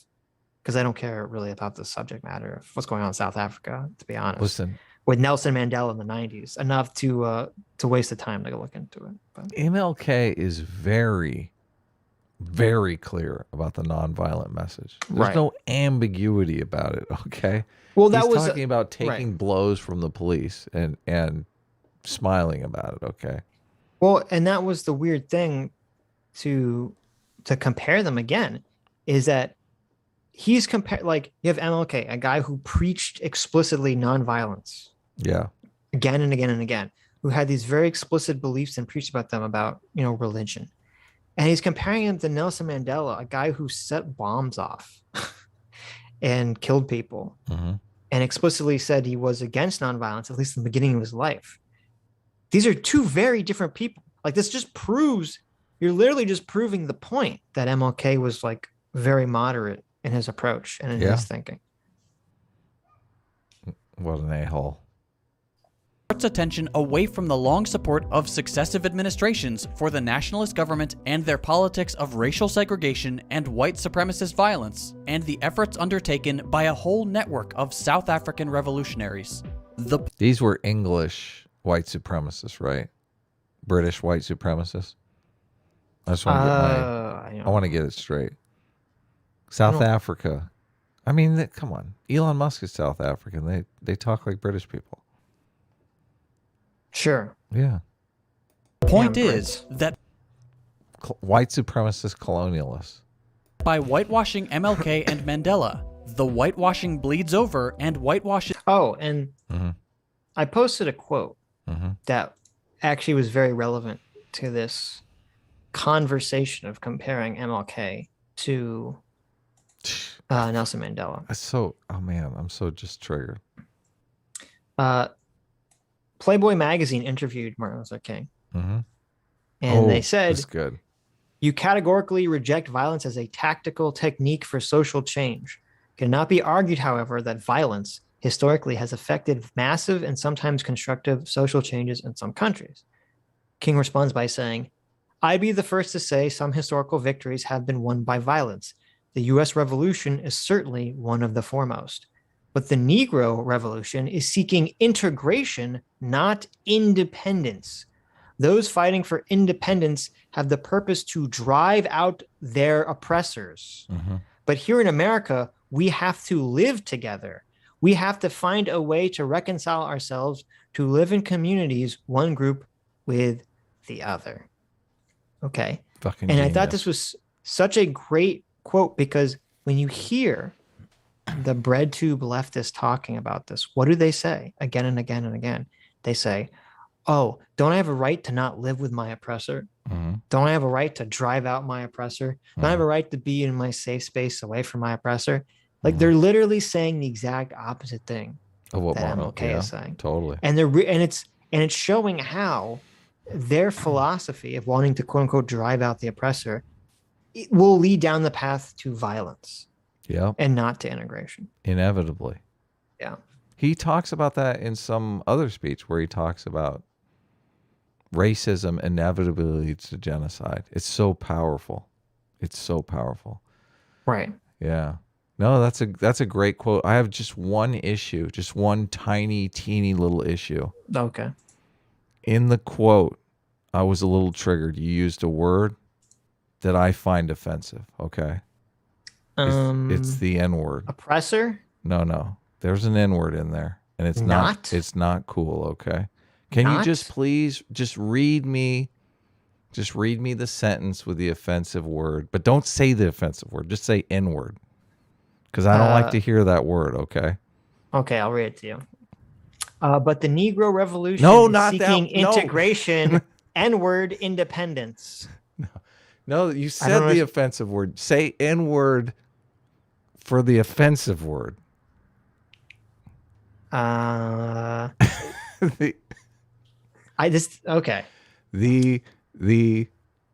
are you so offended by the word not? I don't understand. Just say, what. Oh, okay. I understand. I understand. Okay.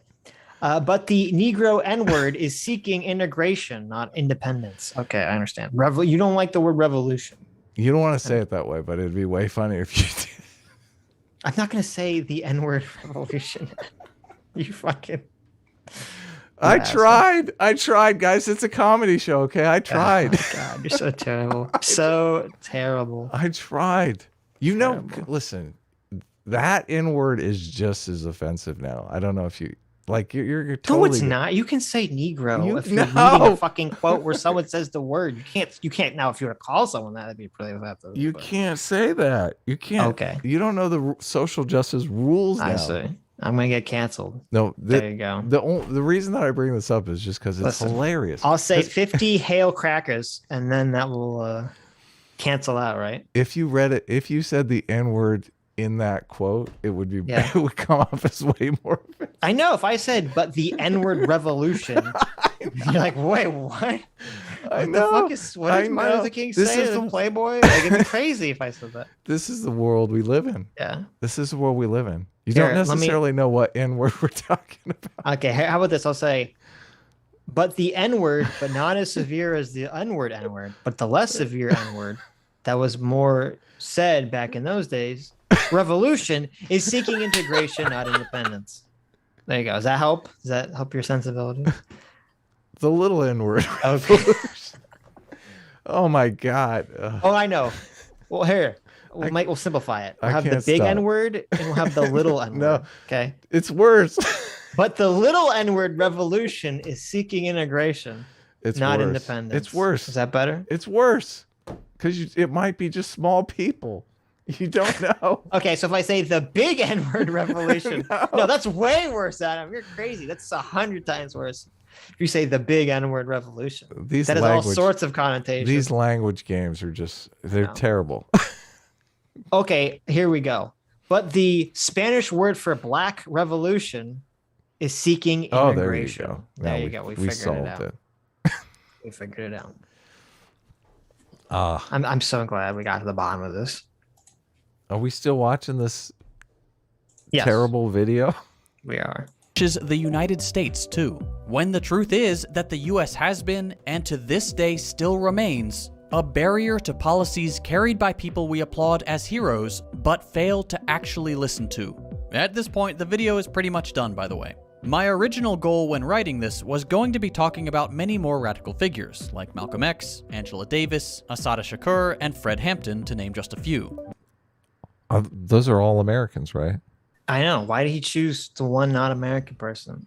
Yeah, why not do Malcolm X? I guess you can't do Malcolm X because Malcolm X hasn't been whitewashed. This is the thing that triggers me most about this video. It's called None of these people have been whitewashed. This is called Whitewashing 101, how to rewrite Black history. As if white people are out there rewriting Black history nefariously. Dude, that's what you're doing. What the the insanity here. Let me blame someone else for something that I'm doing.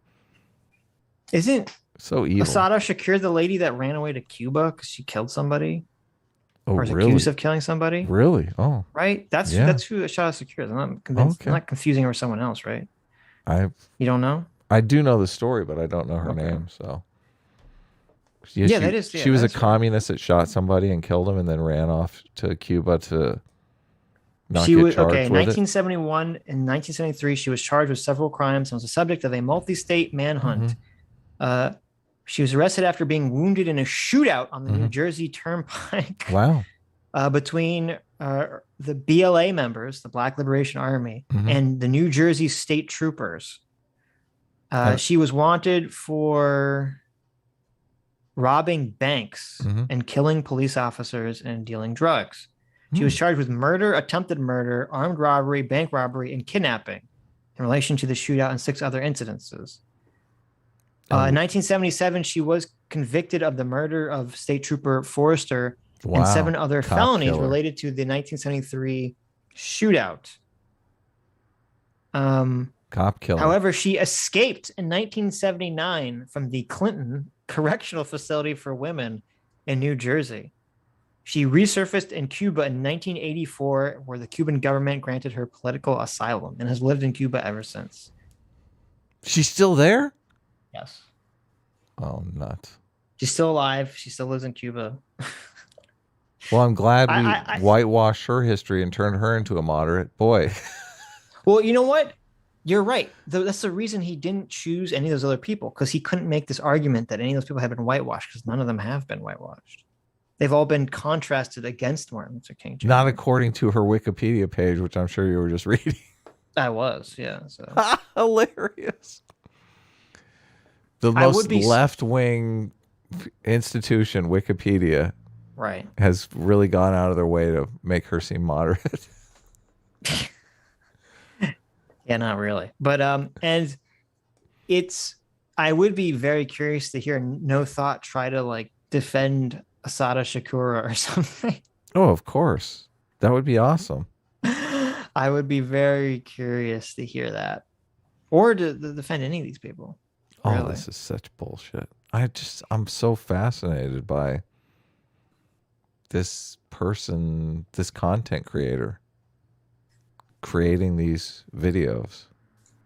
Well, then the story with him is that he was a big creator who did like random factoid videos, and then when Trump was elected president, he's like, oh, he got TDS. No. Oh, okay. Yes, he had rampant TDS, and once Trump was elected, he completely like lost his mind and was like, fascism has taken over our country, and he switched to political content. Right, he bought into that fake narrative. Right. He's like, I need to put out propaganda so I can get rid of my TDS. And it worked. I mean, they got rid of Trump, so the TDS is gone. There you go. No, but he still has, as we see, he still has TDS rampantly. Well, if Trump comes back, it's going to be total chaos. Do you really I got in an argument with someone who was like, about me winning my bet? No. You're going to lose your bet. No. They were like, oh, I heard that Hillary Clinton is going to run again. And I was like, that's not, like, I heard that too. That's bullshit. She's not going to run again. And if she does run, she has no fucking chance. And they were trying to argue with me that not only is Hillary Clinton going to run again, but that she has a good chance of winning, and she has a better chance if she's going to run against Donald Trump again. Oh, please make it stop. And I was like, make it stop. I was like, what the fuck are you talking about? Are you serious? You honestly think not only think that Hillary would run again, which I think is so outside the realm of reality. Okay, that's my prediction. And there's no chance that Hillary's going to run again. Yeah. But in the off chance, but in the small chance that she does, okay, and if she could somehow fucking win the nomination, which is even smaller chance, and on the small chance that Donald Trump runs again, there's no small fucking chance. way Wait. Okay. What's much going larger on here? than any of the other chances. But yeah. listen, there's no fucking way in hell if it did come down to Trump and Clinton again, she would get demolished. Yeah. She would get annihilated harder than she got the first time. Right. Yeah. I was like, oh man, there's a bunch of books that came out. A bunch of people in her campaign did these tell-all books where they told how she was completely undecisive and how she tried to focus group every single thing she said or did. Or she was, remember, the first debate, she did very well against Trump. Yeah. And then because she was very aggressive and she didn't back down. And Trump was like on the back foot in that debate. Like he was not prepared for her to be, aggressive towards him. And then there was some like workshoppings of like some granola crunching, lefties are like, Hillary came out as too aggressive. People aren't going to like her. It's just too aggressive. And, because we live in the patriarchy and people don't like aggressive women. And then so the second and third debate, she totally reeled back and she lost all of her energy. She was like a fucking doormat and Trump just walked all over her in the second and third debate. And so, she's a fucking moron. She doesn't know anything. You'd be in jail. That's what he said in the debate, remember? Yeah, I forgot about that. Yeah, right. He whispered it under her breath too. Everyone was like, "That's right." Trump creeped up behind her, and he's too close to jail. She said something. She totally set him up too. She said something like, "It's a good thing none of your people are in charge of the State Department," and he's like, "Yeah, right, because you'd be in jail." Yep. Oh, how did she not see that coming? Well, because generally in America, a politician saying that they're going to jail their political opponent is not seen as a thing you say. That's what's good about the Sitch and Adam show, because I know if I say something like that, I just know. No way Sitch is going to let that pass. Well, no, free shot. It's an because you pose an interesting question. Because Trump saying that is like the perfect zinger. It is. Oh man. And people, and I'm not saying I conceptualize it this way. And people who are Trump supporters do not conceptualize it the way of like Donald Trump is saying that he's going to abuse his political power to arrest her. They conceptualize it like, oh, you're so corrupt, and that if you had a truth seeker or a true and honest person in charge, they would arrest you. Yes, right? Of course. You deserve to be in jail. But obviously the other side interprets it like, wait a minute, you just said that you're going to, if you're in power, you're going to arrest your main political opponent. You're basically advocating for, some kind of crazy authoritarian, totally right. Yeah. It's communism / fascism, government. Yeah. And so that's why she wouldn't, I assume that's why she wouldn't have anticipated having that sort of thing. She should have clapped back though and said, she should have clapped back and said something about you would totally use the state power. Right. Surreptitiously. You're right. For your own political ends. Is that what you're saying, Trump? Right, but Hillary Clinton was a terrible, and then Trump would have politician. Said, and then Trump would have said, "No, you're corrupt, and everyone knows that you deserve to be in jail." And then she would have. They could have gone back and forth for like an hour. We have an hour of the clapbacks. Yes. Can you imagine? Right. And you just pan over to the moderator, and his eyes are just going back and forth. He's like, we have some questions about the economy. No one cares about your questions about the economy. We want political debates to be Twitter clapbacks. This is the thing. It's without Trump running, it's going to be so fucking boring. That's true. Can you imagine Biden? Who's Biden going to debate besides Trump? That's like Trump is probably going to win the nomination just on interest level alone. Again. Biden's not running again. You don't think so? Fuck no. You think he's going to die? I think he's going to just not run again. I mean, I saw something that I think it's down to 25% of people actually think he's competent, that he doesn't have dementia. Well, that's the thing.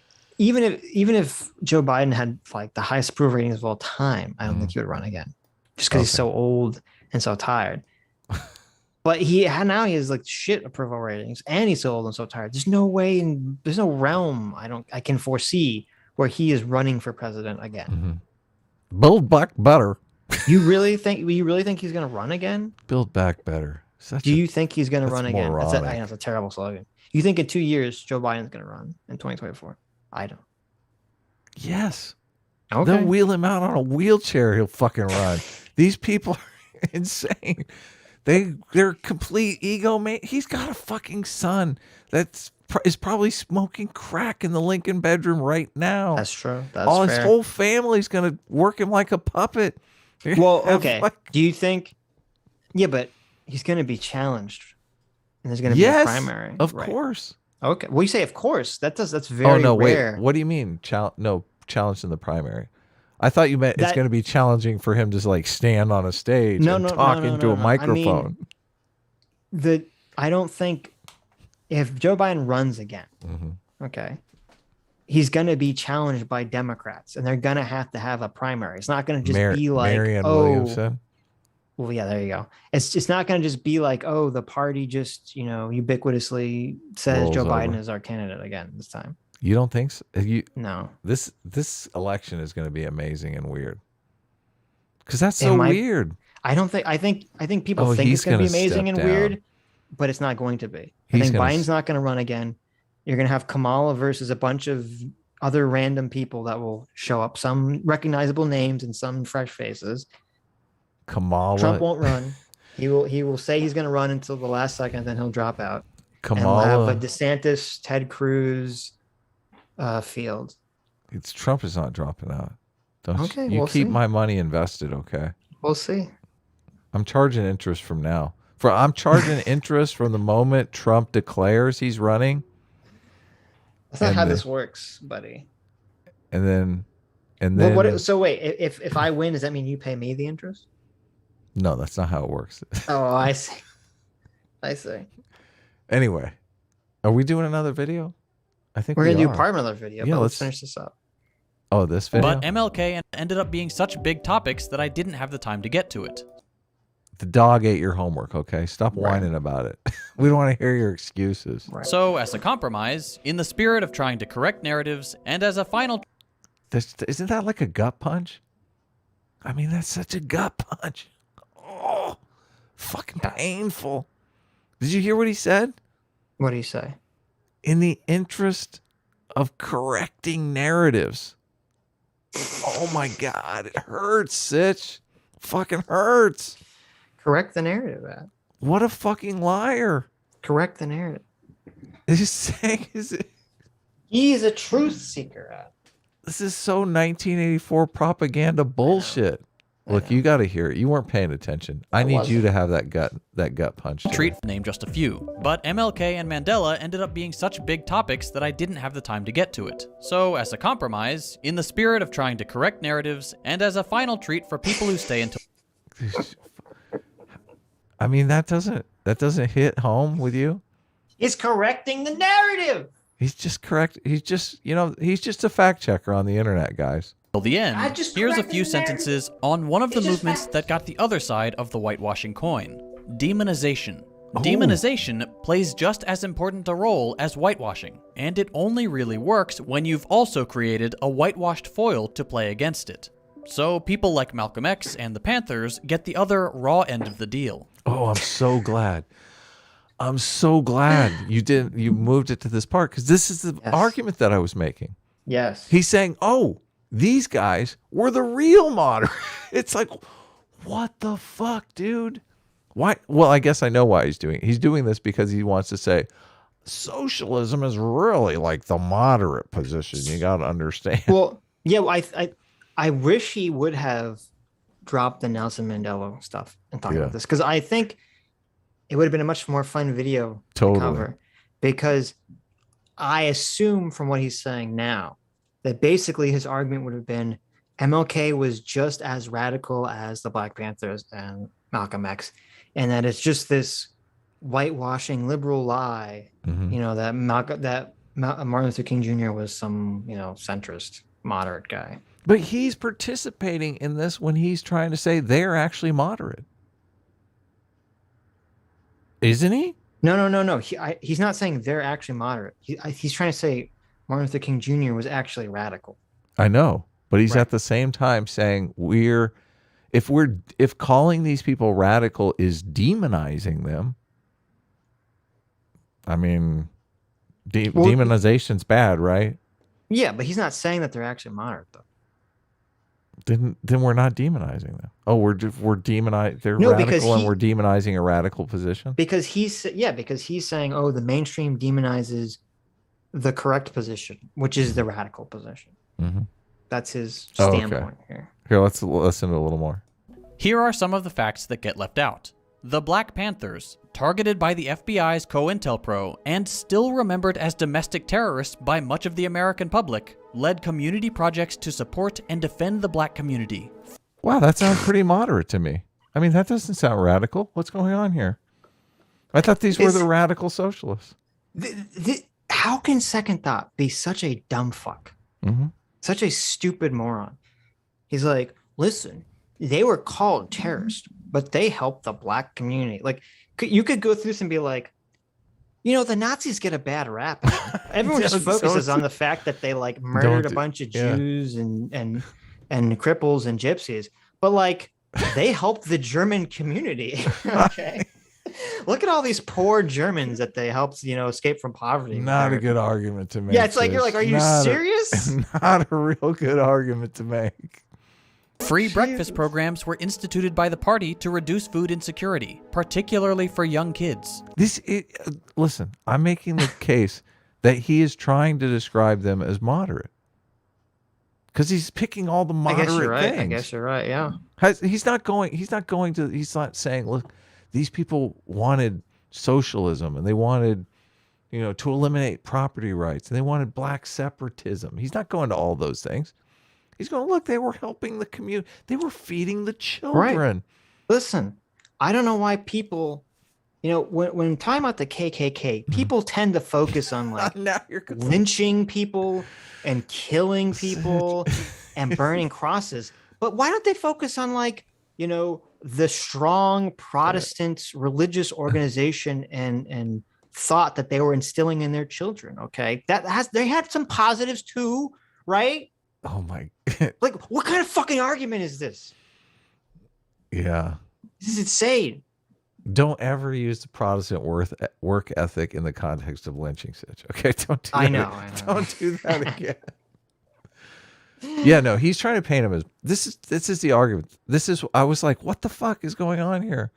So now the radicals, the people who were in favor of political violence, rioting, burning things down, burning cities, starting fires, they're just the peaceful moderates that want to feed children here. Is he trying to say that the people that they didn't, they had a nonviolent outlook too? I mean, I thought they were vocal about being pro-violence. No, they were they were very vocal about it. They were vocal about it, and they enacted violence. Right. That's why. There's a. Right. It wasn't just like white fragility that got, the Black Panther Party listed as a dangerous terrorist organization. So, is it demonization to say, oh yeah, you probably shouldn't burn down cities? That's bad. That's demonization. Uh-oh, Sitch, we lost you for a second there. I don't know. What'd you say? We lost you for a second. Go ahead. I said you have a party that's literally advocating for separatism. Mm-hmm. Okay, from the country. Obviously that's a radical position to have. Mm-hmm. Yeah. They were in favor of violent separatism. Listen, last week we listened to that video with the clips of the black separatists, and they were totally down with violence. They were like, fine, if it happens, it happens. Not a good look. Health clinics were opened to fight medical discrimination, and party members did patrols to monitor police officers when they stopped black people in order to prevent instances of police brutality. Listen, the Black Panther. They're just fighting police brutality, okay? Who was the person we talked about this like a while ago? I'm so glad you jumped to this point in the video. There was a person who, oh my God, who was it? She Professor Flowers? No. There was a guy that they were all attacking because he was very anti-woke, basically. Mm-hmm. And they were calling him a fascist or whatever. And then when you looked into the guy's background, it was like he convinced, he used to be like very big on the left, and he convinced a woman to work for doing finances for, I believe it was the Black Panther Party or some other group like that. Oh, yeah. And then his secretary got murdered, and and she found out that they were like laundering money illegally. And when she wouldn't cover it up, they murdered her. How do you think they were feeding all those children? Come on now. Who was that? I can't remember. Chat remember? Who am I thinking of? Yeah, tell us in the chat. Look, the Black Panthers were just trying to avoid police brutality. Okay? That's all they were about. Right. This is, I mean, I'm just trying to tell it like it is. I don't want to demonize anybody here, but it seems like someone here is doing a little whitewashing. Panthers explicitly and with intentionality continued the mission of MLK and the Poor People's Campaign, only to be remembered as the bad guys with guns who went too far. Did they find it for you? I knew they would. Howard Horowitz? Yeah. What did Howard Horowitz do? Oh, Jank brought him up. It was a Young Turks video that we were watching. Oh, that's right. Yes. And Jank was demonizing the guy, and you looked into him and found out. Right. Yeah. We had never heard of him before. Or was it David Horowitz? Some Horowitz guy. Howard Horowitz. Everyone's got a different Horowitz. I don't know. The strange case of ex-radical David Horowitz, is this it? Just tell me this is completely logically inconsistent, Sitch. I just need you to be on the same page with me. Right. Sitch is reading Wikipedia right now. I'm going to continue with the video. Whitewashed image of MLK is so valuable to the ruling. What? I thought you were asking. Okay. It was David Horowitz. Mm-hmm. David Horowitz was a 31-year leader of the New Left. Mm-hmm. Wait. Yes. Uh-huh. Okay, this article is not good. It's not the right guy? I don't know. Anyway. Are you going to relive the whole story? I'm not going to. Who cares? Whatever. Mm-hmm. Oh, it was David Horowitz. Yes. The murder of Betty Van Patter. She was a bookkeeper for the Black Panther Party. Mm-hmm. She'd been beaten to death. Right. He was an attorney. Right. And they asked him to recommend a bookkeeper. But what he didn't realize is when they winked, when they said, "We need a bookkeeper," wink, wink. Right. He didn't realize, oh, this is like a mob thing. You need a bookkeeper to keep track of your crime. Yep. Yeah. Terrible. These are the nice people that America is demonizing, Sitch. You got to understand, okay? These are the good people, the socialists. It was just a coincidence that she was, beaten to death in her home after she discovered that they were laundering money and then didn't want to cover the book for them. It was just a coincidence. The socialists, black separatists, only cared about ending police brutality and feeding children, okay? They weren't a criminal crime syndicate. In class, they can pay lip service to a black hero while positioning him against his very own ideas. As one final parting thought... Yeah, see, that's the thing.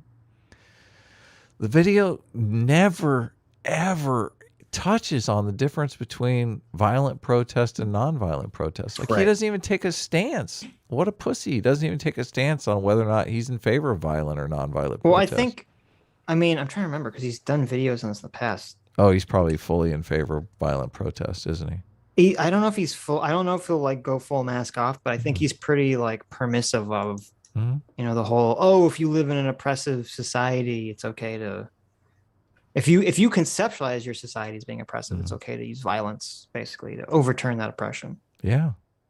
Which is why, don't get confused here. Part of the game here of why the woke and the radical left label everything as violence is to minimize violence. Is to justify them being able to use violence themselves. Right, totally. Yeah. That is part of the purpose here. Yeah. Well, you spoke violence to me, so here, I'm punching you. Right. Just psychopaths. Consider this. If you think that the Black Lives Matter movement is violent or unreasonable or moving too fast, you would 100% be in that 2/3 of Americans who said the same exact... Wait a minute. Black Lives Matter lip service to a black hero while positioning him against his very own ideas. As one final parting thought, consider this. If you think that the Black Lives Matter movement is violent or unreasonable or moving too fast, you would 100%... I mean, they can't be moving too fast because they're not fucking advocating for anything. Right, and also, it completely goes against... Martin Luther King's whole thing was nonviolence, okay? Right. So what's he even saying? That the 2/3 of the country, well, first of all, he set it up incorrectly. He's saying 2/3 of the country was against Martin Luther King. They were against him on the war thing, not on civil rights. Vietnam, everyone was in favor of him on civil rights. Well, not everyone, but half the country anyway. Everyone was with him on the nonviolent thing. That's why he got up to 50% approval rate. So that's true. I don't understand how he can say that if you are he's trying to make this weird thing where if you're supporting Martin Luther King, you should be supporting Black Lives Matter. But Black Lives Matter has been openly advocating for violence. Like they literally did a book, a book, why rioting is okay. Right. And also, I mean, Black Lives Matter is very not in line with what Martin Luther King Jr. No, not at all. Yeah. Like tactically or rhetorically. Or policy. I mean, like you said, they have no fucking policy. Yeah. They have no policies. Actually, they do have policies.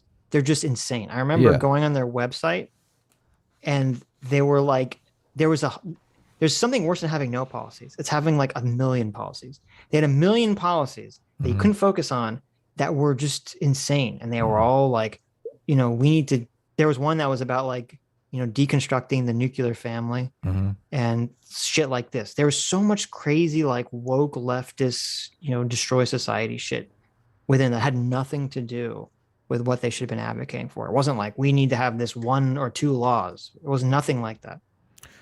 Judge me by my actions and not the way I look is like a policy prescription. It really is. It's like a policy prescription for everyone. Yeah. And also that basically got codified into law. All of our laws are supposed to be colorblind in that way. Right. In that 2/3 of Americans who said the same exact things about... I plan to lead another nonviolent march tomorrow. Oh, okay. Look, He found like this. Right. So he found a comic of Martin Luther King talking about leading a nonviolent march, and there's obviously the city is like destroyed. Right. So, yeah, and there were, of course, violent protests back in those days. There were protests that turned the riots. Mm-hmm. Of course. Yeah. But here's the difference. You have someone like Martin Luther King who's always, again, preaching nonviolence specifically. We're the BLM people that were matching that rhetoric. That were saying that we need to work together to, live the American dream. Great point. Great point. There was none. And that was another thing that's very interesting too, is that with the BLM movement, there was no one with the gravitas and no one with the force of will to kind of become a focal point of the movement. It was just a bunch of, random people in random cities doing random shit. And that's part of why it went nowhere. There's nothing to focus on. Yeah. What about Hassan? and I mean, let's compare it to Hassan, the head of the BLM. What happened? So the head of the BLM, who no one knew about or cared about, whatever that lady's name is, because she was so nothing in terms of the movement. Yeah. What did she do? Well, she apparently took all this money that was donated to BLM and she bought, multiple mansions for herself and her family. Yeah. Okay. Really living the fucking cause there. And then when she gets called out, when BLM gets called out for this misappropriation of funds, of basically being a fucking scam organization, does she give the money back? No. She says, "Oh, I'm going to now that I have pilfered the coffers of BLM, I'm going to resign from my position, and I'm going to give one of my friends the position to be the president of the BLM." Right. You see if you can grift off of this for a while. Right. And then her friends say, "We don't want that responsibility." Mm-hmm. And so right now, there is no current president or head of the BLM organization because everyone refuses to take it, which should tell you there's obviously something really toxic going on in that ship, and all the rats are swimming away, and no one wants to be the captain because they know that there's going to be some reckoning at some point. Because there's a bunch of states that have all said, "Hey, BLM organization, funny thing, you're not paying your taxes, and you're not doing a bunch of tax things that you're supposed to be doing to be a charitable organization. Right. We need to look at your books." And BLM hasn't given them that information. Yeah. Yep. They're probably under investigation by the FBI. The FBI is probably looking into this. You mean COINTELPRO Part 2, Adam? Yeah, exactly. I mean, do you remember the time where Martin Luther King Jr. said that he had a dream, and after the Million Man March, he got all this money and donations, and then he built himself a massive mansion in California, and he told people to fuck off. And is that just true? Because I feel like it didn't. Remember when MLK took a bunch of people's money and he bought himself a sports car? And then when people said, "MLK, I thought you were about the cause of, black civil rights." And he said, "Are you saying that black civil rights means I can't have a nice car? Are you saying that equality means I can't have a nice house? No. Suck my dick." Yeah. MLK never did that. Oh, okay. He didn't do that? It was impossible for him to do that. Because he was actually, believed in what he was saying. He had this and thing wasn't a fucking piece of shit hypocrite grifter like Hassan. Well, first of all, he had this thing called ethics. And second of all, he wasn't a communist. So you're right. Why am I, we're too hard on Hassan. He's just enacting communism. This cartoon that Zero Thought has brought up. Right. I'm curious about because there were riots and stuff like that. Sure, of course. But MLK was advocating against the riots. I mean, I saw maybe it was letters in a Birmingham jail or whatever, but there's a clip on YouTube where he reads the letter, and then there's another clip that's an interview of him going back to jail. I guess he served in jail a couple times. And in that interview, they're asking him, are there going to be riots? Are riots going to happen? And MLK basically says, I've told all my people, don't riot. He's basically, obviously, his message is nonviolence all the way. But he doesn't have control of everyone all the faces in the civil rights movement. You know, if the Right. Black Panthers go out and riot, he can't tell them no. Sure. I mean, Malcolm X called him an Uncle Tom. You think he's going to... Malcolm X, please don't riot. Okay. Fuck off. So I wonder if this is just the press, you know, thinking he's a dirty commie, trying to pin these riots on him when it's obviously Malcolm X and these other entities. Right. And of course, these other entities, they don't like Martin Luther King. They want to force him into their camp.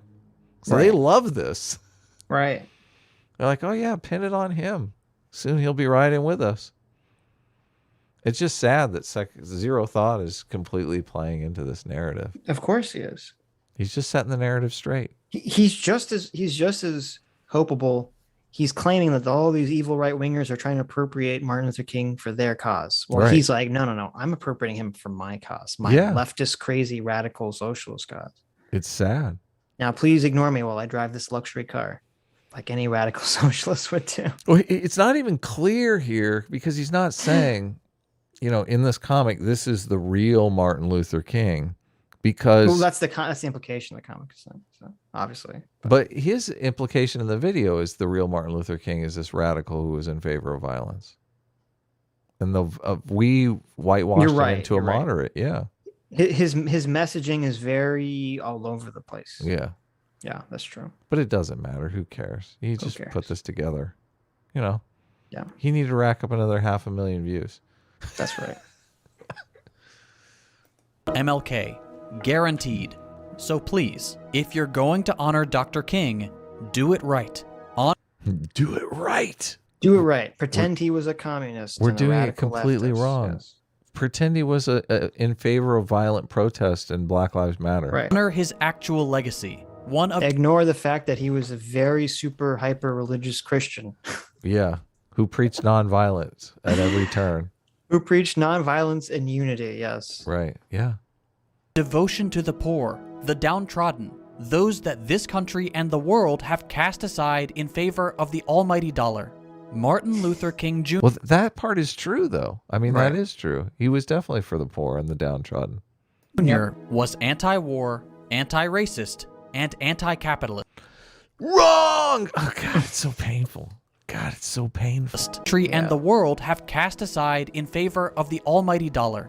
Martin Luther King Jr. was anti-war, anti-racist, and anti-capitalist. If your own worldview doesn't reflect those ideals, and you use Dr. King as a rhetorical weapon, you're being dishonest. Dude, I'm so fucking pissed. The projection, dude, madam, is off the charts. He's basically calling all of you liars. He's like, if you accept the truth, you're dishonest. It's like, what the fuck? You're taking crazy pills, dude. Let me lie to you for 20 minutes and then call you the liar. How is this not evil? It's people losing their minds over Joe Rogan and misinformation. What the fuck? Like 250,000 people watch this video. Right. Well, that's what I mean. Again, that's why I said it's ridiculous. They complain about Joe Rogan and Alex Jones and conspiracy theories, and that's all they peddle is in this fucking whiteness conspiracy theory. And for some reason, we've been tricked. The mainstream has been tricked into not realizing they're just peddling crazy conspiracy theory nonsense. Yeah, it's evil though. I mean, he's basically saying you're dishonest if you accept the truth. It is evil. Yeah. Can you imagine if they came out and said that about any of the COVID stuff? Right. Sure. If you believe the lab leak hypothesis, you're dishonest. They did say that. I know. Said you're racist. Yeah. But it's never too late to change your perspective. Oh, yeah. We'll change it right away. We'll get on that. Look at that. He fully gives us the ultimatum. Right. He's like, listen, you can be a fasci, right-wing, libertarian, neoliberal your whole life if you want, but... Right. What's going on, Sitch? It's all so obvious when you go into other video mode. What do you mean? You can't. I was changing the video. I know. I'm listening to you. It's hard to listen when I'm. What do you mean? Holy shit! My wife Adam over here is like, Sitch, you're not listening to me. Sitch, Stop. You're not listening to me. Sitch, listen to me, okay? It's not really like a wife thing. I don't really care that you. I don't need you to listen to me. Look at Cody. He wants your attention, Adam. He's reaching out for you. I really don't want you to listen to me. It's for this show. It's for the audience. Yeah, I'm getting the next. You're being disrespectful. Wow, listen to this guy. You're being disrespectful. Listen to this guy. Okay. A team is about respect. Okay. S class, disrespectful. S class wants you to accept the false, dishonest premise that Martin Luther King was actually a nonviolent anti-segregationist. True. When he says Martin Luther King was an anti-capitalist, that doesn't strike you as a little dishonest? Should I read the comments of Second Thoughts, this video that he put out? Please do. That'll be entertaining. 2 days ago, 600 upvotes. Yes, I love to learn about the actual history of the civil rights movement. Second Thought is honestly the GOAT.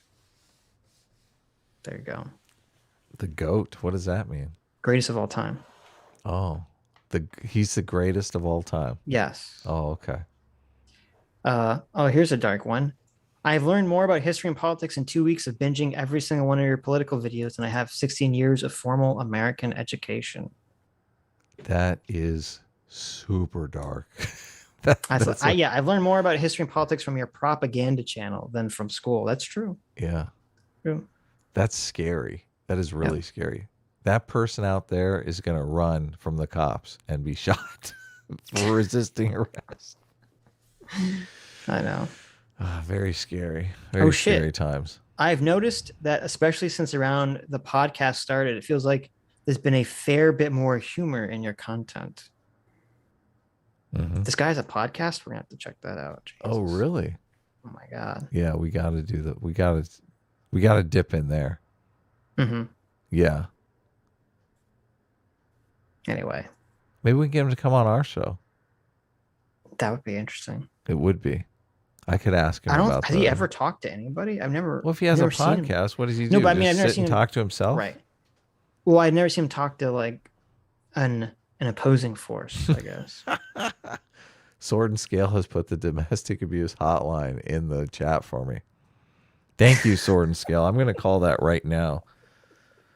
Say, listen, I have a problem. My co-host is being a dick. Sometimes he doesn't listen to me. He reads the chat, or he gets other videos ready, or he looks at his notes, and it just makes me feel unworthy. I am honestly the dick, because Sitch is like full on producer now. Sitch is like pulling up different videos and completely. Yeah. You say that like it's a bad thing. No, it's great. Okay. Yeah. I love it. Yeah. All right. Yeah. Pamper me, Sitch. I love it. Oh my God. I just want to be triggered. Okay. Listen, I'll take the reins. That last one. Okay. That last one. I mean, it was a good 8, 7.5, 8. I got to go up to 10 here. Come on. Okay. I don't know if this is going to trigger you more Cody or less. Johnson. So we're not going to watch this whole video, because so much of this video is literally nothing. Right. Oh, I can't. Classic Cody. It's kind of crazy how much of this video is just, here's clips of conservatives I don't like saying that they like Martin Luther King Jr. and then him saying nothing for like 10 minutes at a time. It's baffling how little information is in this video. It's so weird, because we live in this political climate where we can't even bond over Martin Luther King anymore. Right. What the fuck? So Cody who's next? Santa? Cody did manage to fit 3 ad spots in this video. Oh, well, that's epic. So there you go. 3 sponsored ads, by the way, not YouTube ads. 3 sponsored ads. So that's impressive. And it's like free college for the Uyghurs in China or something, or no? It was. Let me look at his description, because he probably has the products. Also known as concentration camps. It's Scribe. It's a wireless plan for your cell phone, and a food, one of those food crate services. So there you go. I might try the food crate service. There you go. Do they have a good bread collection? I don't know. You'll have to check it out. Just a crate full of crumbs. Yeah, the good socialist, always shilling the products. Socialist cat, yeah. Right. All right, here we go. Buckle up. It's like a rite of passage for them. They think of it like a magic spell they can use to... Who's they? He keeps going on the they. He's complaining about Republicans quoting the I have a dream. Did you not hear what Joe Walsh and Mike Pence said? Not very... Oh, there we go. Colorblind of you to say that black is beautiful. Are you sure we're in the right spot here? Yeah, it leads into it. Okay. Did you ever consider the idea that all skin colors are beautiful? God damn, do these conservatives love quoting this one line? It's like a rite of passage for them. They think of it like a magic spell they can use to minimize any and all prominence of racism in America. It is the I have a black friend of political sentiment. Oh, that's so evil. Okay. This is evil. Did you know, Adam, the call to unity and for creating a colorblind future is the I have a black friend line. Dude, to equate that, didn't I just say raise your hands if you want to be discriminated against? Cody's basically saying, oh yeah, we should discriminate against people. Like the one meme that we all culturally share to remind ourselves that probably we don't want to be discriminated against and we probably shouldn't discriminate against others. He's equating to telling everyone that you have a black friend. Something that the left has made impossible to even do. It's like nobody's going to use the meme anymore, you moron. I feel like the meme is good for society, please.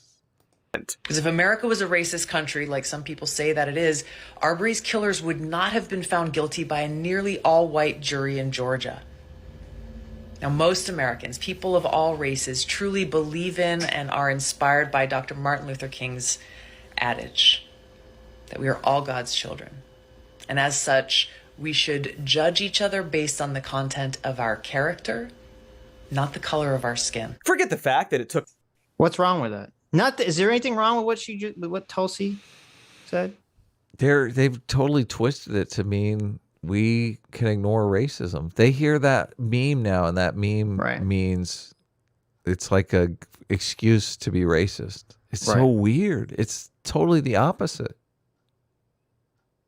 It's basically an indictment against racism. Right. Yeah, it's bizarre. It took more than 2 months for Ahmaud Arbery's killers to be arrested, and it took a fucking video of the incident going viral to prompt their arrest because, you know, the prosecutor was allegedly using her position to discourage arrests in the case. Great example of how our justice system is... I bet you... Well, first of all, I love how it's like, oh, you know, someone gets charged and arrested and it's not good enough, right? Because the video had to be released. Which the video had to be released because it's not clear under the law, and you can complain that the law is fucked up. It's not clear under the law that they would have been charged properly. So we'll see how that. Well, all of this too is elite malfeasance. It has nothing to do with what she talked about the jury. Well, he's claiming it's because of racism. So, and as you said, that would be a different, even if it was because of racism, there's a difference between saying that America, like the American person is racist, and well, there's some racist DA or something. Yeah. And also, I mean, the situation was, didn't he work for her at some point? Like they were colleagues, and I mean, I don't remember. He had a friend. Like the DA didn't charge him because he was like a friend thing. I don't remember. So it's totally not racist. And yes, I'm calling future vice presidential candidate Tulsi 2024 Gabbard a conservative, but only because she is. Come at me, Tulsi heads, but like not really. All right, there you go, Tulsi Gabbard, conservative. I don't know if you knew this, Adam. Yeah, this drives me insane because it's completely. I mean, you know, people generally don't care about hypocrisy because it's just normal for their team. Right. But the team that is, you know, so worried somebody's going to commit suicide if you misgender them is completely, or if someone calls someone a racial slur that they don't like, is going out and like they'll call you whatever they fucking feel like calling you. a woman of color. This white man, Right. straight white male, is attacking this woman of color. Yeah, and it's completely fair game because she's a conservative, right. Which we well, all she's know, not even a conservative, which we all know means racist. She's a perceived. She's not even a conservative. Mm-hmm. Tulsi Gabbard's fucking not conservative. No, she's a Democrat, but listen, they completely hide behind this whole conservative. It's not. What do you mean? Conservative is not a bad thing. I'm just calling her a conservative because it's accurate. Right. It's descriptively accurate. Right. Every time they do that, I think of like the racist Southerner trying to justify the N-word and how it's like, it's just an accurate assessment of the person. Well, I don't think that's accurate because it's not the N-word. It's just they're dog whistling. Basically, they're saying it's a dog whistle for saying you're right. It is totally a dog whistle. Yeah. Yeah, you're right. That's perfect. Perfect framing for it. Yeah, they're dog whistling. Right. Keep your distance, please. I'm a nice man. And, it's pretty ironic, don't you? What? We're just talking about states' rights here. It's not... I'm not saying anything about Tulsi. Mm-hmm. To think that she quoted MLK to make the argument that America is not a racist country and that most people of all races in America aren't racist, when King himself stated, "I am sorry to have to say that the vast majority of white Americans are racist, either consciously or unconsciously." But news, dude, you call out. That was So, guess what? That was a quote from his office aide. So I remember saying once. So I looked up this quote. Uh-huh. And it's totally fucking fake. That's a tough one. Yeah, I was gonna when did he say that? This is not even an aide quote. This is a 100% fake as fuck quote. Yeah. Okay, that Cody and his idiotic staff could have easily fact checked in the literal 5 seconds it took me to fact check. Mm-hmm. Okay, all I did was I Googled I Googled this quote. It brings you to the article from this weird publication called The Grid. And this is the headline of the article. Mm-hmm. And they say, this is a quote that MLK said from this speech. And they give you a link. Mm-hmm. And you click the link. Now, you don't have to read the whole speech. I read the whole fucking speech. But you don't have to read the whole speech, Cody. All you have to do is do Control F. And type in racist. Enter. And when nothing fucking comes up, you go, oh, wait a minute. Maybe the person that wrote this article is full of shit. And then actually read the article. And you realize, even though they said, quote, what they meant was when someone says something is literally killing them and it's not literally fucking killing them, they were reframing what MLK was saying into their woke speak. Oh, no. That's what happened. This is not a fucking MLK quote, you moron. He didn't say anything like that. And if you read the speech, it's an interesting speech. It's a speech MLK gave to the American Psychological Association. Oh, fascinating. And he's not saying, he doesn't say anything like this, that the majority of Americans are, racist unconsciously or fucking anything like that. Crazy. But what he's saying is that we need good social sciences to. It's actually he actually gives fan of the show, Martin Luther King. Right. Let me see. I think I saved the quote here. Here's one. He says, I assert at this time that once again we must reaffirm our belief in building a democratic society in which blacks and whites can live together as brothers, where we will all come to see that integration is not a problem, but an opportunity to participate in the beauty of diversity. Yeah. Okay? Wow. So anti-CRT. No, there's a part where he says that social scientists have basically said that blacks are wasting their time with the whole getting out the vote measure. Mm-hmm. And he says, my own instinct is that these views are essentially wrong and they must be seriously examined. Wow. So he's like telling them, he's like, listen, I want you guys to go out there and to actually do, productive social science into, nonviolence and, productive civil rights movements. Yeah. But this was in the context of voting, and King was in favor of voting, and they were saying, the social scientists or the American Psychological Association was saying voting is a waste of time. Well, that wasn't, he was just saying, he said a recent major work from social scientists, and he used their names. And basically they said, oh, okay. They think, these social scientists that he quotes said that they thought that it was kind of a waste of time for them to support, to focus so much on getting the voting rights for Black people, because they didn't think it would actually change anything. Yeah, so basically they weren't Bruce Bueno de Mesquita and Alistair Smith, who are also social scientists. Right. You basically say quite the opposite. Yeah, exactly. You basically had this is like a direct refutation of CRT. Totally. You basically have MLK is citing two scientists who I don't look at the rest of the work, but from what they're saying, it sounds like they're having a very, neo-Marxian left cultural Marxist approach, where they're like, voting will not accomplish the goal because of the structures of systemic racism, blah, blah, blah, blah, blah. And MLK is like, this is wrong. Yeah. We need voting in the workplace, but don't vote politically. Right. But, so he says, ridiculous. this is wrong. This is wrong. So. Yeah. I mean, it's funny that Martin Luther King basically sounds like he's going off his intuitions, but if they're firing people for registering to vote, it's probably because voting is going to change things, right? Right. Voting is going to mix things up. That scares people. The guy said, this shows you how not aligned with the radicals MLK was.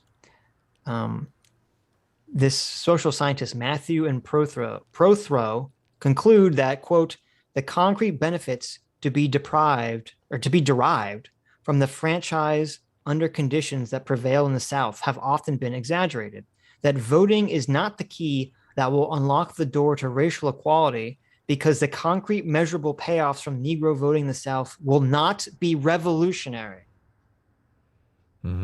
Okay, so you have some neo-Marxist leftist scientist, right? Saying he's saying that voting, it was not the key because it will not be revolutionary.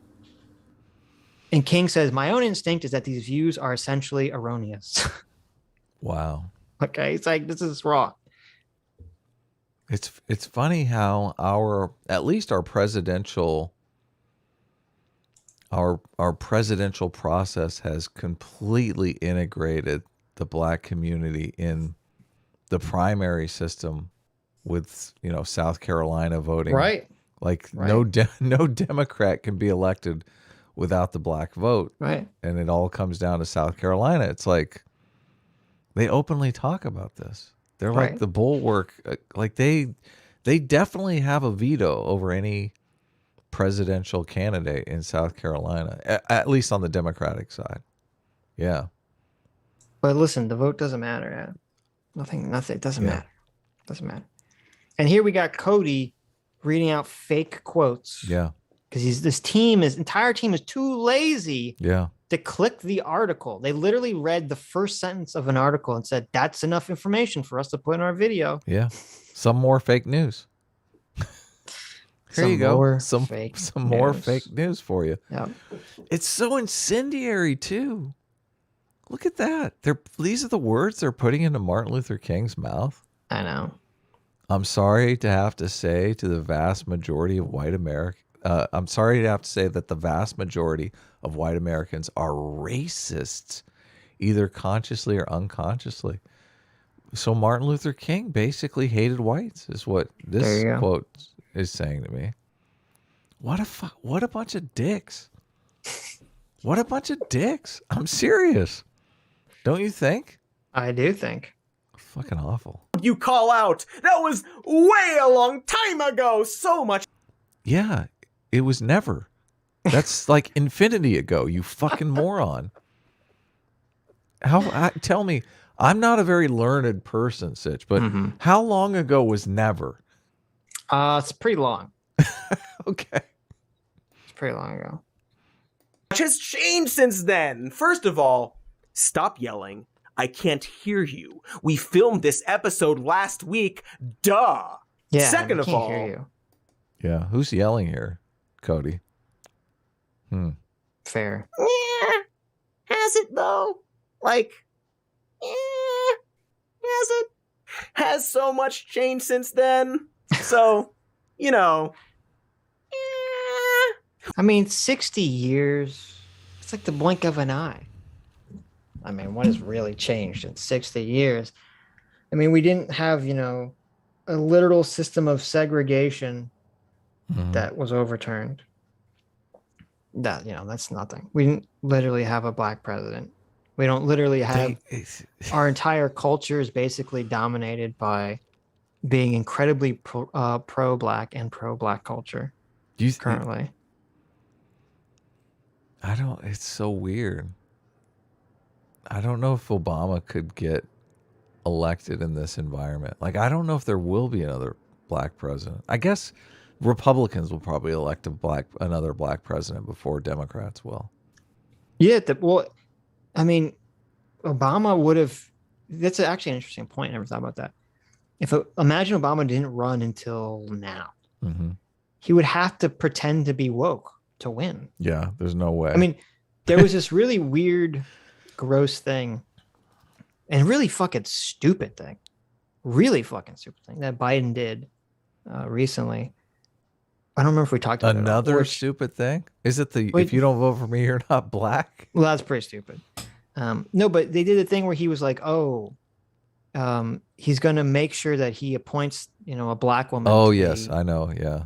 On the Supreme Court. Yes. Yeah. And they specifically said, we're going to make sure we appoint a black woman to be on the Supreme Court. Yeah. And I was like, from a political perspective, this is like the dumbest, fucking stupidest thing you could ever do. Why wouldn't they have just said, we're going to appoint the best person? Like, say they want to appoint a black woman. Okay.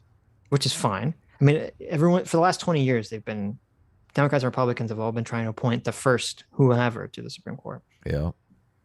But so why didn't the Biden administration, if they're being politically savvy, was just like, okay, they say we're going to appoint the best person to the Supreme Court, and then they just nominate, the black woman they want to nominate. Yeah. And then when someone says, "Are you just nominating her because she's a black woman?" You just say, "No, we're nominating her because we were going to nominate the best possible person." Exactly.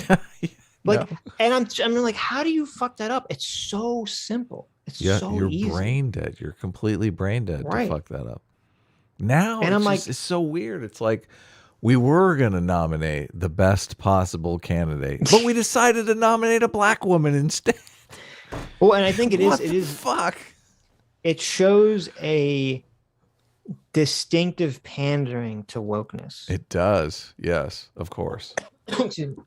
Because it's essentially saying that making sure, because if Biden was president in 2000 or the 90s, that's what they would have done. They would have done exactly what I said. They would nominate a black woman and just say she's the best person for the job. They wouldn't say they're nominating her because she's a black woman. Right.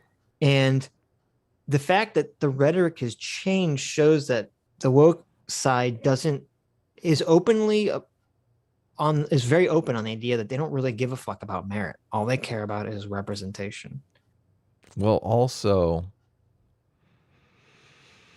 I never really thought of this, but it is a huge fuck you that the woke will love in saying, no, we're not even going to consider white people.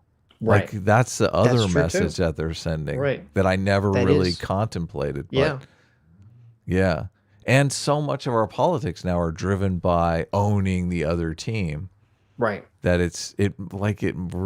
maybe it is more political savvy the way they did it, which is super fucked up. Like, talk about a black pill. I'm not sure it is, because I really don't think. I think there's a big problem right now, which is that a lot of politicians have fucking idiot staff, who many of them are young and woke, and who are all attached to their stupid phones, and they look at Twitter, and I think that's indicative of society. Reality. Yeah. And so, if that was true, then yes, this would be a politically savvy move. I don't think it is, in terms of the average person doesn't like that talk. doesn't like hearing the president say, I'm going to make sure that the person for the Supreme Court is not the best person, but is, fitting some sort of racial, gender demographic. Mm-hmm. Which isn't, as we've talked about, Biden's approval ratings are in the toilet right now. Yeah, it's over for Biden. This is all adding up. So we'll see if once COVID's over, what will happen. I'm curious, but oh man, please don't let we shall see. Please don't let them drag out COVID. We'll get back to that question, but for now, we need to finish talking about the one line that conservatives actually like. Except actually, this also triggers the shit out of me. It's like, what the fuck? The one line that human beings actually like. You fuck. Right. Why do they have to do this, Sitch? Why does everything have to be if conservatives like it and you like it too, then you're a conservative.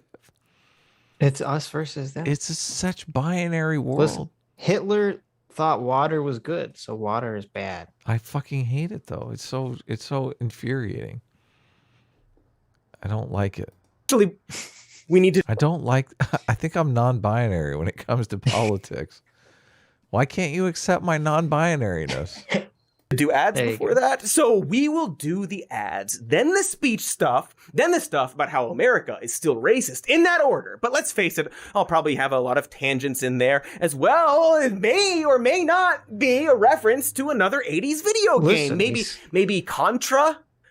We'll see. Does America is racist? Does that sell a lot of refrigerators? Right. Tennis shoes? Listen, he's got to stop this very important program, this very important broadcast to sell you shit. Okay. He's trying to tell you about how Republicans are racist. But first, let me sell you something. Do Republicans buy whatever he's selling? I guess not. See? The point, who has paid us to say the name of their product? Let's find out. See, if you mock what you're doing, but then do it, it's acceptable. Really? So the next 5 minutes are literally just fucking ad shit. Really? The people who unironically watch these videos and leave comments, you guys are such suckers. Right? You guys are, yeah. It's weird because they're probably the same people that look at people who go to church as suckers. But you're fucking in church. Don't glass fucking house, dude. You're in church. You're watching these videos. You're tithing. Right. You're leaving your comments. Your church community talks about. They don't talk about Satan. They talk about the conservatives. So I don't remember exactly what he says, but my note says 20-minute mark, Cody argues against critical race theory. So we'll see if this lives up to my note. Okay. Give a quick summary of critical race theory so we know what we're looking for. Well, I want to hear that quote first. See what he says. Oh, okay. So he might actually not. An official under Obama because fair and balanced TMC. Are you ready to rumble? Okay. Getting back to the video and that one line, which is of course a quote from MLK's famous "I Have a Dream" speech, delivered on August 28th, 1963, when King was just 34 years old, as part of the March on Washington for Jobs and Freedom. And here's an interesting bit of what? A freedom march on Washington? Say it isn't so. I mean, did it happen on January 6th? What happened with the freedom convoy? That's right. Is Martin Luther King a Nazi or something? He didn't have trucks though, so it's okay. He's marching for jobs and freedom. What was the convoy? What were they marching for? I can't remember. I think it was jobs and freedom. I think it was the right to be a Nazi or something. That's what Justin Trudeau said. Oh, okay. Of trivia, it turns out that he also said a bunch of other things during this speech. Weird, right? Things that conservatives, but also politicians in general, don't tend to mention nearly as much. 100 years later, the Negro lives on a lonely island of poverty, in the midst of a vast ocean of material prosperity.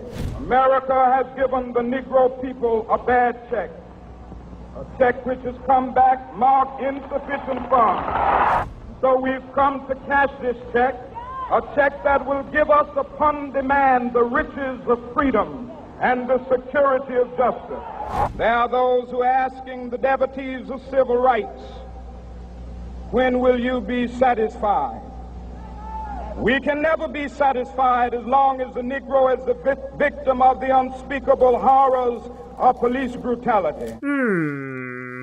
I wonder why they don't like to quote those lines. And for some historical perspective, here's a picture of birthday girl Betty White from the same year MLK gave that speech. She is older than me in this picture. Boy, that's actually recent, isn't it? It's like, despite the grainy black and white footage and our inferior dildo technology back then, within the scope of American history, this wasn't actually all that long ago. And yet, at this time, less than 60 years ago, Jim Crow segregation laws were still alive and well, making it legal in many instances to discriminate against someone based solely on the color of their skin. About 40%. How terrible. Mm-hmm. If only there was a party that was advocating for laws that said that teachers can't discriminate against people on the color of their skin. Those Republicans? Maybe. Of the states DeSantis? still had laws against interracial marriage, and in much of the country, black people were, in effect, denied the right to vote. So you can understand why, during this time, one of the main demands of civil rights leaders like MLK would have been a plea to end the era of explicit legal discrimination in America.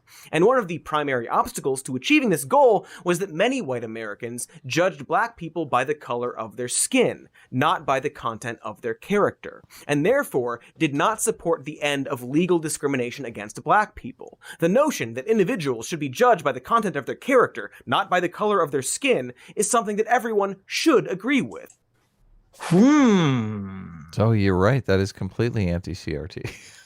The notion that someone should be judged by the content of their character and not the color of their skin, Cody. What's going on? He's endorsing colorblindness here.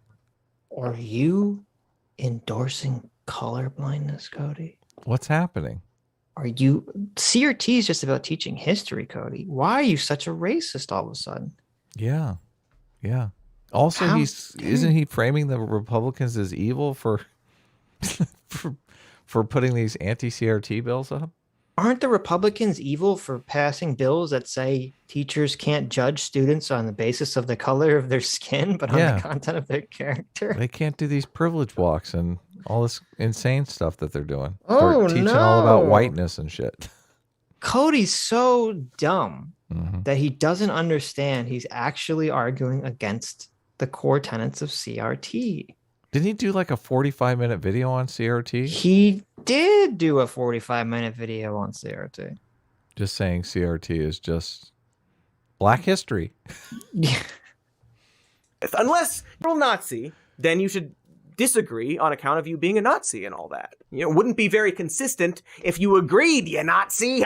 So there you go. If you want to judge people not on the content of their character, but the color of the skin, that means you're a Nazi. He just called Ibram X. Kendi a Nazi. He just called Kimberly Crenshaw and Robin DiAngelo Nazis. He did. Wow. This is strange. He called Sam, friend of the show, Sam, a Nazi. He did.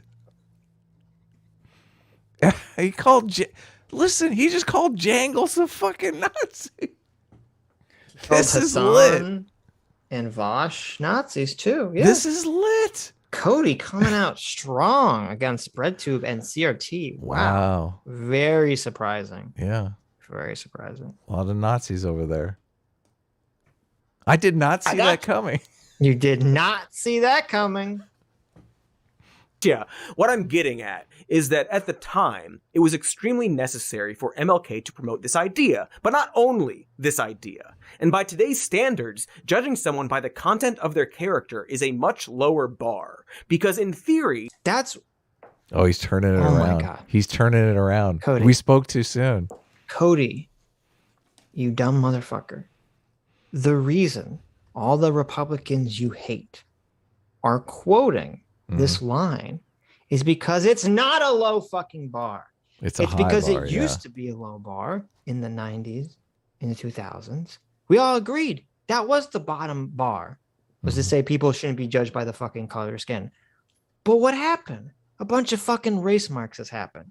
And they've totally grabbed control of conversation about race and racism in America. And they're saying, fuck you, dirty liberalism and dirty liberals. How dare you not judge people by the color of their skin? That's what white people say. That's a trick. Yeah. Okay. How are we supposed to know? How are we supposed to know which Supreme Court justice to pick? Right.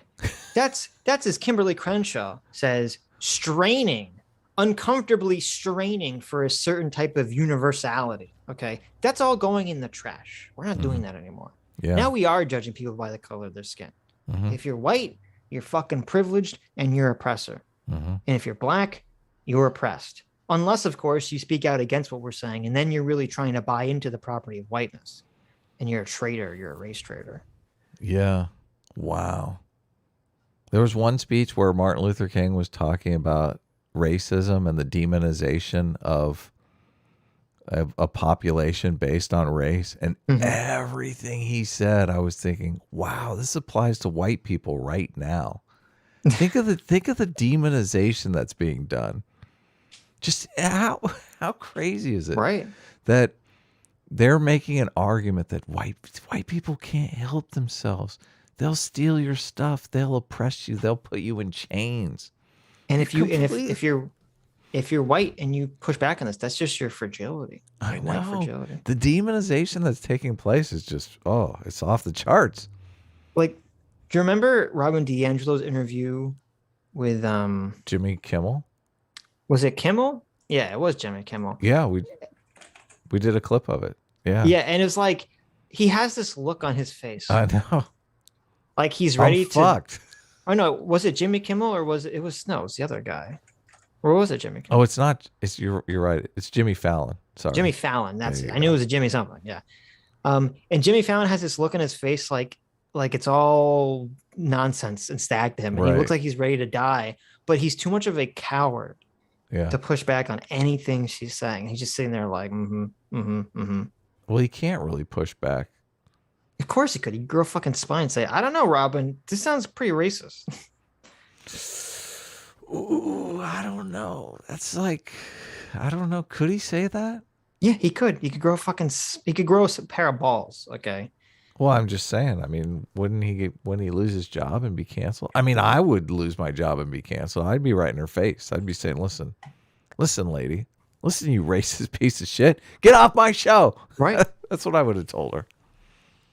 And that's why this attitude that you're going to climb the dominance hierarchy or the competence hierarchy, that you're going to climb the mountain being a dishonest sellout. And then once you get to the top, you're going to do the right thing is bullshit. Yeah, you can't do it. Because Jimmy Fallon climbs that mountaintop.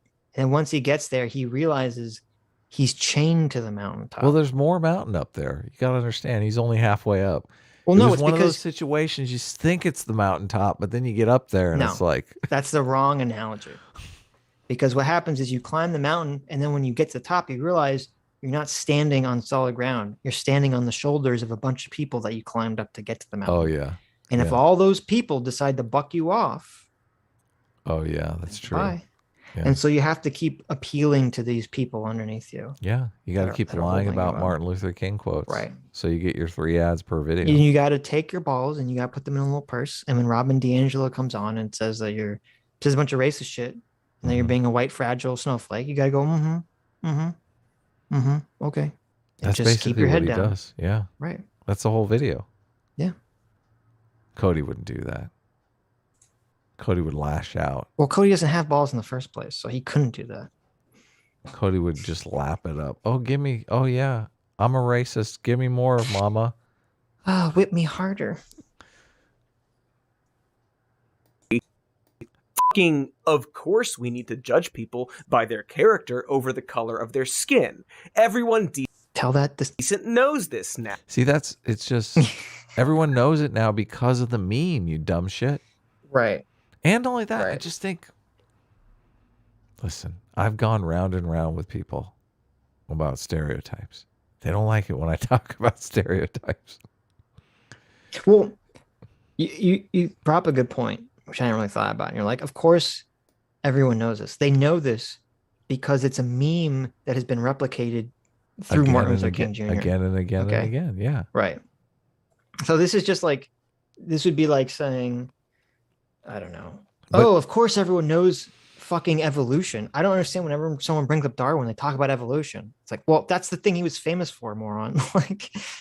like obviously this is why some people focus on MLK for this so much. This was like the legacy of his movement was that quote. And that's a good thing. That's not a bad thing. That's a fucking good thing.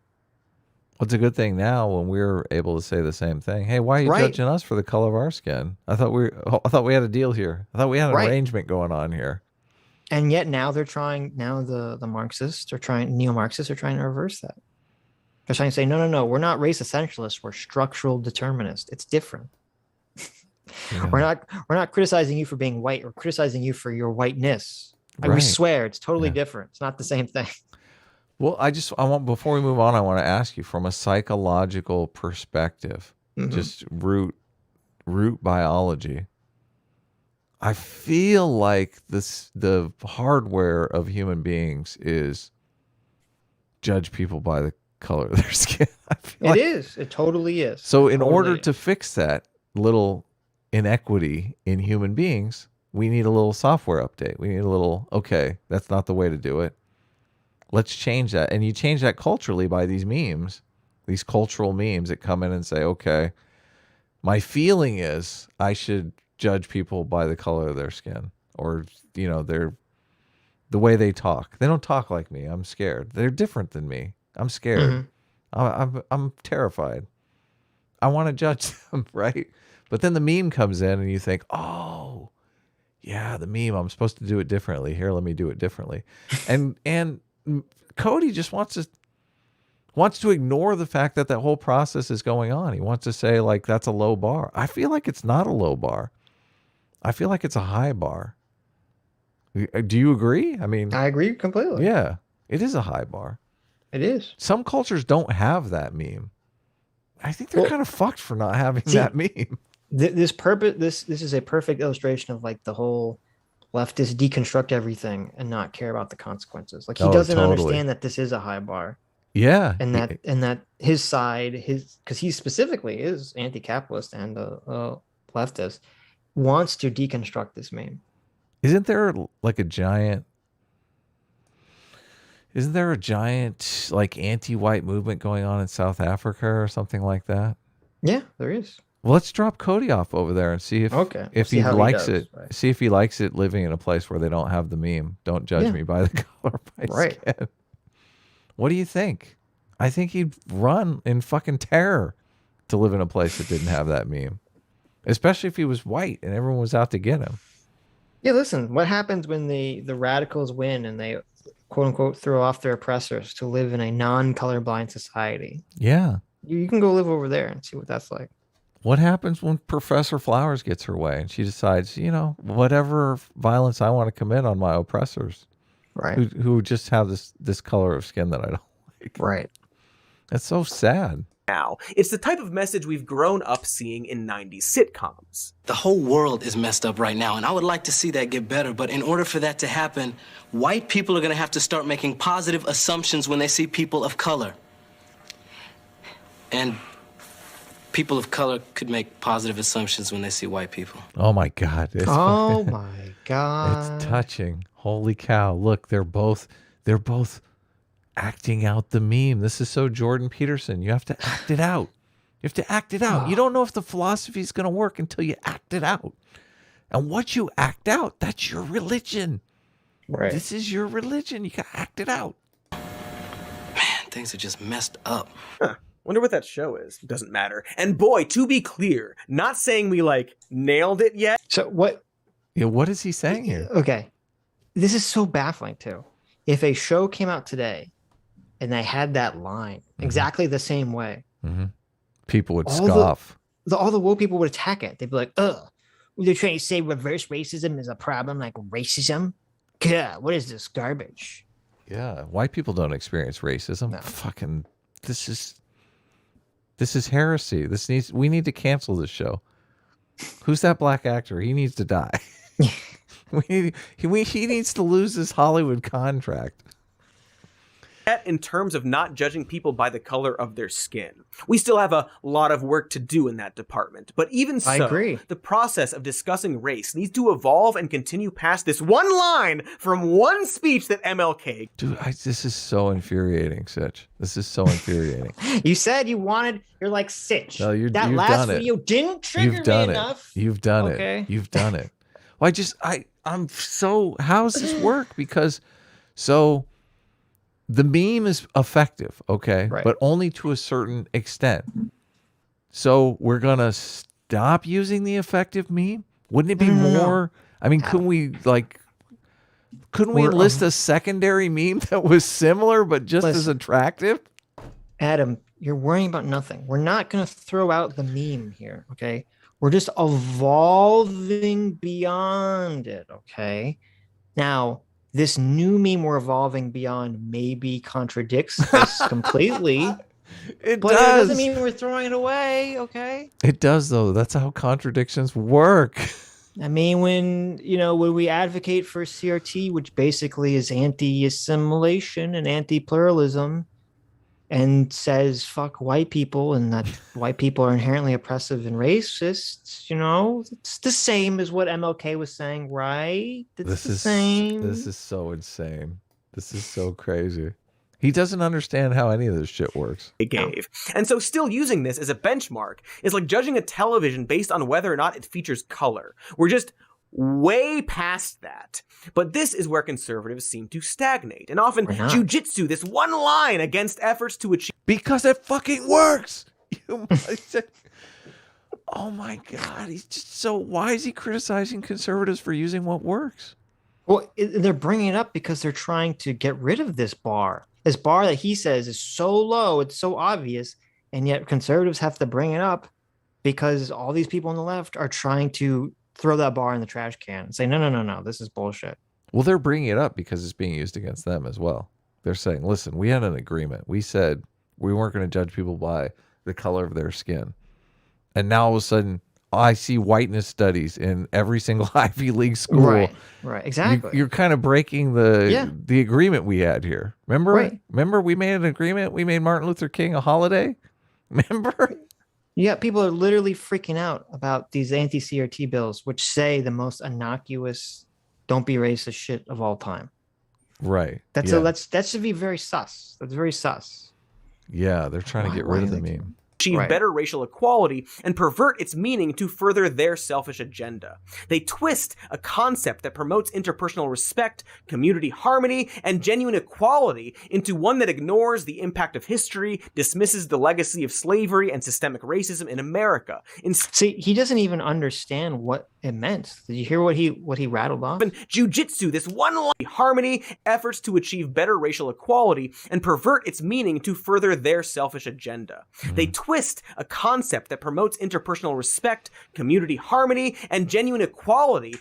Interpersonal respect, community harmony, and equality. He doesn't understand at all that that Martin Luther King Jr. was trying to embed civil rights in the American idea, and that saying that this was living up to the American principles of universalism. And the thing that annoys me a lot with these people is that, like Cody, is that you can say, oh, the goal of a society should still be colorblindness, but we should have affirmative action or something that isn't colorblind to get us there. But they're not even saying that at all. They're saying, no, the goal of colorblindness is wrong. That's a lie. That's an immoral position. And that should be what raises the red flags for you to say, oh, these people, what they're advocating for is fucking crazy. Well, they perceive colorblindness being used as a way to justify racial inequity. Right, but the average normie liberal out there, okay, you could convince them that Republicans are using the concept of colorblindness to say because they don't want affirmative action. To ignore racial discrimination. Right. Yeah. Because that was the argument the Republicans like Reagan used in the 80s. You know, Right. you can't have affirmative action because it's not colorblind. Okay. Yeah. So you can convince normies of that.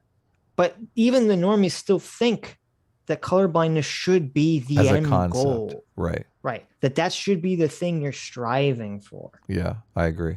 But the CRT people don't want to strive for it. They say it's impossible, that striving Right. towards colorblindness is a lie, is immoral, and it always is. Yeah. Yes, a CRT world is a scary world to me, to be honest with you. It's a very scary world. Well, it's just it's a racist world where everyone's out to get us. I know. It's just that's first of all, that's never going to happen. Okay, the demographic makeup of the United States, it's never going to happen.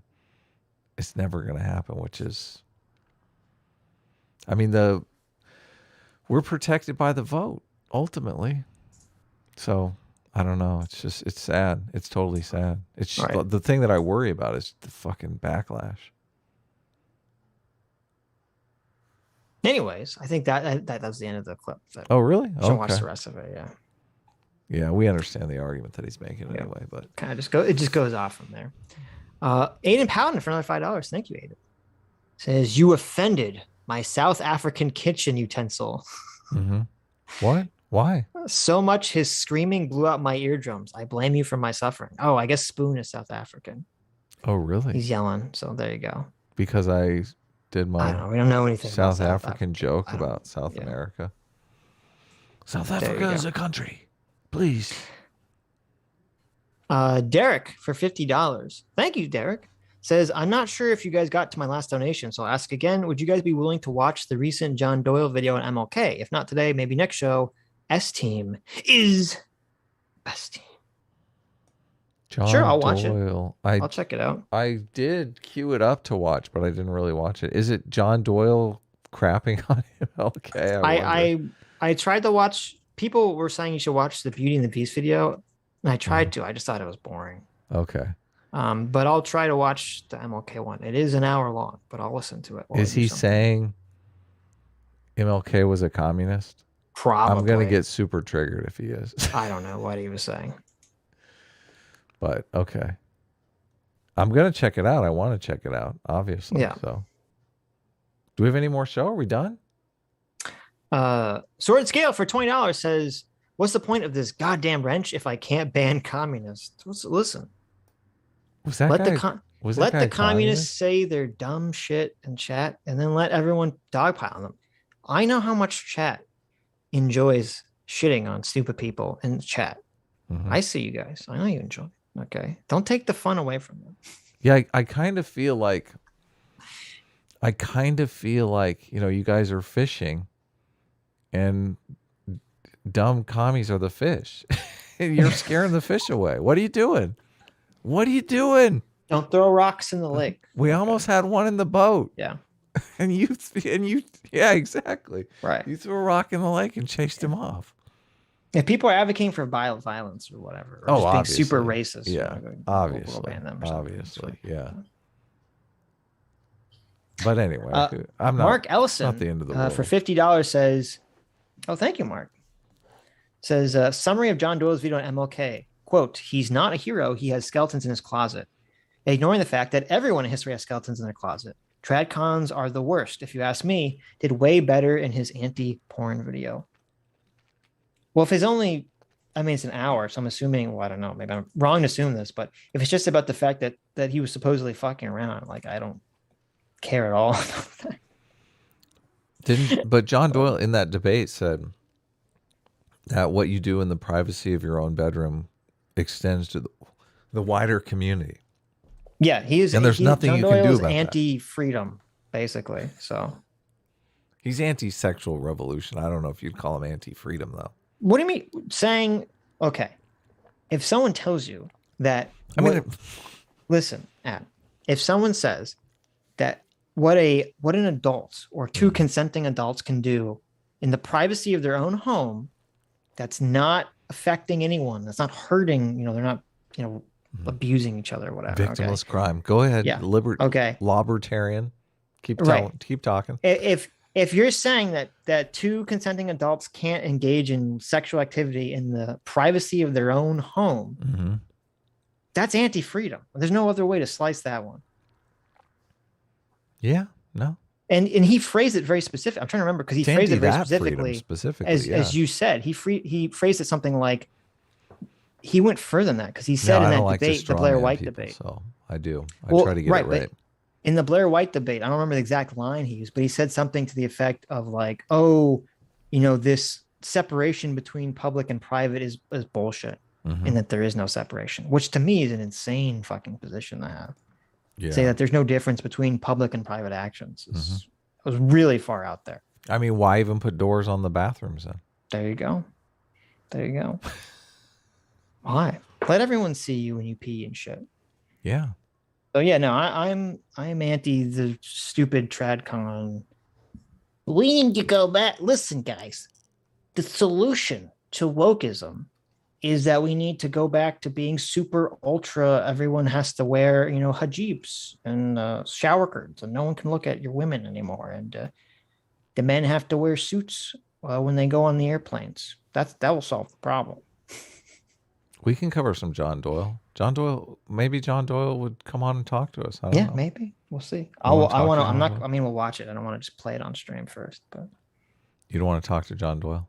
No, I said I don't want to just play the video on stream without us watching it first. No, I get it. Because it could be super fucking boring. I know. Yeah. Like the Beauty and the Beast video was super boring, but really.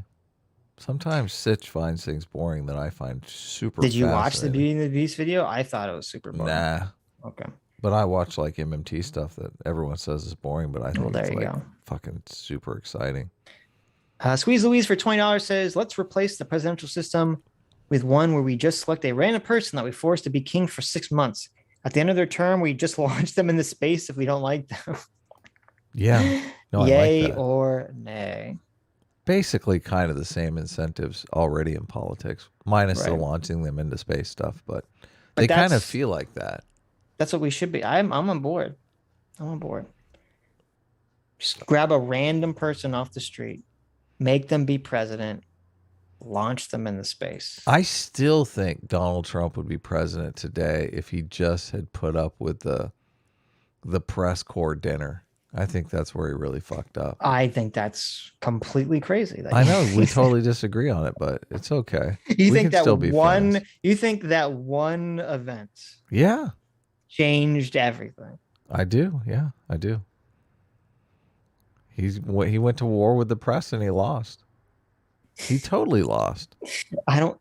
If he had shown up at the press corps, it would have made no difference. They would have behaved exactly the same way they behaved. Nah, he'd be human. He would humanize himself a little bit. Completely disagree. He'd be like, I have one day a year to win these people over. Donald Trump is a charmer too. He would have charmed them. I don't think that would have made a bit of difference. Yeah, I know, but that's why people are different. Some people are smart. Listen, I don't like people that are different. I'm adhering to CRT now. Okay. Don't judge people by the content of their ideas. Judge them by the Adam. The reason you're saying something that I disagree with is because of your white privilege. Okay, that's the only reason you think something differently. Because you're racist and an oppressive colonizer and your white privilege. That's why you believe something different. But you're white too, so it doesn't matter. No. I'm a person of shadow. And also Jewish. Here we go. Okay, so you have the double digital blackface. You got the double whammy here. All right. Secret oppression. Oh, you're the only black Jew on the internet. I forgot. Yes, that's true. Kubomi for $20 says it's an honor to have Sitch and Adam stream on my and Kurt Cobain's birthday. Also, really? A-Team is supreme. A-Team, woo! Well, happy birthday, Kubomi. Happy birthday. Happy birthday, yeah. Kurt Cobain. Nice. I didn't know it was Kurt Cobain's birthday. Cobain's awesome. You like Kurt Cobain, right? I mean, I don't dislike it's terrible what he did on, shooting himself in the head and stuff, but Sure. It was terrible. Suicide's generally terrible. Yeah. He could have done so much more. He just got depressed. Damn it. What was Kurt Cobain's music group before Nirvana called? Mm-hmm. Here's your trivia. It was called Pancake Breakfast? Nope. It wasn't? No. Sunshine Flophouse? Nope. Pixie Stick Twisters? It was called Fecal Matter. No, you're kidding me. I'm not kidding. Really? Oh, man. Yep. That's awful. There you Why go. would you? What? Fecal Matter was a short-lived punk band. The group was formed in 1985 by Kurt Cobain. I wonder why it was short-lived. Not a good name for a band. To be honest. Yeah. No.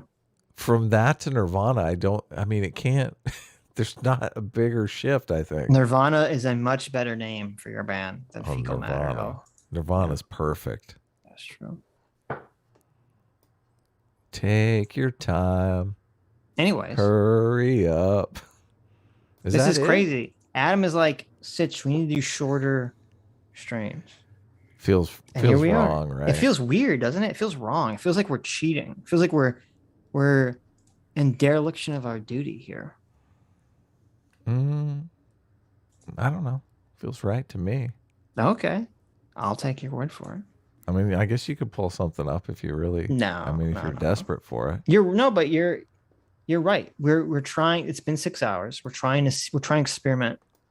See if people like 6-hour streams better than 12-hour streams. So. A lot of people in the comments were like 6 hours, 6 to 7 hours. They said was a sweet spot. Okay. I guess I have one more announcement I can make. You know, this is going to be a 2-hour debate now. No. Whatever you say. I think I'm actually going to be on Friday Night Tights on Friday. Oh, great. Friday Night Tights is getting, I think I looked in and they had 10,000 viewers live. Damn. Yeah, it's crazy. You know how long Friday Night Tights is? Like 2 hours? 4.5 hours. 4 hours? Okay. I guess 4.5 hours is a sweet spot for them, though. There you go. So I guess I'm officially announcing it here. If I'm not on Friday Night Tights, it's because they pulled me off for some reason or something. But it seems as though I'm going to be on. They put me in they got their shit together on Friday Night Tights. It's kind of cool. I guess I'm seeing it from the inside now, but they put together maybe I shouldn't talk. This doesn't matter, right? It doesn't matter. They put you in like a DM group for the show, for the particular show, so they can feel no one cares about ideas about what they're going to cover and stuff. That's pretty cool. Sword Scale says, longer is better, she said.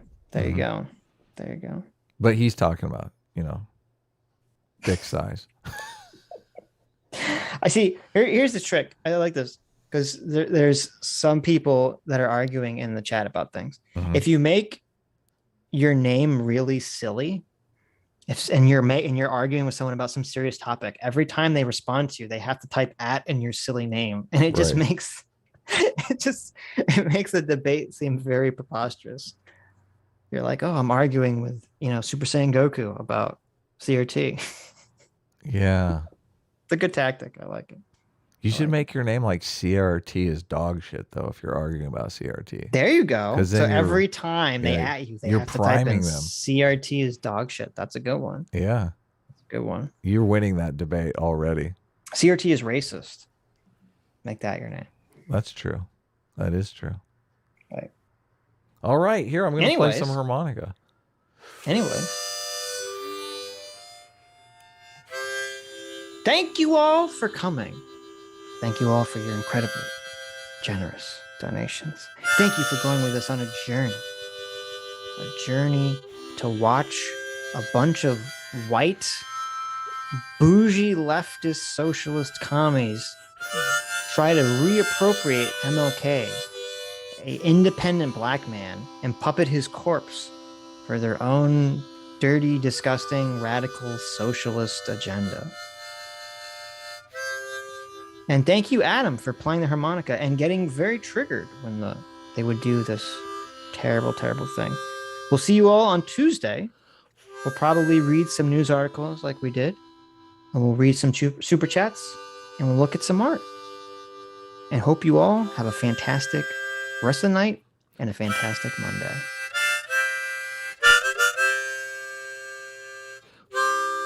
He's going into the song.